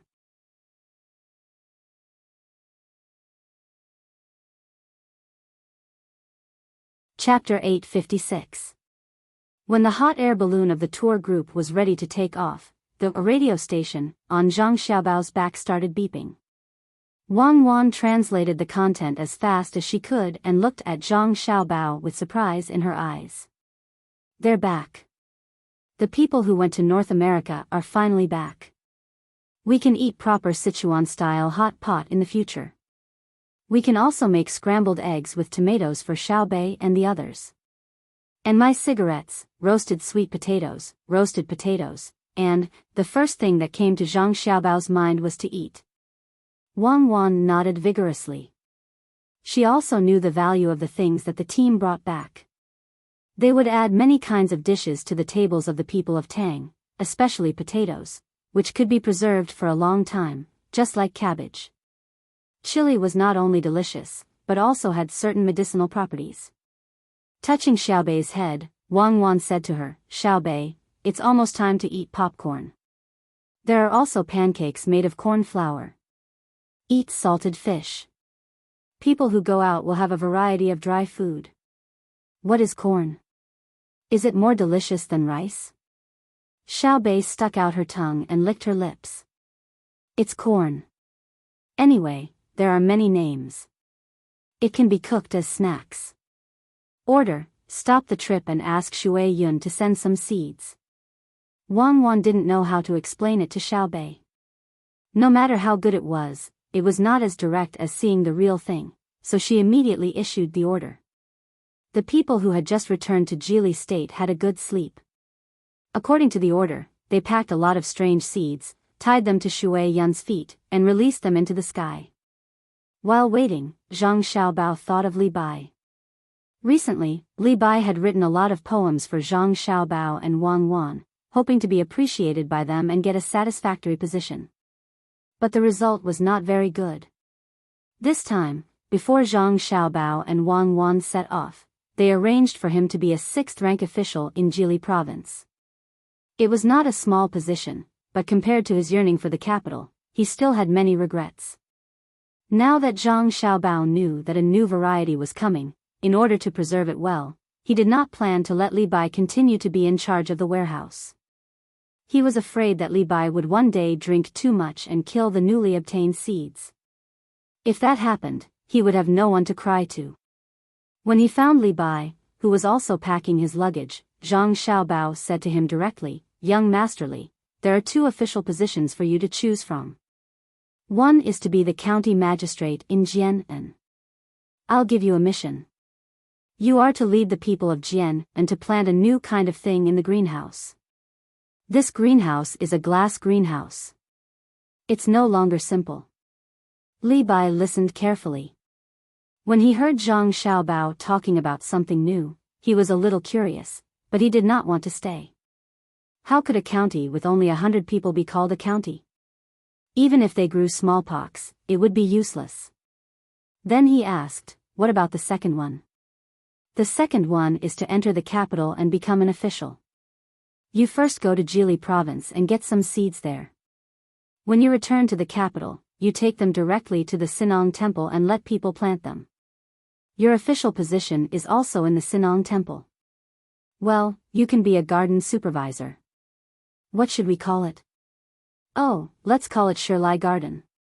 What do you think? Zhang Xiaobao suddenly thought of a new name and a new department, so he asked Li Bai. Li Bai did a little calculation and knew that the new official position was a 6th-rank official with some real power. He was also an official in the capital. He had not considered whether this official position was what he wanted, but he had a new understanding of Zhang Xiaobao and Wang Wan's abilities. From Zhang Xiaobao's words, he knew that the Sinong Temple did not have a Shirlai garden yet. Zhang Xiaobao was going to make one. He looked so confident, as if the Sinong Temple would do whatever he said. He could give him a 6th-rank official as he said so. Feeling Zhang Xiaobao's power, Li Bai temporarily believed that Zhang Xiaobao could successfully give him a garden in the Sinong Temple. But after thinking about it, he found that no matter what kind of garden it was, his official position was a little small and he still had to farm. He could not help but show an expression of embarrassment. Zhang Xiaobao knew what Li Bai was thinking when he saw his expression. He felt very uncomfortable in his heart. He gave him a 6th-rank official and he was not satisfied. He gave him this because of his reputation as an immortal poet. Which one do you think is more suitable, Child Li? Zhang Xiaobao asked patiently. Can I change to another place? Li Bai was not willing to study farming in his heart. Then you can go to the Ministry of Rights and be a secretary. That's also a 6th-rank official. Zhang Xiaobao thought about it and gave him another official position. Li Bai lowered his head and thought for a while. The expression on his face was still the same as before. It seemed that the Ministry of Rights was not very good either. If the Ministry of Rights is not good enough, you can go to the Ministry of Revenue and be a manager. That's a 7th-rank official. Zhang Xiaobao was thinking of new things now. He wanted to get rid of Li Bai as soon as possible. The Ministry of Revenue was in charge of money. It was a very important department. The manager could see the minister and it was convenient to contact him. It was a good place. But the rank was not good. Li Bai gritted his teeth and asked, "Can I be a doctor?" What do you think? Zhang Xiaobao asked rhetorically. He knew that Li Bai wanted to be the physician of the left and right departments of the ministries, a 5th-level official who could attend the morning court. This was purely a joke. There was snow and ice at the bottom of the package, and there was also some soil and some blood stains of some animal left behind when the 2 eagles ate. Zhang Xiaobao only looked at the package and didn't rush to open it. Instead, he touched Shui Yun's head and said, "Congratulations, you found a good one. I haven't seen a red eagle before. When you have children, you have to give them a heads up so they don't fall to their deaths." Shui Yun seemed to understand Zhang Xiaobao's words. She rubbed her head against Zhang Xiaobao's face. Her sharp mouth was frightening. Xiao Bei asked someone to kill a deer and send it to Shui Yun. She also said, "When you have babies, our children's group will catch insects for you. It's best to catch more than 100 of them. You have to work hard." After Shui Yun took Hong Wan to eat, Zhang Xiaobao opened the package. There were sweet potatoes and potatoes that had sprouted. It seemed that they were caused by the high temperature on the boat, so they dug them up and sent them to the greenhouse to be planted. In addition to these 2, there were also coffee beans and cocoa. Send them to Lu Zhou to be planted. Zhang Xiaobao picked out 2 kinds of things. He could not plant them in Jinan. Next were more than a dozen ears of corn, a lot of chilies, a pack of poorly made tobacco and seeds, half a plate of sunflower seeds, and washed tomato seeds. It seemed that the harvest was not small. As for the wood and other things, they did not send any samples. They were probably afraid that Shui Yun and the others would be tired. Wang Wan also looked at them and said in confusion, "I remember that some of the things are from South America." They didn't go there, did they? You remembered wrongly. Come, Xiao Bei, prepare the seasonings for the spicy hot pot. I'll make you a real spicy hot pot. Zhang Xiaobao replied to Wang Wan. Then, he picked up the chilies and instructed Xiao Bei, who was looking at him curiously. Xiao Bei smacked his lips and shook his head. "Are we going to eat this? Let's keep it for seeds." Zhang Xiaobao pinched some chilies and put them in his mouth to taste. He stuck out his tongue and explained to Xiao Bei, the inside is the seed. The skin outside doesn't count. You can eat it. Oh, it's good to eat. Xiao Bei cheered and hurriedly ran to make the arrangements. Zhang Xiaobao took the opportunity to call the people in the county and the people who stayed behind. He and Wang Wan complimented each other by introducing the planting methods of several crops. They could not wait until next year to manage the tujue. As for the future plan, they had to wait until the local people had planted the crops. Very soon, Xiao Bei finished preparing everything. All the seasonings and things to be boiled were brought over. The only thing missing was the chilies. With real chilies, there was no need for substitutes. Zhang Xiaobao put a lot of chilies in a lattice and then went to fry chili oil. Together with the pepper oil and sesame paste, he waited for the water to boil before eating. After Xiao Bei did his best to blow on the fire, the water finally boiled. Before they could eat, the smell of chilies entered their noses. Ah! It's so spicy. Xiao Bei sneezed and said with red eyes. The others who smelled the smell also nodded. They originally thought that scallions, ginger, garlic, and chilies were spicy enough. Today, they finally saw what spiciness was. Zhang Xiaobao and Wang Wan swallowed their saliva at the same time. Only the two of them knew the deliciousness of chilies. Zhang Xiaobao stuffed a handful of tofu skins into the lattice and boiled them vigorously. When the tofu skins were soft, he took them out and distributed them to his 9 younger siblings. Then, he poured some chili oil and pepper oil on top. Eat. I'll make boiled meat slices and boiled fish for all of you in the future. Xiao Bei nodded his head vigorously twice and moved his nose closer to smell. The smell of chili oil and sesame oil mixed together. Before eating, he already felt that it was fragrant. He took a deep breath and prepared himself for the spiciness. Then, he carefully picked up a stick of tofu skins and put it into his mouth. In less than 2 seconds, Xiao Bei's eyes suddenly widened and his hand stopped moving. After another 2 seconds, Xiao Bei took off the stick and chewed it vigorously. There was obvious sweat on his forehead. Even so, his mouth did not stop moving. When he swallowed the stick, he opened his mouth and exhaled. He said in a muffled voice, "It's so spicy. I want that soup. Give me some of the soup. It's so comfortable. It's so warm. You still want to drink soup when it's spicy?" Xiao Yuan had not eaten all this time. He was obviously frightened by Xiao Bei's reaction. "What do you know? I want to eat it more and more. If you don't cooperate with me in the future, I'll pour chili water on you and let you know what's good for you." Xiao Bei suddenly thought of a good idea. Zhang Xiaobao was stunned. He looked at Wang Wan and said, "It seems that our Xiao Bei is really talented. He knows how to pour chili water. I haven't tried pouring this thing into my nose to see what it feels like." "It can treat colds," Wang Wan said. Xiao Yuan watched Xiao Bei slurp and eat at the same time. He finally could not help but try it. In the end, he became like Xiao Bei. The more spicy it was, the more he wanted to eat it. The others also came to taste it, including the people in the county. All of them felt that this thing was magical. Seeing that they were almost done eating, Zhang Xiaobao stopped his brother and sister and gave each of them a big bowl of mung bean porridge. He was afraid that the spiciness would affect their digestive systems. "It's a pity that we don't have green pepper seeds," Zhang Xiaobao said regretfully. "That was cultivated later.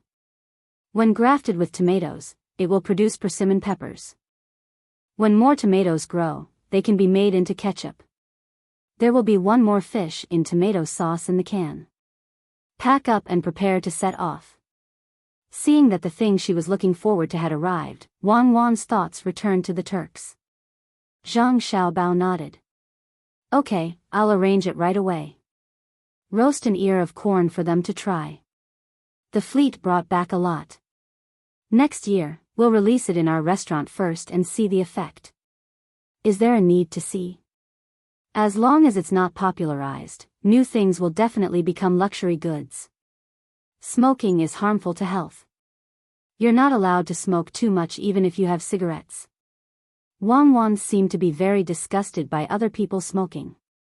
I'm planning to make cigars, not cigarettes or fertilizer. Oh, there's no such good fertilizer now. I've decided. In order to help the people of Xinlua become rich, not only will I put all kinds of smelting plants in Xinlua, but I'll also plant cigarettes in their fertile land. Before they're dried, they'll look like cabbages. They'll look green and pleasing. Zhang Xiaobao's expression became one of bemoaning the state of the universe and pitying the fate of mankind. It was so sacred that no one could violate it. After Xiaobei and the others tasted the corn and decided to eat corn all day next year, the tour group finally slowly rose into the sky and headed to a distant place for sightseeing. Before Li Bai arrived at Jili Province had already sent a fast ship to Dengzhou. Large bags of things were sent by Dengzhou on fast horses to the capital. The speed was only slightly slower than the speed of the 800 Li urgent report. As Zhang Xiaobao's tour group continued to float in the sky, bags of goods were sent to Savant's restaurant. The chefs in Savant's restaurant began to make food according to the method written in the letter that came with the packages.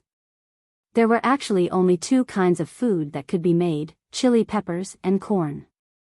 Some corn was still a little green, and some had already turned golden. It was probably not easy to preserve them. After the morning court session ended the next day, when Li Longji was preparing to have lunch, the people from Savant's restaurant arrived outside the palace. After a series of checks, the food boxes finally appeared on the dining table in front of Li Longji.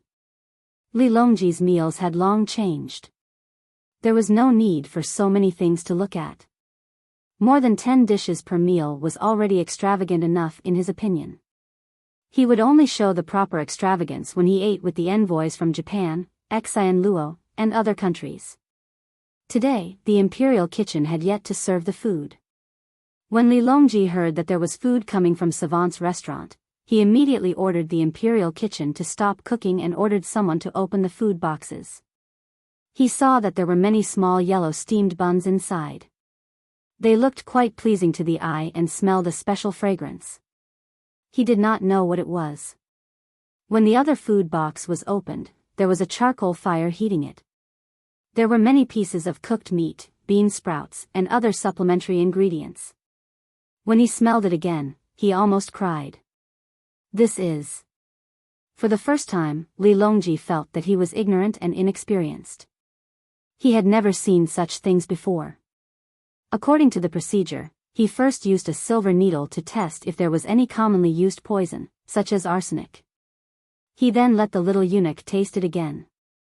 When the golden steamed bun was about to turn cold, the little eunuch was still alive and well. Only then did Gao Lisher pick up a steamed bun, pinch it into small pieces, and put it into his mouth to chew. Your Majesty, it's delicious. This subject has never eaten anything with such taste. As he spoke, Gao Lisher went to eat the boiled meat slices again. After sticking out his tongue because of the spiciness, he continued to nod at Li Longji. Li Longji couldn't wait any longer. He was already used to the food sent by Savant's restaurant and Joy House. Similarly, every time he watched others go through the procedures, he would think of Zhang Xiaobao and Wang Wan. If the two of them personally came to cook for him, he wouldn't have to wait for the food to turn cold before he could eat it. Seeing Gao Lisher nod, Li Longji couldn't wait to pick up a steamed bun. He didn't care about the dignity that an emperor should have and opened his mouth to take a big bite. When the golden steamed bun entered his mouth, he immediately felt a chewy feeling, followed by a unique fragrance. When he picked up another piece of meat, the spicy taste instantly filled his mouth. He quickly took another bite of the steamed bun and exhaled. He squinted his eyes and praised, "It's delicious. Xiao Bao and Cuckoo are so considerate. Does Lisher know what this is?" Gao Lisher shook his head. "This subject doesn't know. I'll write a letter to ask." Go quickly." Li Longji seemed to be very anxious. Gao Lisher put down his chopsticks and went to write the letter. During this time, Li Longji had already opened his mouth and started to eat vigorously. When Gao Lisher finished writing the letter and sent it back to Jili province with a pigeon, he saw that there were only a few bean sprouts and vegetable leaves left in the big bowl with the boiled meat slices. There were only 3 small steamed buns left. The emperor was sitting upright with his stomach puffed out. His head was tilted backwards. Looking at the rise and fall of his chest, it was obvious that he was gasping for air. Luo Bin, quickly go to the medicinal kitchen and get the Dashan chop hill. Your Majesty, you are, sigh. Gao Lisher looked very helpless. Li Longji touched his stomach with his hand. Lisher, I didn't eat them all. I left some for you.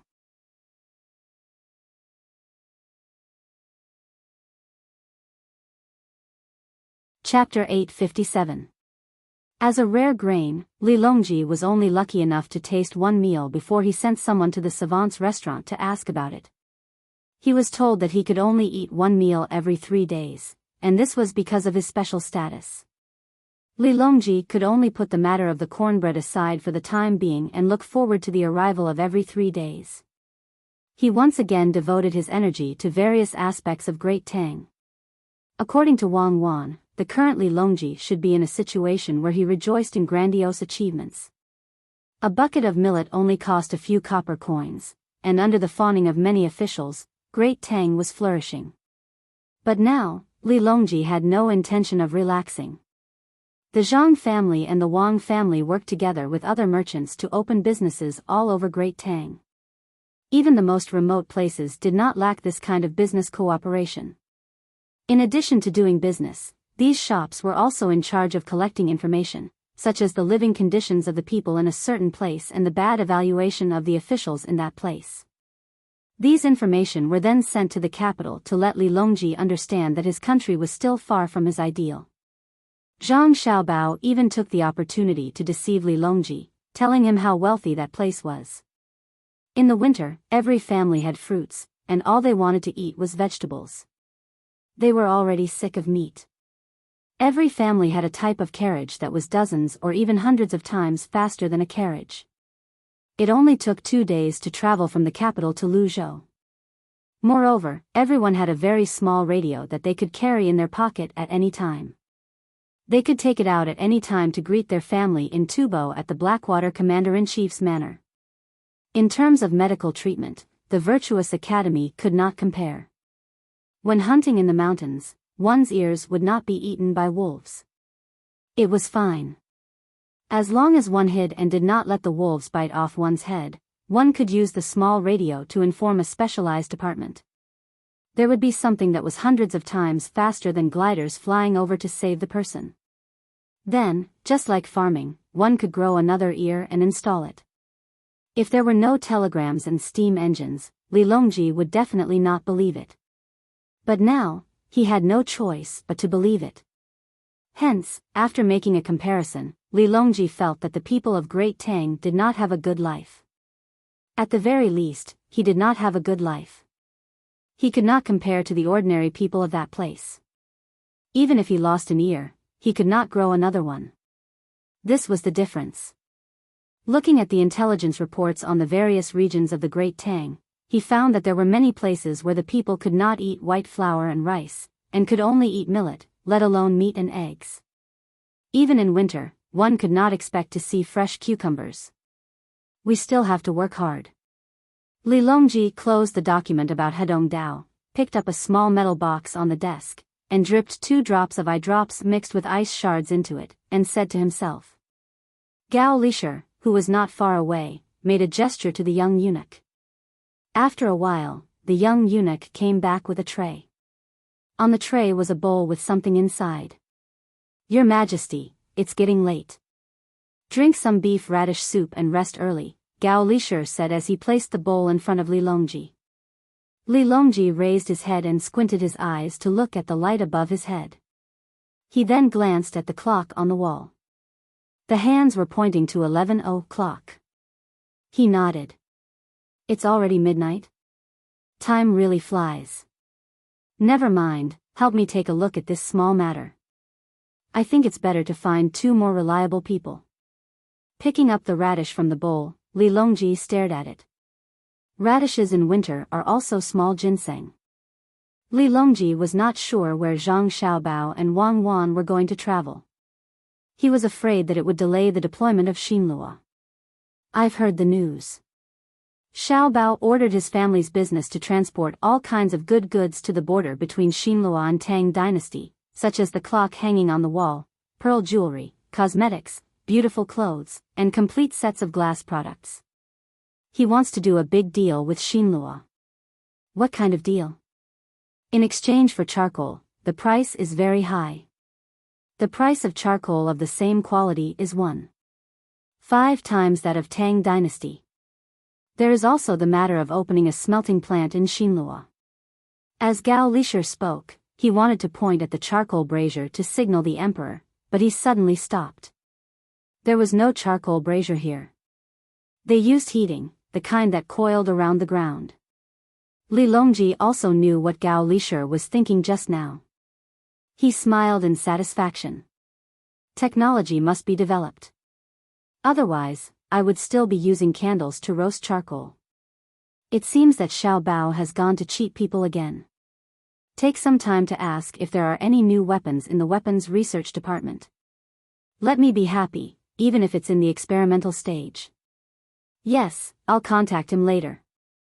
I thought of another thing that might make your majesty happy. Cuckoo said in a letter to her family that this year, Xiaobao spent a lot of money to build a place to cultivate kunbu in Jili province. Xiaobao called it kelp, which means that if nothing goes wrong this year, there will be a lot of kelp production. When the time comes, I'll let the people in Dengzhou learn to cultivate it. After the kelp is dried, it will be sent to all parts of Tang Dynasty and sold to the people at a low price. It can prevent the big neck disease. The 2 of them originally planned to extract something from the kunbu and put it in salt so that the people can eat salt. However, due to the lack of technology, they can only postpone it indefinitely. Gao Lisher did not know the extent of the weapons research, so he thought of something else to tell the emperor to make him happy. However, Li Longji did not look happy at all. That's right, we can't keep up with the technology. For Xiaobao and Huan to be able to think of this, it's probably because their master told them. That means that the technology of the other side has already reached that level. We're still far from it, we have to catch up. At the very least, we have to wait for the other side to have the strength to defend against them in case they attack. Li Longji clenched his fists and ate the food in the bowl as fast as he could. He followed Gao Lisher's instructions to wash up and get ready to sleep. Luzhou, in the forest northwest of the matchwood factory, a group of people was busy. Some were in charge of recording, and some were operating. When everything was ready, a loud noise rang out. The people involved in the experiment smiled. It's done. Send the report to the young master and young miss. The picric acid is successfully developed. The trinitrotoluene is in the process of development. The new cannon is tested. The maximum range is 6 kilometers. The extraction of gasoline and diesel failed. We're working on a new method. The person who spoke was the craftsman who won the first place in the competition in the capital, Zhang Tianyu. After he was selected, he studied with Zhang Xiaobao and Wang Wan for a while. He was the first to read Wang Wan's books. After that, he was sent to Luzhou to be in charge of the scientific and technological research. When the people in charge of the research of the new gunpowder heard his words, they subconsciously puffed out their chests. Although they had lost their freedom from the moment they joined the research team, their family standard of living was not comparable to ordinary people. If it were not for Jia Ru's research team, they might still be ordinary craftsmen who spent the rest of their lives in some county. Now, they could at least wander around Luzhou, and they were escorted by many people. The ticking sound of telegrams rang out, all the way to Jili province. Unfortunately, Zhang Xiaobao and Wang Wan could not receive the news for the time being. At this time, Luzhou did not stop working at the sea with the arrival of winter. The number of ships coming in and out every day was still the same. Before Xinyuan Island was fully occupied and explored, the profit-seeking merchants began to move further away. For example, there was a group of small islands beside Xinyuan Island, as well as an island that was not smaller than Xinyuan Island that was connected to Xinyuan Island on the other side. Ordinary merchants would go there to scout for resources and find a way to get them on board. Then, they would bring them back to Luzhou, pay a part of the taxes, and wait to make a fortune. Sun Miao was also the captain of a fleet in Jiangnan. His family was quite well-to-do, and he was a high scholar. Unfortunately, he had failed several imperial examinations in a row. After the new year, he gave up on the idea of continuing to work in the capital and was ready to find another way to develop. When he was on Newgate Island, he participated in the first advance party formed by merchants and made a lot of money. He also met the owner of another merchant and was attracted to the owner's daughter. After a few contacts, they gradually became close. In the end, he secretly married her and made her his co-wife. He had 2 wives and 3 concubines at home, and his son and daughter were running around everywhere.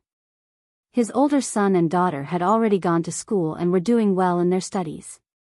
Logically speaking, he should be content with what he had. However, his neighbor's 22-year-old son came to the capital this spring to take the imperial examinations and stayed in the capital to become an official. As a result, his neighbor's status was obviously much higher than his own. In May, he renovated his house according to the standards of a 6th-grade official. His father complained more than once in his letter that they were inferior to each other. Sun Miao also felt sullen. When he was a high scholar, his status was higher than his neighbor's. Now that he had no chance, he could only pin his hopes on his son. However, his son was too young. How could he take the imperial examinations at the age of 12? He didn't even have the status of a high scholar. Unless his son suddenly became Zhang Xiaobao and his daughter became Wang Wan, even if everything went well, he would have to wait for 10 years. He couldn't let his neighbor suppress him for 10 years. Who knew if his son would become a 3rd-grade official after 10 years? Sun Miao was very worried about this. Just as he was looking for an opportunity, it suddenly appeared in front of him. There were quite a few tribes on another large island not far from Xinyuan Island. The last time he went there, he saw a leader of a large tribe, or rather, a tribal chief. Anyway, he was just a person. He had diligently learned the language of the Tang Empire and was able to carry out simple conversations. When they were talking about the exchange of goods, the leader mentioned that he wanted to meet the Emperor of Tang. It was not an ordinary worship. Perhaps, the leader could not imagine how majestic the Emperor of Tang was. The speaker had a heart, and the listener had a heart. Sun Miao's heart came to him. Since he could not pass the imperial examinations, he could become an official through other means. No one in his family could be an official, so why couldn't he make a great contribution? With this idea in mind, Sun Miao, who came back, began to contact people. He did not foolishly go to Luzhou's provincial governor, nor did he write a letter to the capital. Although he was qualified to send a letter to the capital as a high scholar, he knew it was useless. The emperor could not see it at all. After thinking for 2 days, he found Luzhou's trade alliance. First, the alliance was controlled by the Zhang family and the Wang family. If he wanted to let the emperor know, the emperor would definitely know. Second, the Zhang family and the Wang family would not steal his credit. The 2 families were so famous that they did not care about the merit of a tribe leader on an island. Most importantly, the Zhang family and the Wang family were very amiable. Sun Miao's contact was successful. The person in charge of Luzhou's affairs agreed immediately. As long as Sun Miao was confident that he could get the leader of the tribe to the capital and bring a lot of local specialties as tribute, Luzhou's people would be responsible for the protection work along the way and contact matters after the arrival. Before winter came, Sun Miao brought the people arranged by Luzhou to the island and found the leader of the tribe, Shan Tushar. This name was given by the leader himself. At first, he said that he wanted to follow the emperor's surname, Li. Later, he was dissuaded. If the surname was not passed down by the ancestors, it could not be taken casually. It had to be given by the emperor, especially by people who did not belong to Tang. When Shan Tushar learned that he could meet the emperor of Tang, he was very excited. He asked people to prepare many things that he thought were good and wanted to go with Sun Miao.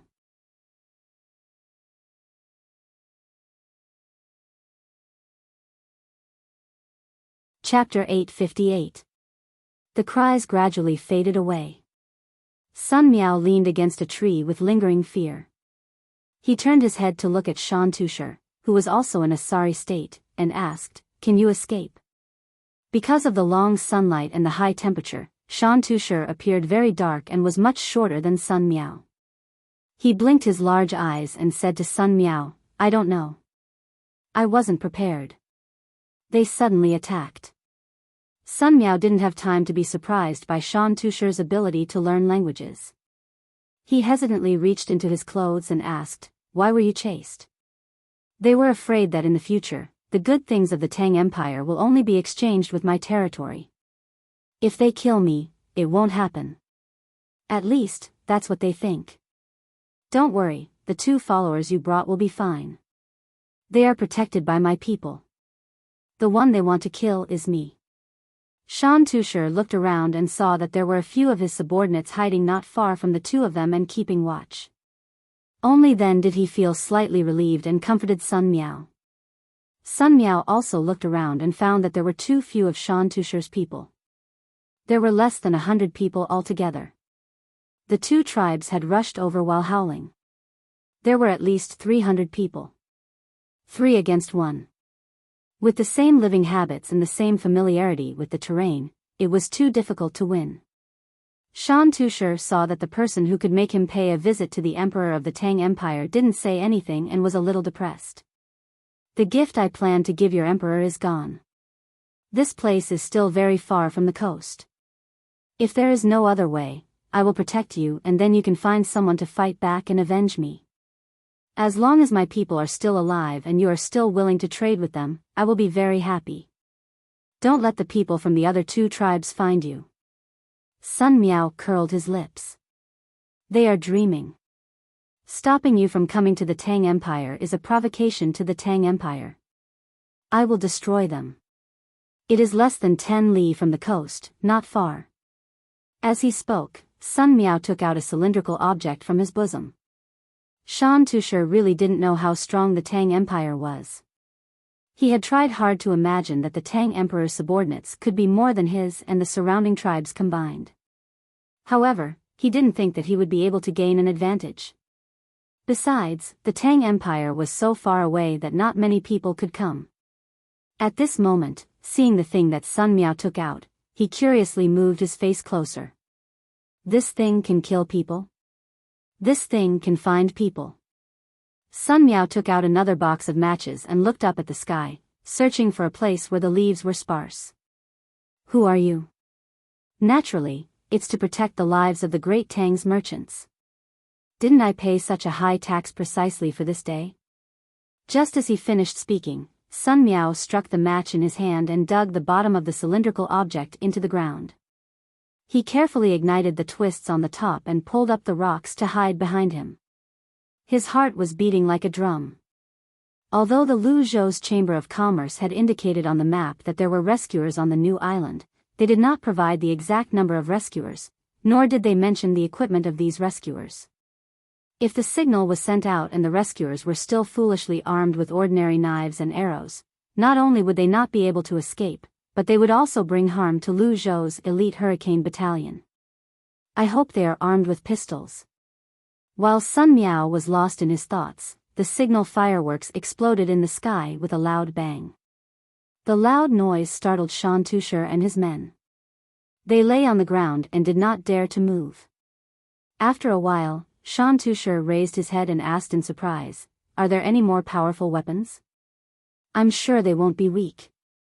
Sun Miao shook his head and stood up, looking around vigilantly. The noise just now was not small, and the fireworks were high enough. He was afraid that the people from the 2 tribes would discover their location and rush over. "Yeah, I don't think so. Things that can make such a loud noise are very rare. Shan Tushar helped Sun Miao to figure out the problem. After a few breaths of regret, he also remembered what Sun Miao was worried about just now. He shouted a few words to his men that Sun Miao did not understand. The surrounding people who were protecting them gathered around and bent their backs, ready to fight at any time. Sure enough, it did not take long before the people from the two tribes who were lured away by Sun Miao and his men arrived. After a few of them were shot by Shan Tushar's men with simple bows and arrows, they cried out in pain. "Let's go, they are coming." Shan Tushar grabbed Sun Miao's arm and ran in another direction. Sun Miao looked hesitant. He wanted to run, but he was worried that the people from the hurricane camp would not be able to find him. If he did not run, he was afraid that they would find his corpse. Being pulled by Shan Tushar, the team moved towards the seaside. Gradually, more and more howling sounds came from the surroundings. It seemed that the people from the two tribes were gathering and surrounding this place. Seeing this situation, Shan Tushar said to Sun Miao in a very loyal manner, "You run, I will take people to stop them. Remember to take revenge for me." "Oh no, how come there is another group of people from the Hulu tribe? They have allied with another tribe." As soon as Shan Tushar finished speaking, Sun Miao saw that the people chasing after him were more energetic than the ones before. Perhaps it was because they were more energetic. The people who were in charge of stopping the people behind him screamed from time to time. Sun Miao saw with his own eyes that a person who was less than 5 feet away from him was shot in the neck by a wooden arrow. The person who did not die immediately covered the place where he was shot with both hands and made a sound in his throat. With a swoosh, an arrow flew past Sun Miao's face. He could feel the wind as the arrow flew past him and pierced into Shan Tushar's thigh. "Run. Take revenge for me." The injured Shan Tushar seemed to know that he was going to die, so he could not keep running. He stared at Sun Miao and shouted. The screams of countless people were still echoing in Sun Miao's ears. Sun Miao trembled from head to toe. He did not know whether it was because of fear or excitement. He looked around blankly. Suddenly, he realized that everything around him had slowed down. He did not know where he got the strength, but he lowered his body, picked up Shan Tushar, and started running. As he ran, he cut his calf on the stubble of a plant. A cut immediately appeared on his skin, but he did not feel any pain. He only felt a chill and an itch there. The people in charge of protecting him finally made contact with the enemies. All kinds of shouts entered Sun Miao's ears. He had no time to distinguish which side was making the shouts. Shan Tushar, who was being carried by Sun Miao, saw the people of the Hulu tribe gradually approaching from behind. A look of despair appeared on his face. The person closest to him was less than 5 steps away. He had already raised the big stick in his hand and was about to smash Sun Miao in the next moment. Thud. A sound suddenly rang out from nowhere. Shan Tushar could only watch as a hole suddenly appeared in the head of the person chasing after him. His head was tilted back, but his body was still moving forward. With a thump, he landed right in front of Shan Tushar. The club in his hand flew out diagonally, and he could no longer hit his own head. Shan Tushi had no idea what was going on. While he was still in a daze, he found himself being thrown to the ground by Aeon. The pain made him shiver. He turned his head to look at Aeon. Just as he was about to ask if Aeon had run out of strength, he heard the same noise he had heard earlier. Thud. Thud, thud. Thud, thud, thud.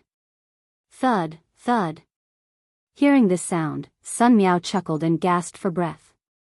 He lay there and looked up at the sky. Oh my God, they're finally here. Tushar, we can live. Who's here? Shan Tushar sat up and found a strange scene in front of him. The people of the Hulu tribe were falling one after another. He did not know who killed them, and he did not know what weapon was so powerful. However, he could guess that it had something to do with Sun Miao. Sun Miao sat up as well. He squeezed the wound on his calf with his hand and snorted. Naturally, it's the Great Tang's Hurricane Battalion. How dare they attack the people of Great Tang? Let's see how many people they have to kill. Hurricane Battalion? Where else? Wherever the sound comes from. I didn't pay my taxes in vain. As long as it's a place marked on Lu Zhou's map and is protected by military forces, rescue will arrive in half an hour at most. Sun Miao, who knew he was safe, said with satisfaction. At the same time, he felt a sense of fatigue. Shan Tushar looked left and right, searching according to the sounds. Suddenly, he shouted excitedly, "I see it! I see it! On the trees, 1, 2, 3, 4. There are 4 people. 4? Sun Miao only has 4 people."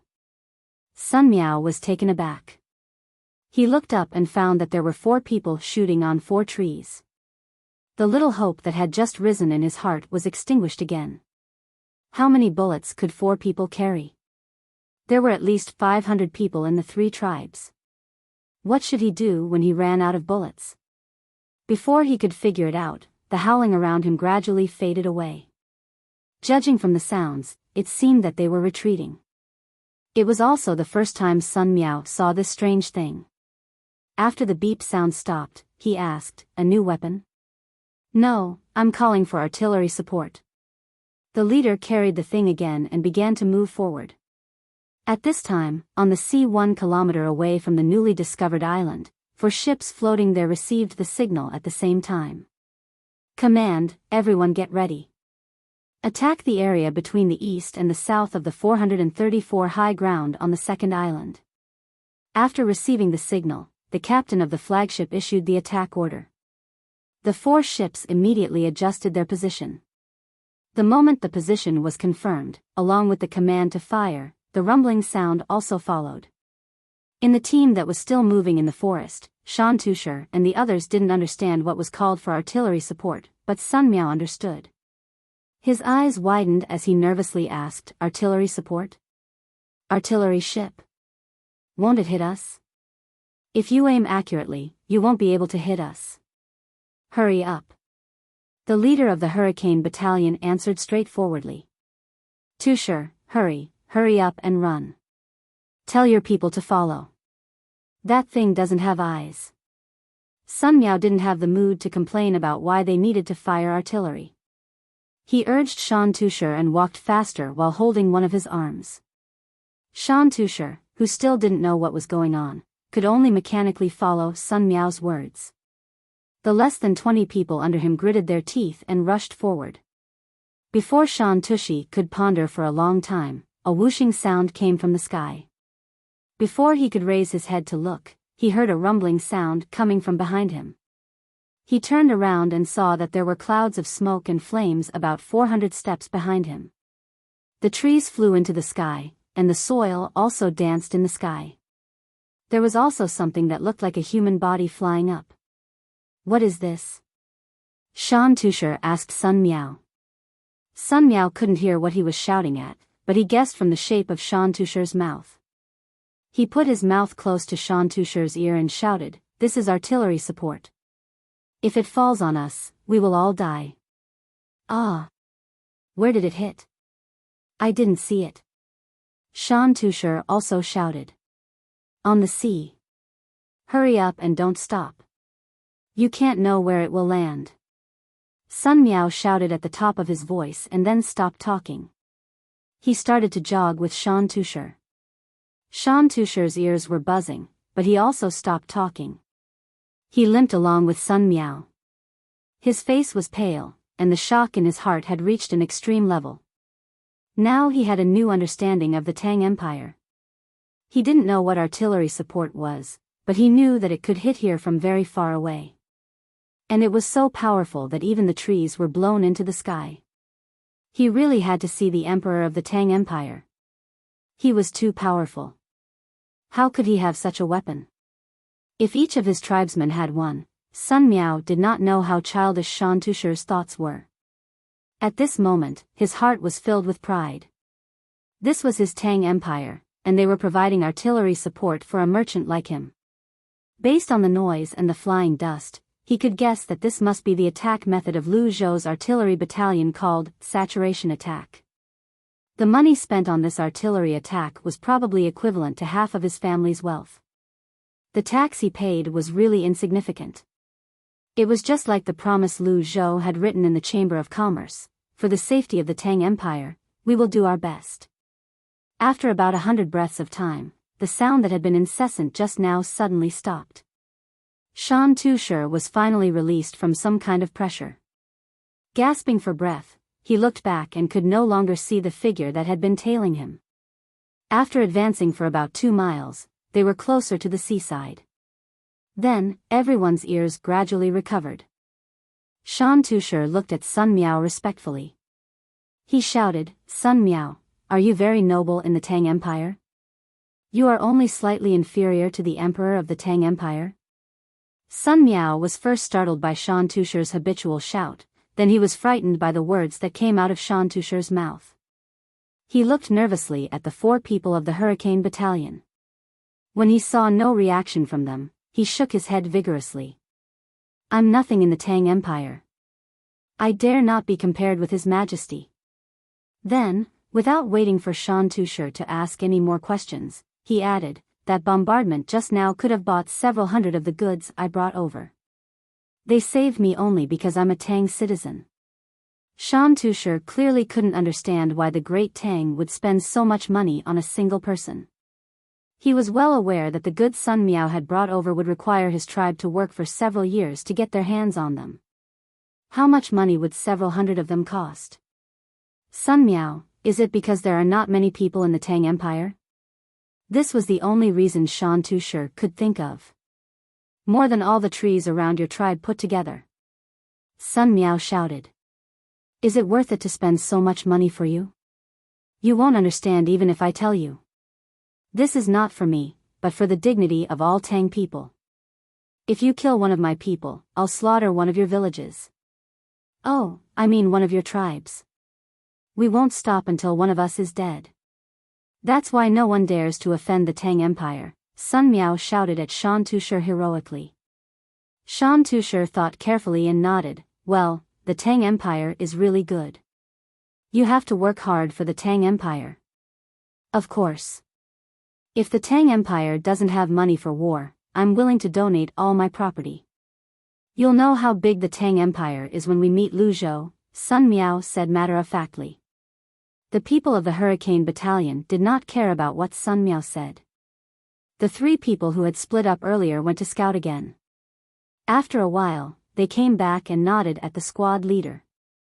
The squad leader looked at another mountain in front of him, took the bag to the front again, and pressed the button. "Do they still need artillery support?" Sun Miao asked when the sound stopped. "No, they haven't given up yet. Many people have gathered and surrounded us. Let's go to the mountain in front to block them first. The artillery in the sea can't fire anymore. Otherwise, it will hit us easily." The squad leader put away the bag and answered. Sun Miao looked at the squad leader blankly. "Then I'm calling for air support." The squad leader still had the same calm expression. Sun Miao nodded and said nothing. He knew that for him, the Tang Empire had basically taken out all the advanced weapons. Shan Tushi had no time to wonder why the beeping sound could mobilize the weapons from so far away. He turned his head and asked Sun Miao, "What kind of support is air support?" "It's people flying over from the sky. You'll know when the time comes. Hurry, go to the mountain and hold on until they arrive." Sun Miao looked around vigilantly but did not see anyone. However, he believed that the people of the Hurricane Battalion would not lie to him. They ran to the small mountain. The 4 people of the Hurricane Battalion were looking back and forth with binoculars. When they saw Sun Miao's blank look, they handed the binoculars to him. "Here, take a look. Don't break it." I know. "Oh, they're really surrounding us. How did they find us?" Sun Miao took the binoculars and saw many people at the foot of the mountain. "Let me see." Shan Tushi grabbed the binoculars and imitated Sun Miao's look. When he saw it, he was surprised again. This thing was very magical. It could actually make the distant scenery closer. At the same time, he also saw people from other tribes who were not willing to give up. Seeing those people gradually approaching, when the 4 people of the Hurricane Battalion aimed at them and were ready to shoot at a certain distance, those people suddenly stopped. They seemed to be afraid, but also seemed to be waiting. If they did not come, the people of the Hurricane Battalion would not easily waste their bullets. The 2 sides confronted each other at the top and the foot of the mountain. Squad leader, are they waiting for their people to come up from other places and then rush in? Sun Miao thought of a possibility. The people in front were responsible for attracting the attention while the people in other places were responsible for sneak attacks. The squad leader answered, almost, but they still have to wait. Time passed slowly while waiting. When Shan Tushar and the others felt more and more pressure, one of his men pointed to the sky and shouted before the enemy could see the sneak attack. Shan Tushar followed his subordinate's gaze and saw a flock of large birds in the sky. When he got closer, he saw that they weren't large birds. Instead, there were 2 people with a large pair of wings flying in the sky.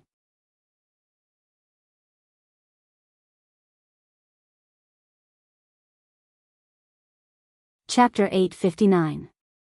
If it wasn't for the pain in his leg, Shan Tushar would have thought that he was dreaming. Before he met the Tang people, he thought that he was the leader of a tribe and should be a knowledgeable person. Anything that the people in the tribe found should be sent to him first. But after he met Sun Miao, he realized that he was the toad in the well that Sun Miao was talking about. He was very pitiful. If it wasn't for the danger today, he believed that Sun Miao would never light up that life-saving thing. He also wouldn't know that there were many things that he had never heard of before. Sun Miao, how do you fly up? Shan Tushar touched Sun Miao and asked in a low voice. Jump down from the mast or the lookout tower. 2 people use gliders. 1 person is in charge of adjusting the direction while the other is in charge of attacking. You need to have experience. Sun Miao explained. He was about to say that it required wind, but he was afraid that he would reveal the secret, so he quickly changed his words. He knew that gliders were very important on the sea. The wind was strong on the sea. When attacking in the air, the enemy's ships were like decorations. Not to mention the ability to fight back, they couldn't even find the ability to defend. Shan Tushar didn't understand, so he just listened to Sun Miao. He had seen mast and lookout towers before. They were the places where the sails of ships were raised and the place where one could observe from a high place. He looked at the trees on the mountain and asked with longing, "Can I learn?" "I don't care. I'm only in charge of doing business. I don't dare to interfere in fighting." Sun Miao knew that Shan Tushar thought too highly of him. In fact, his status was very low. He was only a Juran. At this time, the reinforcements from the air had already begun to hover in the sky with their gliders. There were not many of them. A total of 80 gliders were sent out from the 4 ships that were docked at sea. The person in charge of attacking was equipped with a rifle that could fire continuously and a few grenades. After circling in the sky twice to determine which side needed protection and which side needed to be attacked, they immediately launched the attack. 20 gliders landed and cooperated with the 4 people from the Hurricane Battalion to snipe on the ground. The rest of the gliders looked for their own targets. The sounds of gunshots rang out in the forest. The people from the 3 tribes were unwilling to give up. They no longer planned to continue hunting Shan Tushar and the others. Looking at the people flying in the sky, some threw away their weapons and knelt on the ground, while others ran away. The battle started quickly and ended quickly as well. The aerial troops were not in the mood to chase after the escapees. Firstly, they were not agile in changing directions, and secondly, they were blocked by trees, making it difficult to aim. They had to control the angle of the wind. If they flew too slowly, they would fall easily, but if they flew too quickly, they would not be able to find their target. Under the fear of the gods, the people who surrendered were quickly gathered and guarded. Sun Miao tried his best to suppress the urge to kill them personally. He said to Shan Tushar, "Tushar, should we kill them or not?" "No, leave it to me. Many of my subordinates have died, and I was worried that no one would work for me. Shan Tusher's eyes lit up. He estimated that there were more than 200 people who had surrendered. They could do all the dirty work for him. Sun Miao also planned to do the same. He asked the question for the hurricane camp, lest they would waste bullets and Shan Tusher's force would not be able to grow. The people of the hurricane camp were indeed waiting for Sun Miao's response. They had a rule that when the merchants contacted the locals overseas, they were only responsible for providing military support and not making decisions. They had to listen to the merchants, protect the merchants, and help the merchants achieve their goals. This was because merchants were more treacherous, and they could gain the most benefits with the support of military force. The squad leader nodded and said, "Sun Dongjia, we'll do as you say. Should we continue to attack? Attack! Attack! Attack with all your might. The 3 tribes are going to be wiped out. Capture the people and exchange them for resources with Brother Tusher. I've made up my mind. When I return to Luzhou, I'll pay 10% more taxes in the future." Sun Miao gritted his teeth and said. He was almost killed, and when he thought about it, he felt a lingering fear. He could not let go of the 3 tribes. Otherwise, more tribes would come to provoke them in the future. The squad leader did not comment. He did not care about the taxes. Instead, he made a hand gesture. The aerial troops that had not landed yet flew toward the 3 tribes, looking for their hideouts and providing coordinates for the ground troops. Compared to the glider wings that flew fast with the help of the sea breeze, the speed of Zhang Xiaobao and the others could not be faster. Even if he was given 160 days to fly around the Earth, let alone 80 days to circle the Earth. The wind direction was too much of an obstacle.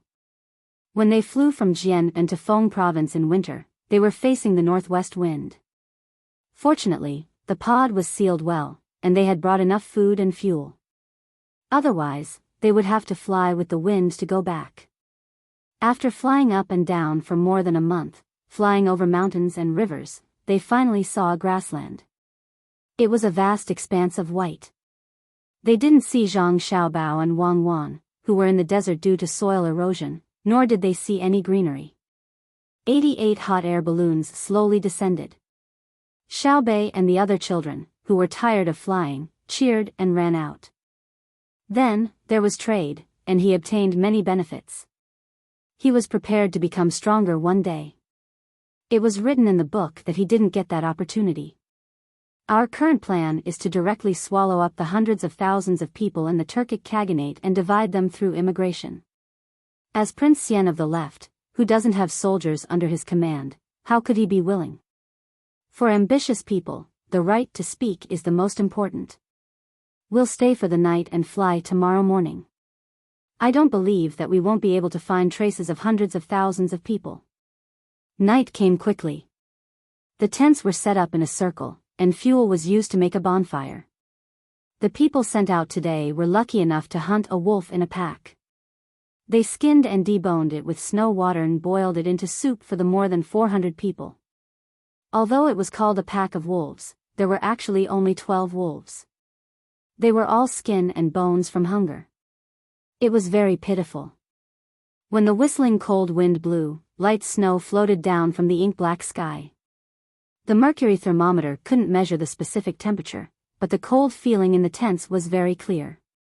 It was as if they were standing outside Jili province in winter. It's really cold. In the future, don't move here. Xiaobei, who was covered in a blanket, tried to move closer to the brazier. He held the bowl of soup in his hands and muttered. The other 8 little guys also squeezed together. It was much warmer in the pod than here. Zhang Xiaobao stood up and touched the canvas of the tent. He said with schadenfreude, "I hope that the Turkic people also have light snow. I don't believe that they are as well prepared as we are. They are not fools. The felt made of fur can withstand the wind better than our tent. Okay, hurry up and drink the soup. It's time to tell the story."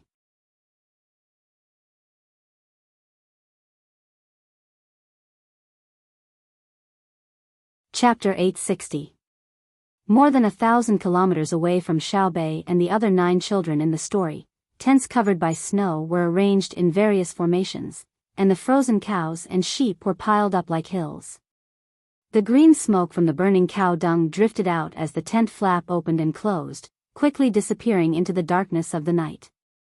Surrounded by several tents, the sound of music could be heard faintly from the largest and most luxurious tent in the middle. There was a small opening in the curtain of the tent, but there wasn't the slightest bit of cold inside. More than a dozen women wearing very little clothing were doing their best to sway their waists to the sound of music. A pot filled with milk wine was placed over the fire. The wine inside was bubbling and bubbling non-stop. The 2 people sitting close to each other on the wide felt blanket didn't even smile at this time. Maybe the women didn't dance well, or maybe the bonfire couldn't make people enthusiastic in the cold weather. One of the 2 waved his hand, go down, all of you go down." The women who were still dancing suddenly stopped and saluted almost at the same time. They turned around and left with the smallest steps, afraid that they would disturb the 2 people if they were too loud. "It's cold again." The man who waved his hand waited for all the women in the tent to leave. He stared at the swaying flame of Weiwei and said 3 words that seemed to have no meaning. Many cows, sheep, and horses also froze to death. If the snow continues to fall until tomorrow morning, it is estimated that many people will die. It will be cold when the snow is light, and it will be heavy when the snow is heavy. It will be colder in 2 days, and it will be hard to walk on the road. The man next to him seemed to understand the meaning of the previous speaker. His face, which was caressed by the cold wind, showed a deep helplessness. The man who spoke earlier lowered his head. After a while, the firewood in the bonfire suddenly made a crackling sound. He raised his head again and looked in front of him, which was facing the south. He said, "The north of the Tang Dynasty must have a lot of snow, and the north of Hebei Province and Jili Province may be covered in thick ice. So what? The closest place to us was Feng Province. If it had been more than 10 years ago, perhaps a snowfall could have killed many people and livestock, and cut off the connection with the outside world. But now, we didn't expect too much trouble to happen to them." Disaster relief in the Tang Empire had always been carried out by the army first. The army in Feng Province was nominally under the control of the local government, but in reality, it was clear who had the final say. The ability of the Zhang family and the Wang family to provide goods, they called it logistics, did not need to be tested. The year before last, I remember that there was also a heavy snowfall. Almost all of it fell on Fengzhou. What was the result? After half a month, the supermarkets in Fengzhou city not only had enough food, but also fresh cucumbers and watermelons. This is a provocation to longevity heaven. Normally, when the road is clear, it would take at least a month for supplies to be delivered, but now that the road is sealed off by snow, it takes at least half a month for the goods to be delivered. In truth, I understand. They are telling us that no matter when, as long as the Great Tang moves against the Turks, they have the ability to deliver supplies with unimaginable speed. Just like the logistics camp in Yingzhou, before the soldiers have even moved, the provisions have already arrived. The person who said this was very unwilling to admit the speed of the Zhang family and the Wang family's logistics, but he had to admit it. There was admiration in his voice, but more than that, there was helplessness. The person who spoke first pursed his lips and sighed again. "In a few more days, we'll probably run out of wine and things to burn the fire. Do you dare to plunder like before? They're probably waiting for us. You haven't seen the power of the cannons, but I saw it with my own eyes." After the thunderous boom, the ground was littered with broken limbs. The people flying in the sky casually threw a torch at the provisions. Should we save them or not? Our generals can't run all over the place and continue to give orders while avoiding aerial attacks, right? Mo Shilian had just finished speaking when footsteps came from outside the tent, followed by a report. Reporting, in the various circles of the headquarters, another 623 sheep had been frozen to death. "I know," Mo Shilian replied and then turned to Secret Service Quebec. Secret Service K aged a lot in an instant, and turbid tears flowed from the corners of his eyes. He pursed his lips for a while and let out a sobbing sound. He nodded twice and said, "When dawn comes, summon the leaders of the various tribes to discuss the matter of returning. At that time, I'll stay and live in the world of longevity and die in the world of longevity." "No, if you stay, Li Longji will definitely be angry and think that you're competing with him. At that time, he'll kill the Turks." He hurriedly persuaded. He didn't want to see Secret Service K die like this. "Then I'll live a few more days and go see Li Longji and the capital of the Tang Empire. Maybe I'll have a chance to see Zhang Xiaobao and Wang Wan." Secret Service K followed Imo Shilian's words and said, "The heavy snow in winter wasn't specially for the Turks and the Tang Empire. Even Xinlua and Neon felt the cold."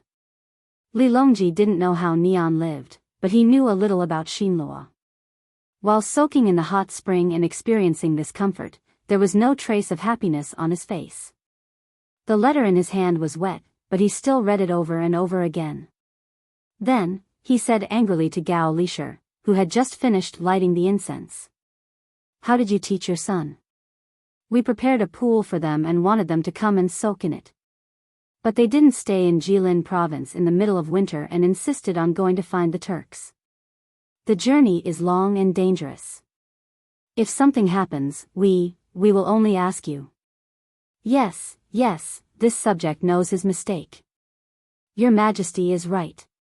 This subject didn't teach them well. This subject will send people to look for them." Gao Lisher nodded repeatedly. "Send people to look for them? What a joke. It would be strange if we could find them. When they come back, we won't let them off easily. At that time, it'll be useless no matter who comes to plead. We will punish them by not allowing them to leave the capital for a month and have to cook for us every day. Yes, for a month, we will see if they dare to soak in the hot spring every day." Li Longji said angrily. Gao Lisher continued to nod. Yes, we have to punish them. They won't dare. This subject reckons that they won't dare, especially soaking in the hot spring. It's good that they won't dare. We heard that the people of Xinlua are doing well this year. Is there any new news? Tell us. Li Longji's face was back and he no longer bothered with this question. He believed that the two of them would be able to return safely, so he asked about Xinlua again. Yes, this subject will tell your Majesty that the people of Xinlua are doing well. The price of grain has dropped again and again. Now, 1 bushel of rice only costs 4 copper coins, and cloth is less than 1 copper coin. In addition, the snow is heavy in winter, so the people there use good charcoal for their homes. It's almost free. It's even better than our great Tang. Gao Lisher explained the situation to the emperor with a smile. A smile also appeared on Li Longji's face. He knew that the reason the grain was cheap was not because the Great Tang had lowered the price. The rice in the Great Tang was still 5 copper coins per bushel. It was because the local farmers couldn't sell the grain and had no choice but to lower the price. Otherwise, they wouldn't have the money to buy other necessities. As for the charcoal, it was naturally burned by the trees of Xinlua. The people in charge of this matter used a large number of luxury goods to bribe the local officials of Xinlua, allowing them to cut down trees with all their might. At the same time, they recruited local laborers. A portion of the charcoal was transported back to the Great Tang, and a portion was directly given to the workers in Xinlua as wages.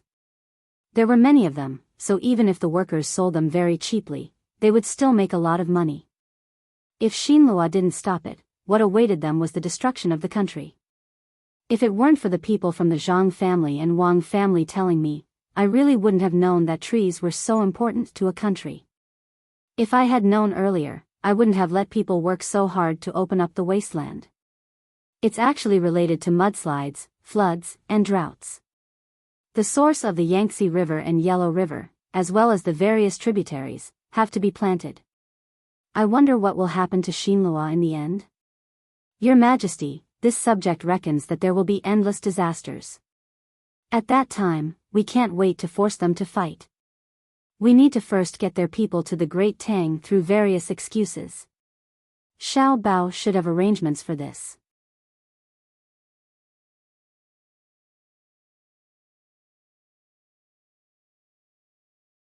Chapter 861. Sitting on the third floor of Changfeng Pavilion, Li Dong was in a very good mood.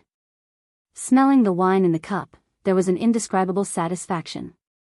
He had made a lot of money, and what he earned was the banknotes of the Tang Dynasty. With the banknotes of the Tang Dynasty, he could buy many good things in the Tang Dynasty that the merchants of the Tang Dynasty would not sell. County Magistrate Mu, the people in the county have been doing well this year, right? Li Dong took a sip of the wine in his cup. Through the open window, he looked at the light snow that was still drifting down from the sky and said, "Don't worry." The county magistrate Mu, who was sitting opposite him, was a man in his 40s. Hearing his voice, the cold wind blew in from the window and brushed his cheeks. He showed 2 yellow teeth and nodded repeatedly. "Not bad, not only not bad. The higher-ups have proposed to promote me, but I rejected it. No matter how good it is elsewhere, it is not as good as a place close to the border. This year, there was a heavy snow, and not a single house in the county collapsed." Speaking of the Tang Dynasty, the tools sold to Xinlua, as long as they are made of iron, the steel mouth is extraordinary, especially the long saws used to cut trees. With a few swishes, a thick tree will be cut in the blink of an eye. With wood, every house will be renovated. It is good. As County Magistrate Mu spoke, he seemed to think of something good. He smiled and his eyes narrowed. He also held a cup of wine and shook his head slightly. Li Dong also smiled. His hand that was not holding the cup picked up a fresh cucumber from the table and put it in front of his eyes to look at it. This is technology. Like cucumbers, the Tang Dynasty has been able to plant them in winter. Xinlua just started to learn it today. It is not like the past. At that time, the Tang Dynasty was very strict. But now, almost all the places slightly north of the Tang Dynasty are planted. It is impossible to keep it a secret. The only thing that makes people sullen is that it is easy to learn how to plant cucumbers in winter, but there is no chance to steal the method of making steel. I heard that someone came to you last month to discuss building a smelting workshop in this county. You have to send someone to take a look. If they can learn it, it will be a great merit. Speaking of technology, Li Dong once again felt the benefits of the Tang Dynasty's banknotes. Ever since the Great Tang banknote had been introduced, one had to use the money of the Great Tang in order to buy good things in the Great Tang. The copper coins of the past had become useless. Medicinal herbs, high-quality clothes, exquisite glass products, and exquisite pottery had to be bought with the money of the Great Tang. There was clearly an exchange ratio between the Great Tang's money and the Xian Luo's money, but the Great Tang did not allow them to exchange for the Great Tang's money. They could only sell the goods to obtain the Great Tang's money. The problem was that Xinlua could only sell a few metals other than charcoal, and the Great Tang was doing its best to lower the price. Coupled with the 20% tariff, it was not easy to earn some money from the Great Tang. It was only because he was more familiar with the people of the Great Tang that he knew what the Great Tang liked, and thus he was the first to find a business opportunity and make a profit. It was not so easy for other merchants. Perhaps it was because they had a telepathic connection. County Magistrate Mu also thought of this matter. He looked at the watermelon on the table, licked his lips and said, "Boss Li, cucumbers are good, but watermelons have to be bought from the Great Tang. I heard from the people of Changfeng Pavilion that this winter, they spent a lot of money just to buy watermelons from the Great Tang. We have to think of a way to get glass, preferably the manufacturing technology of glass. Boss Li, what do you think about finding more merchants and working together to gather money to bribe the officials in charge of manufacturing glass in the Great Tang? I don't believe that there is nothing that money can't buy." Li Dong fell into deep thought for a moment. Without waiting for him to speak, County Magistrate Mu continued, "The Great Tang is indeed good to our Xinlua. They sell food at a cheaper price than the local Great Tang. This is the etiquette of the Great Tang. There is also cloth and silk. But why don't they use the Great Tang's money to buy charcoal? Li Dong and Wei Wei nodded. It was as County Magistrate Mu said. The merchants of the Great Tang came to cooperate with the Great Tang to use the land, cut down trees and burn charcoal, but they did not give the Great Tang money. They only gave a large amount of charcoal to the people who worked. Ordinary people, even merchants who did not do much business, had never seen the Great Tang's banknotes, let alone use them. Boss Li, do you think we can buy the manufacturing technology of glass if we gather 1 million strings of cash? Once we get it, then. County Magistrate Mu said to Li Dong as he recalled the scene of him lying on the glass mountain.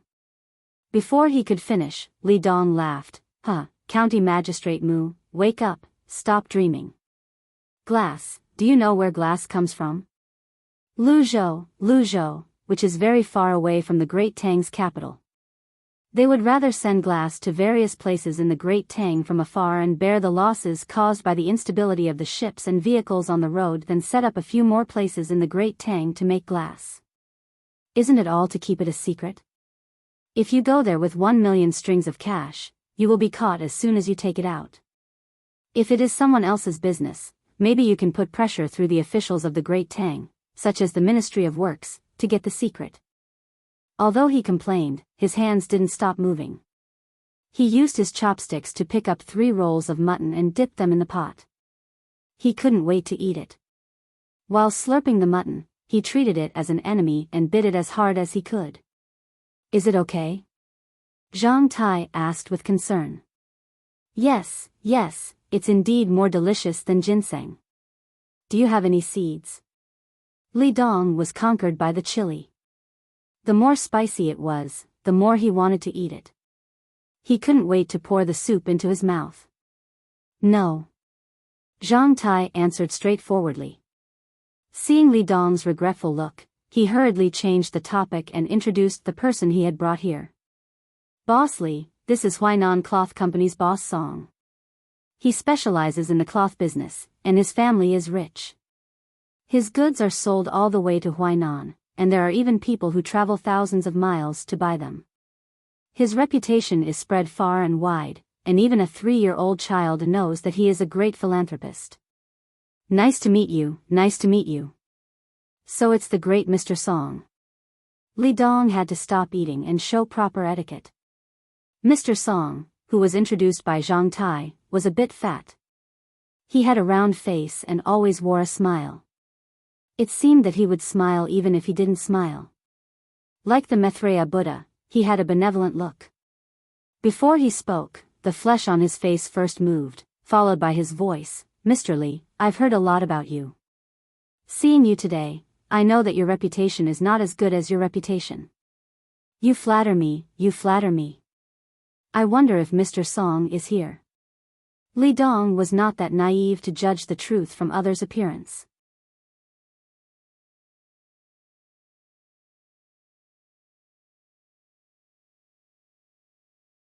Chapter 862.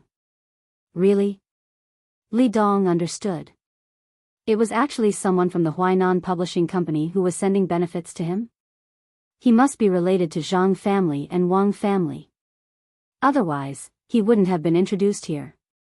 Of course I won't lie to you, Boss Li. However, there are so many fields in Xinlua. Some people are even unwilling to let go of them.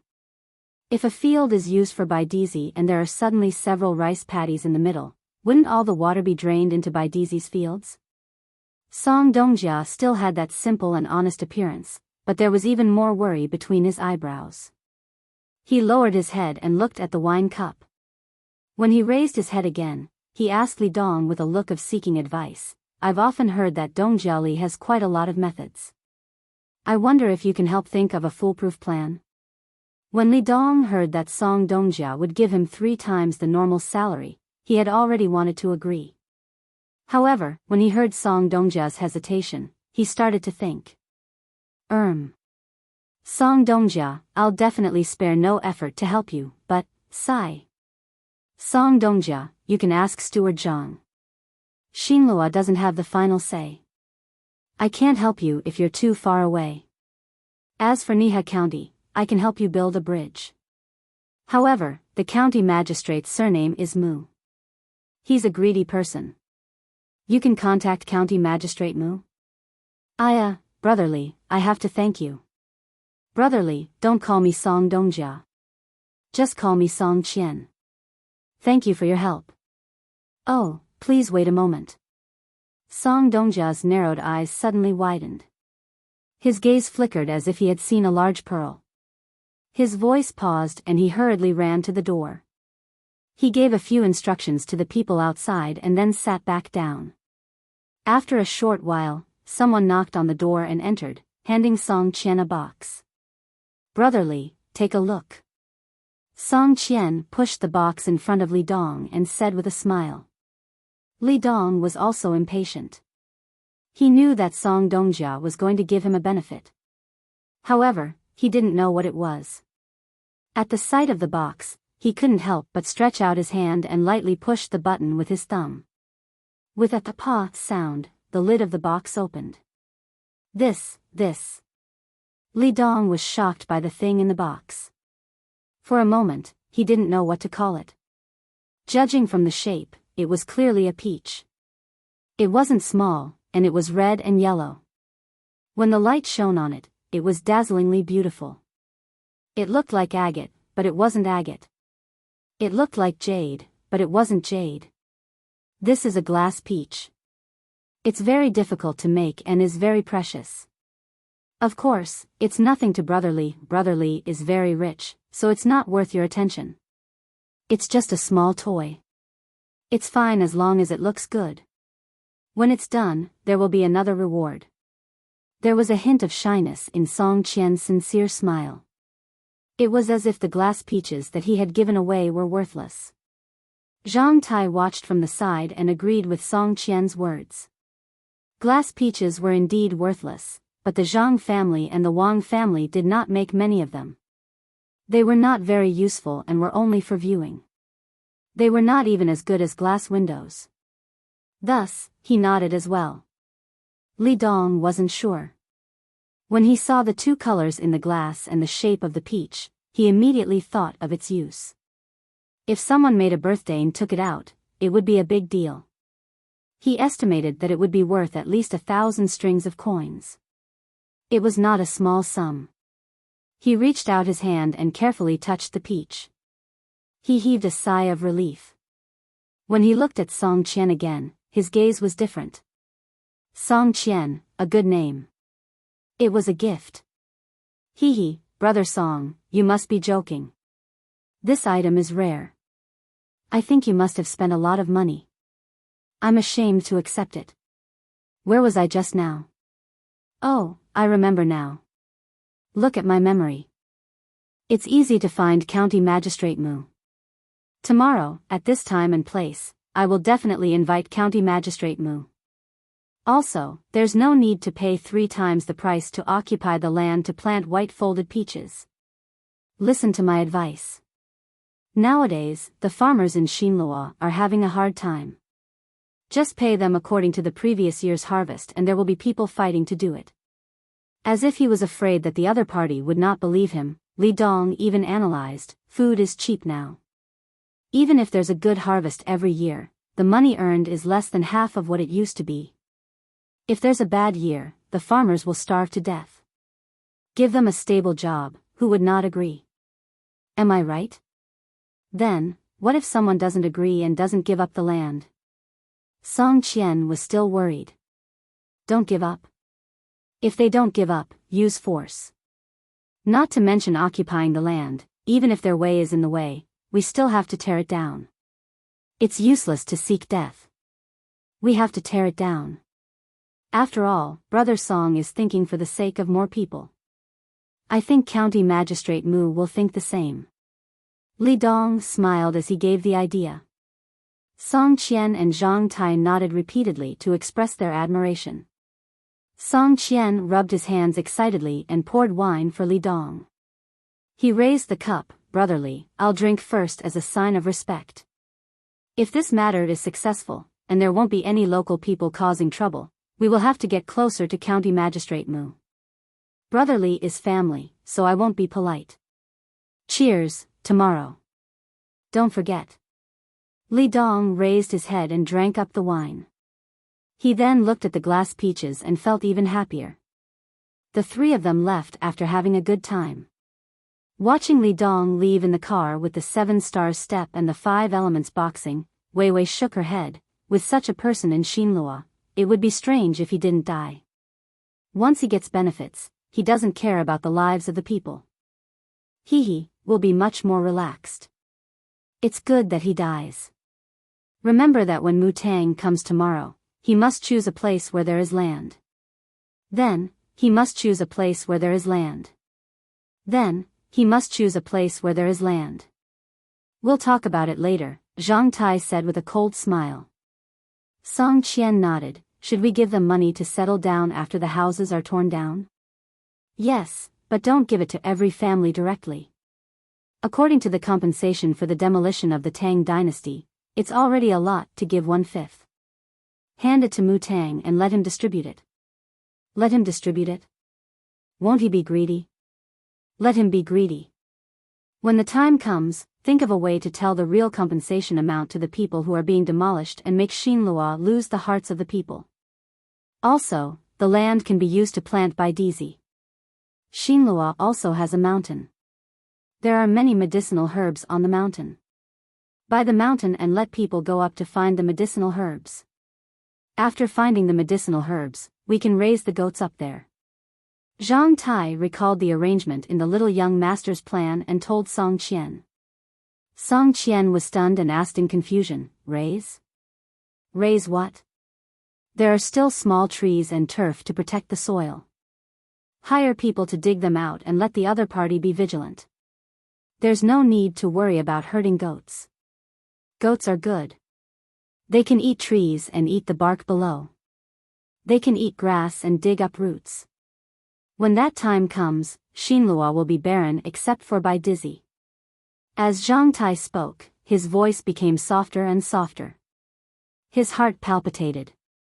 When he thought of Xinlua's future, he couldn't help but shiver. The next day, Li Dong found Mu Tang and came here. County Magistrate Mu, do you still remember what I said to you last night? This is an opportunity to solve the problem of poor food for the farmers. As long as we settle this matter, the farmers in the county will never have to worry about poor food in the future. Your political achievements will be greater. On the way, Li Dong was afraid that Mu Tang would forget what he said last night, so he reminded him again. Mu Tang nodded repeatedly, I remember. Don't worry, I know what to do. Isn't it just helping them give up the land and waiving their 10-year rent? I'm worried that if I waive their rent, the county's income won't be able to support it unless I leave immediately.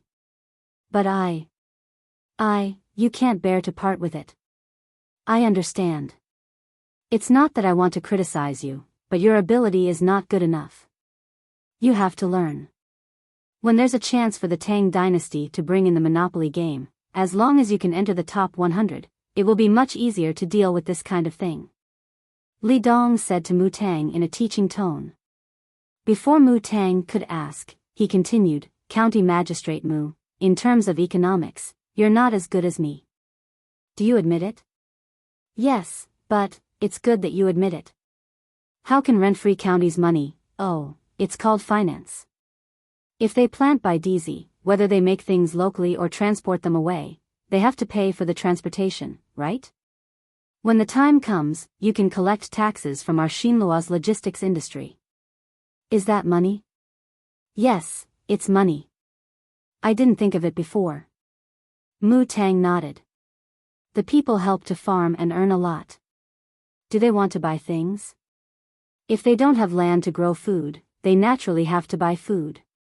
With a stable income, they naturally have to buy other goods. Where do they buy? Naturally, it's the local shops. The shops naturally pay taxes after making money. If they pay taxes, naturally, the county's finance will have money. It should be more than before. The rent from before is nothing at all. Mu Tang heard Li Dong say naturally and said. Sigh. That's right. Otherwise, why do you still have to learn? If it were Zhang Xiaobao, you would know what to do without even thinking. But, what do you think Zhang Xiaobao did? I haven't heard from him recently. A while ago, he said that he was assassinated and tormented my Xinluo. Now, there's no news. As Li Dong spoke, he suddenly talked about Zhang Xiaobao. His excitement disappeared in an instant. He had a feeling that Zhang Xiaobao wouldn't be so kind. For example, the road repair matter. 1 million strings of coins had been spent. Until now, the road had only been repaired for 200,000 strings of coins. The remaining 800,000 strings of coins couldn't be recovered. The contract was written clearly. There was also the 500,000 strings of coins that were taken out later.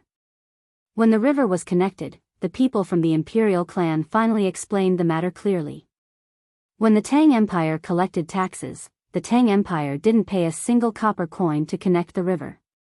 Originally, the Tang Empire wanted to pay. If they hadn't stopped it back then, wouldn't they have saved a lot of money? Would Zhang Xiaobao be so kind as to help my Xinluo?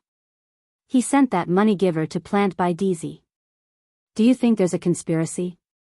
As he thought about it, Li Dong began to mutter. It seemed that he was talking to Mu Tang. County Magistrate Mu shivered. He was very unwilling to hear that name. He had complained more than once in his heart. He complained about why Li Longji of the Tang Empire sent Zhang Xiaobao and Wang Wan to Jili province. It was really terrible. Since the arrival of the two of them, he had to be on guard at all times. Especially after the sword meet on Mount Hua, he had stationed 30,000 soldiers at the border. Even so, he couldn't be at ease.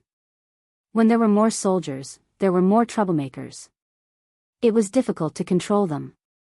There were 5,000 soldiers stationed in the county. Usually, he had to curry favor with other people's generals and control his subordinates. Logically speaking, since the assassin hasn't been caught and it's not confirmed that it was Xinluo who assassinated him, the soldiers at the border and the gunboats in the sea should have been withdrawn. Why are they still there? Li Dong muttered again. County Magistrate Mu swallowed his saliva and said nervously, Don't tell me you want to attack my Xinluo? Have you ever seen someone send provisions to others before attacking them? I guess it's Japan. Maybe the two of them want to attack Japan.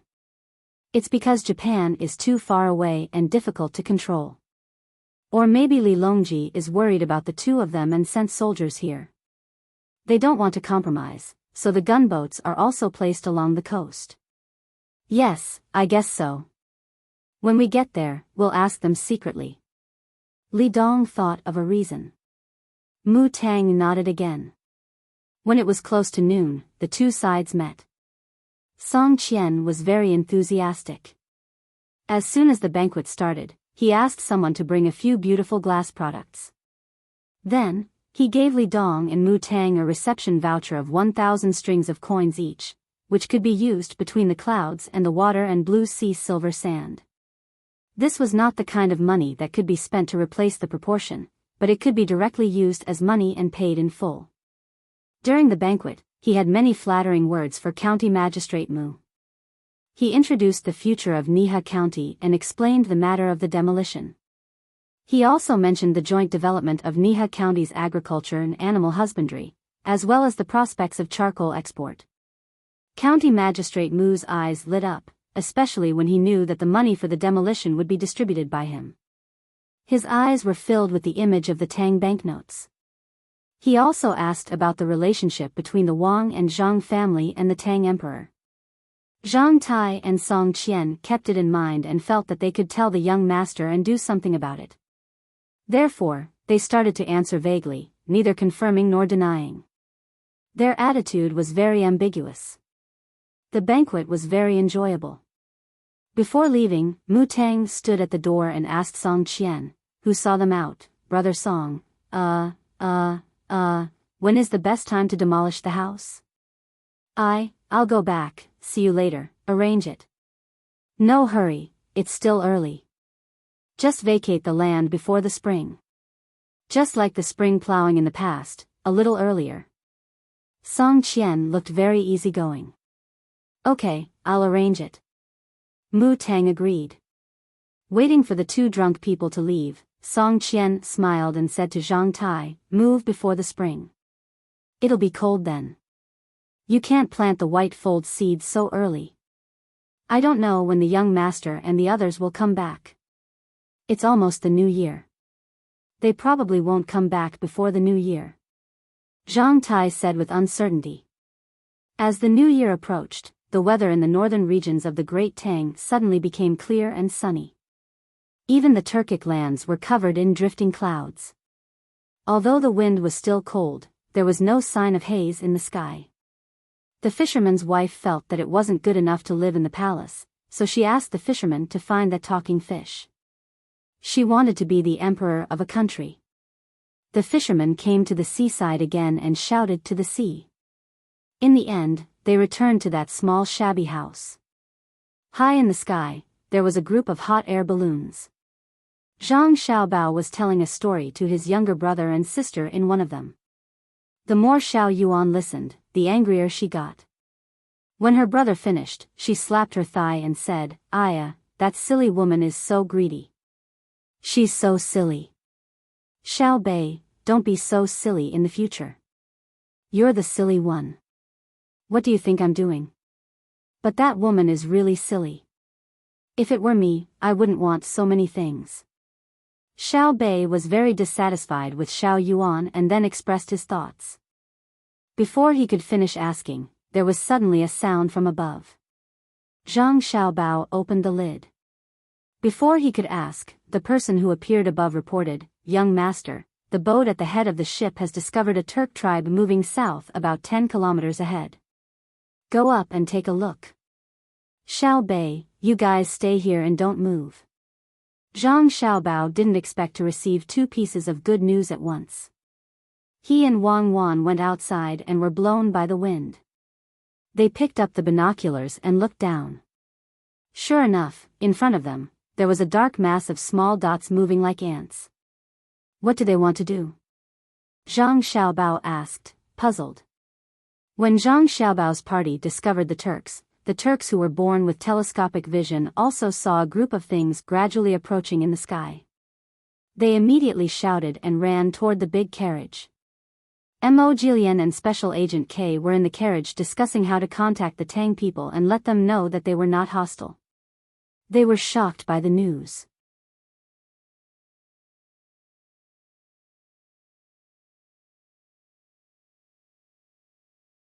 Chapter 863. On the snowy ground, there was a sea of people. In the sky, there were colorful flags. As Zhang Xiaobao and Wang Wan's hot air balloon team gradually lowered its altitude, the Turks below could see so many flying birds that seemed to be flying towards them. Tens of thousands of Turks looked up. The Turks further away had no choice but to ask the people around them, hoping that one by one they could pass on the news of what was in the sky. A servant serving Mo Jilian also saw the thing in the sky through the open roof of the carriage. He felt his master's body tremble as he massaged Mo Jilian. He couldn't help but worry. He mustered up his courage and asked, "Monarch, what is that?" "Something deadly," Mo Jilian said blankly. He picked up the clairvoyance that Li Longji gave him and looked at it carefully again. When he saw the picture of two rice seedlings standing hand in hand on the cabin of the hot air balloon, the clairvoyance fell on the soft carpet. "It's over, it's really over, how is it possible? Aren't they in Jili province? When did they come here?" Mo Jilian shouted, his eyes full of disbelief. Kei Tachin was also shocked.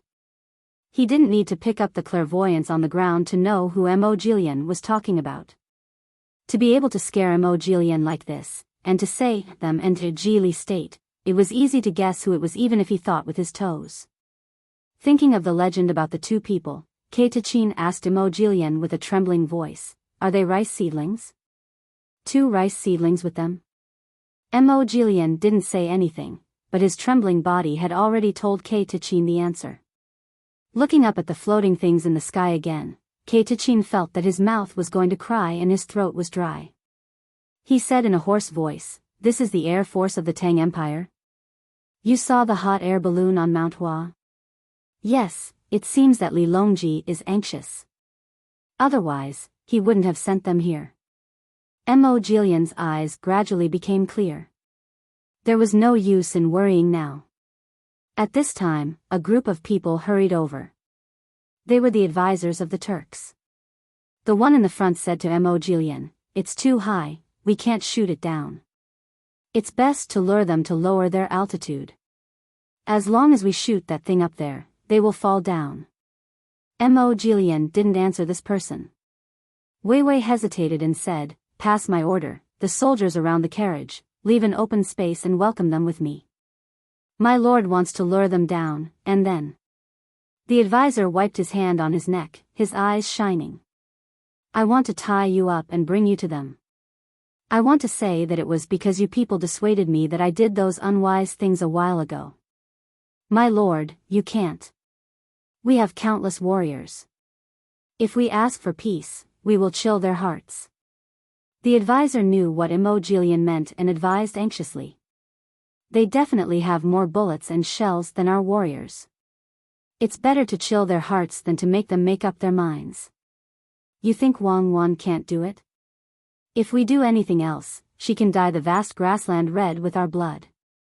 Mo Jilian said and looked up again. He was afraid that a bunch of grenades would be thrown down from above.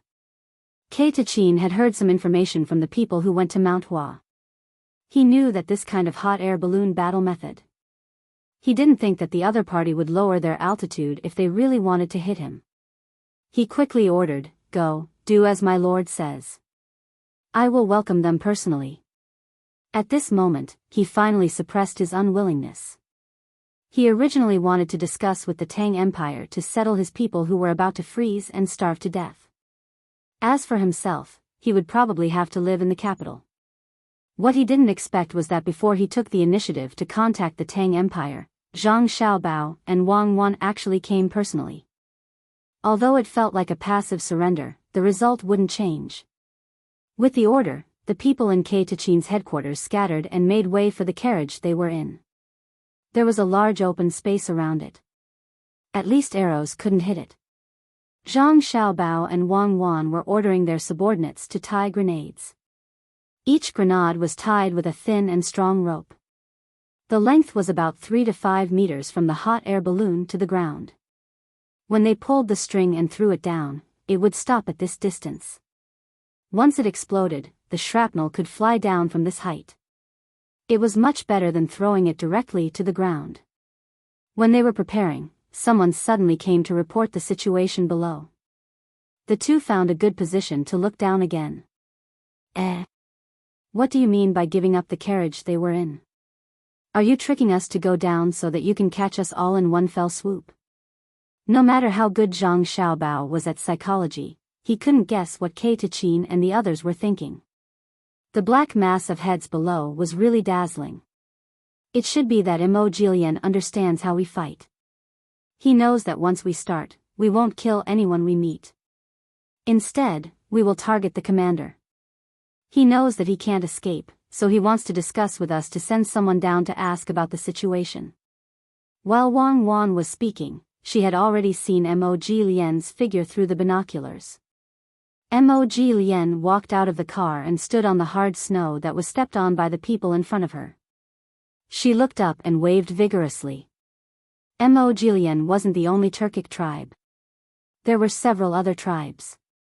When they got the general information, they rode their horses to Mo Jilian's location to ask. When Mo Jilian and Kei Tachin saw the worry in the eyes of the first tribe to arrive, Wei Wei inwardly sighed. They could see that this tribe was afraid that they would offend the Great Tang and didn't want to fight with them against the Great Tang. Along the way, many people had come to complain more than once, saying that they sincerely wanted to submit to the Great Tang. With this kind of partner, they wanted to fight against the Great Tang? That was a fool's dream. While Mo Jilian was waiting, a hot air balloon finally slowly descended from the sky. The hatch opened, and 4 people came out. Ignoring the gazes around them, they strode over, creaking as they approached Mo Jilian. Their eyes landed on Mo Jilian's face as they questioned. My family's young master and young lady want to ask what your Turkic tribe means. His Majesty has ordered you to submit to our dynasty, but you insist on running so far away. Are you looking for a chance to make a comeback? Mo Jilian was taken aback. He hadn't expected the other side to be so direct, not giving him the slightest bit of face. The advisors standing beside him glared at him, their faces flushed red, as though they were trying their best to suppress the anger in their hearts. Finally, the advisor who had the backbone to persuade Mo Jilian couldn't hold it in anymore. He stepped forward angrily, pointing at Zhang Xiaobao and Wang Wan's subordinate and scolded, "Who are you to dare speak to my sovereign like this? My people have countless warriors. Does your great Tang want to meet my people with weapons?" Clap. The person sent by Zhang Xiaobao raised his spear. The advisor's head was thrown back, and then he plopped to the ground, his eyes still wide with unwillingness. "So noisy." Mo Jilian, reply. The person turned to Mo Jilian. Mo Jilian's face burned as if he had been slapped countless times. His people were still watching. He had been bullied to this extent. If he didn't toughen up, in the future, why did the hot air balloon in the sky have a reflection, and a single one at that? Didn't the great Tang's clairvoyance already have 2 lenses? Esteemed envoy, my clan went to the north a few days ago because we heard that there were precious furs and herbs in the north and wanted to gather them to offer to His Majesty. We've already gathered quite a bit, so we're moving toward Feng province. For these furs and herbs, my clan has already suffered countless casualties.